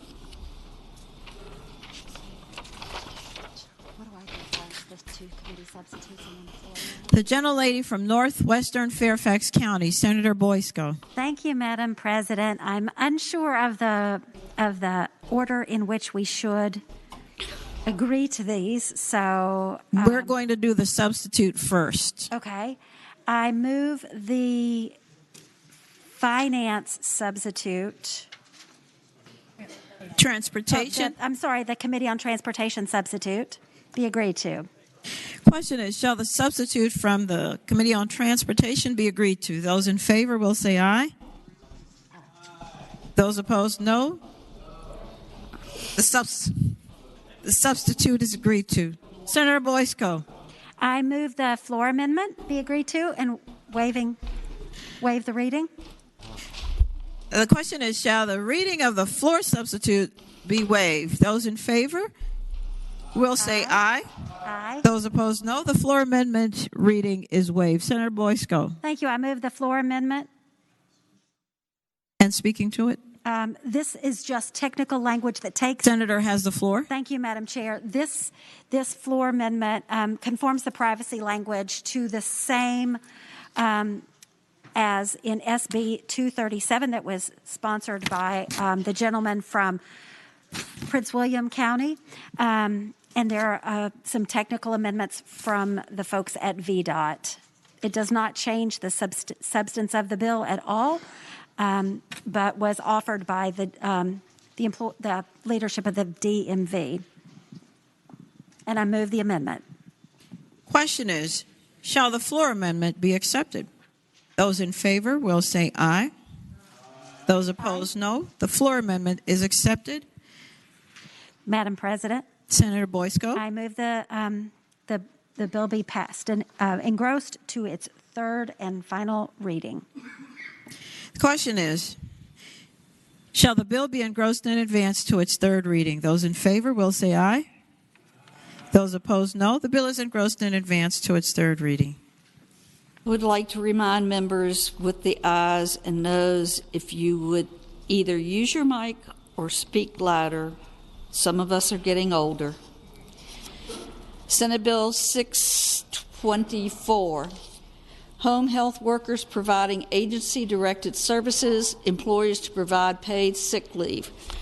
Reported from the Committee on Finance and Appropriations with an amendment.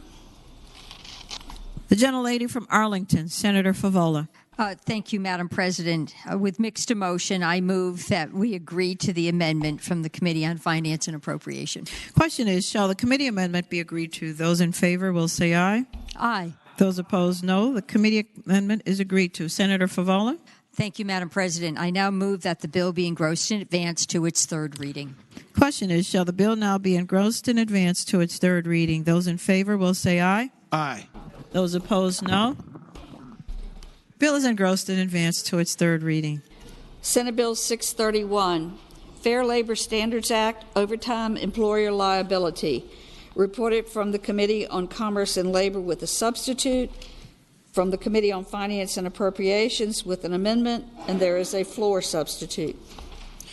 The gentleman from Southern Fairfax County, Senator Barker. Yes, Madam President.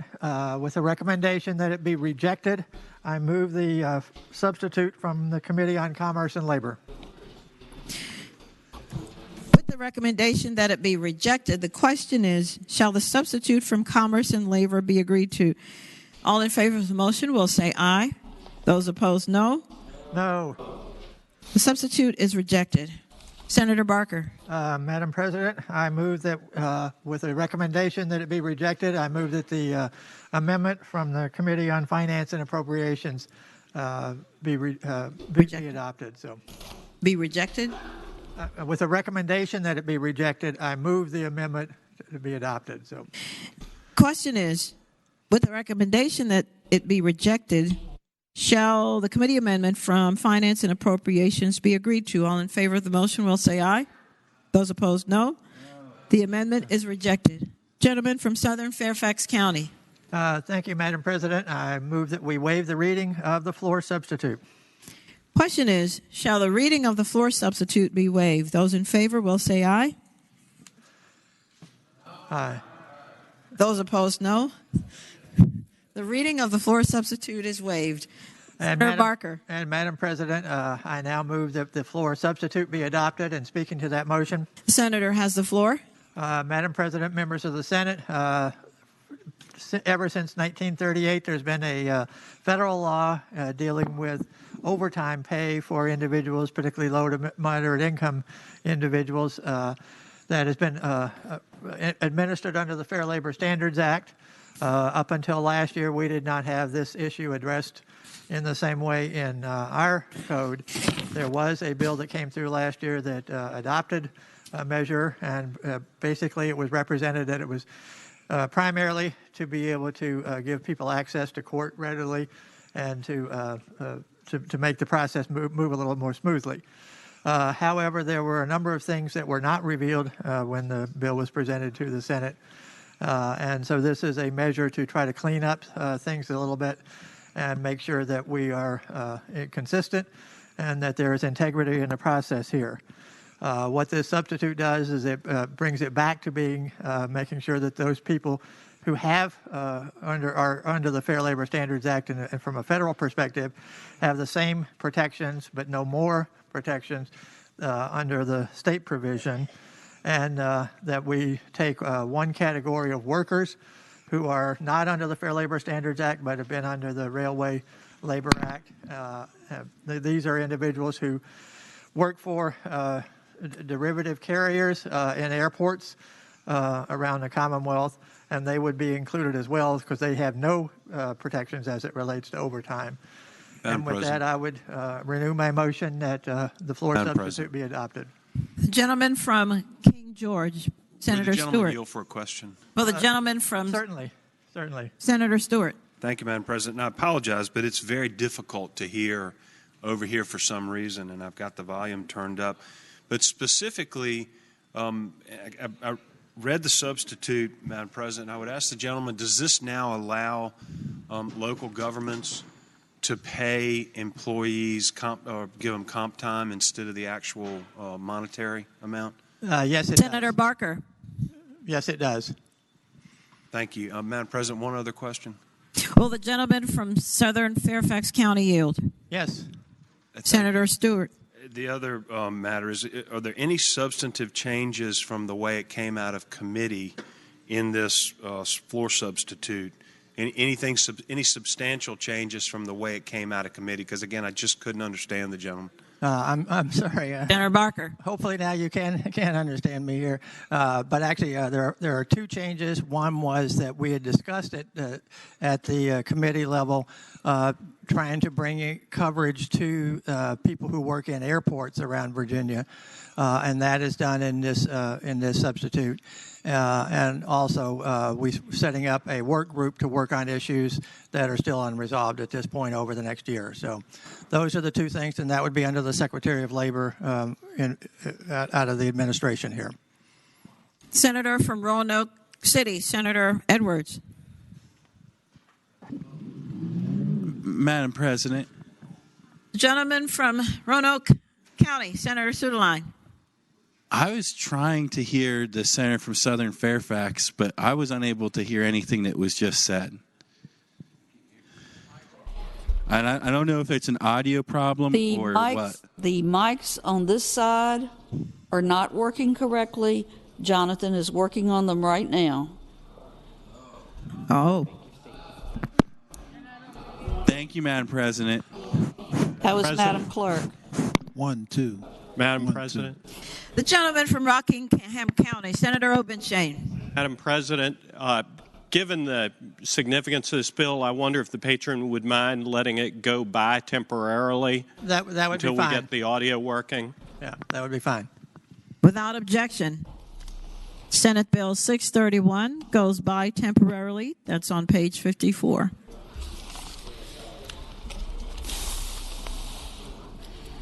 Senate Bill 643, firearms, removing, altering, etc., serial number, selling, etc., or possessing. Reported from the Committee on the Judiciary with a substitute, and from the Committee on Finance and Appropriations with a substitute, and there is a floor substitute. The gentleman from Alexandria, Senator Madam Eben. Chair. Thank you, Madam President. Can you hear me okay? I can. Okay. Yes. We can't hear anything over here. There's some issues on this bill. We can't hear anything over here. The speakers aren't working. The mics aren't working. And these are some issues that we really Your need to mic address. is working fine, Senator. My mic's not working at Testing. all. It is. Oh, never mind. I guess my mic is working. Yes. Well, I can't hear anything, so I'm happy to speak on this, but I can't hear to tell even where we are on this. So if we can take this one by and maybe we get to some easier bills that there's not any debate over until we get Oh. the speakers working. Testing. Can you hear me now? Then it will be at ease. Yeah, this is working. I hear it echoes. Hello, this is came back on. Yeah.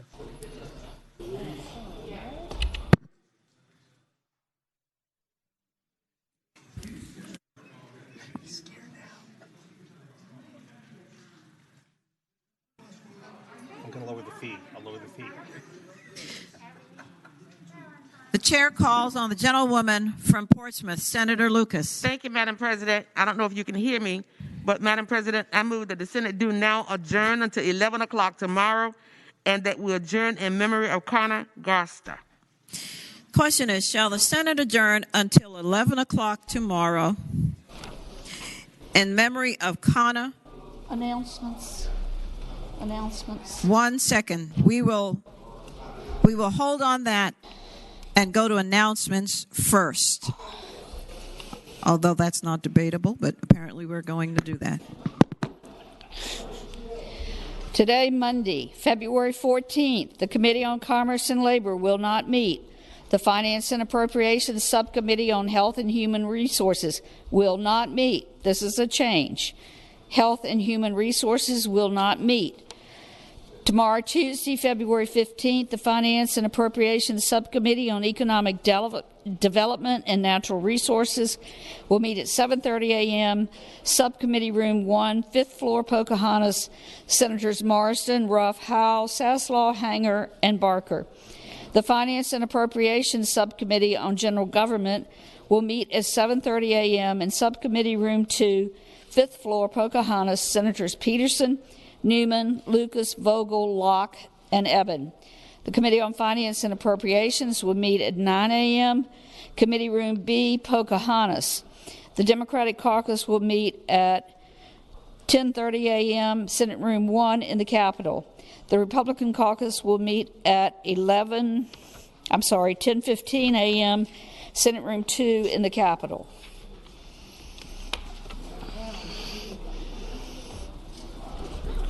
The gentleman from Southern Fairfax County, Senator Barker. Madam President, quick question of the clerk. Could we have a short one bill meeting of the General Laws Committee right here now? That would be fine. All right. We'll have a meeting of the General Laws and Technology Committee to take up one bill, which was introduced by unanimous consent from Senator Lewis. General Laws will meet at the chair's desk immediately upon adjournment, in case you didn't hear that. And now returning to the non-debatable motion to adjourn. All in favor of the motion to adjourn for 11 o'clock tomorrow in memory of Connor Garstica will say aye. Those opposed, no. The ayes have it. The motion is agreed to. The Senate now stands adjourned until 11 o'clock tomorrow.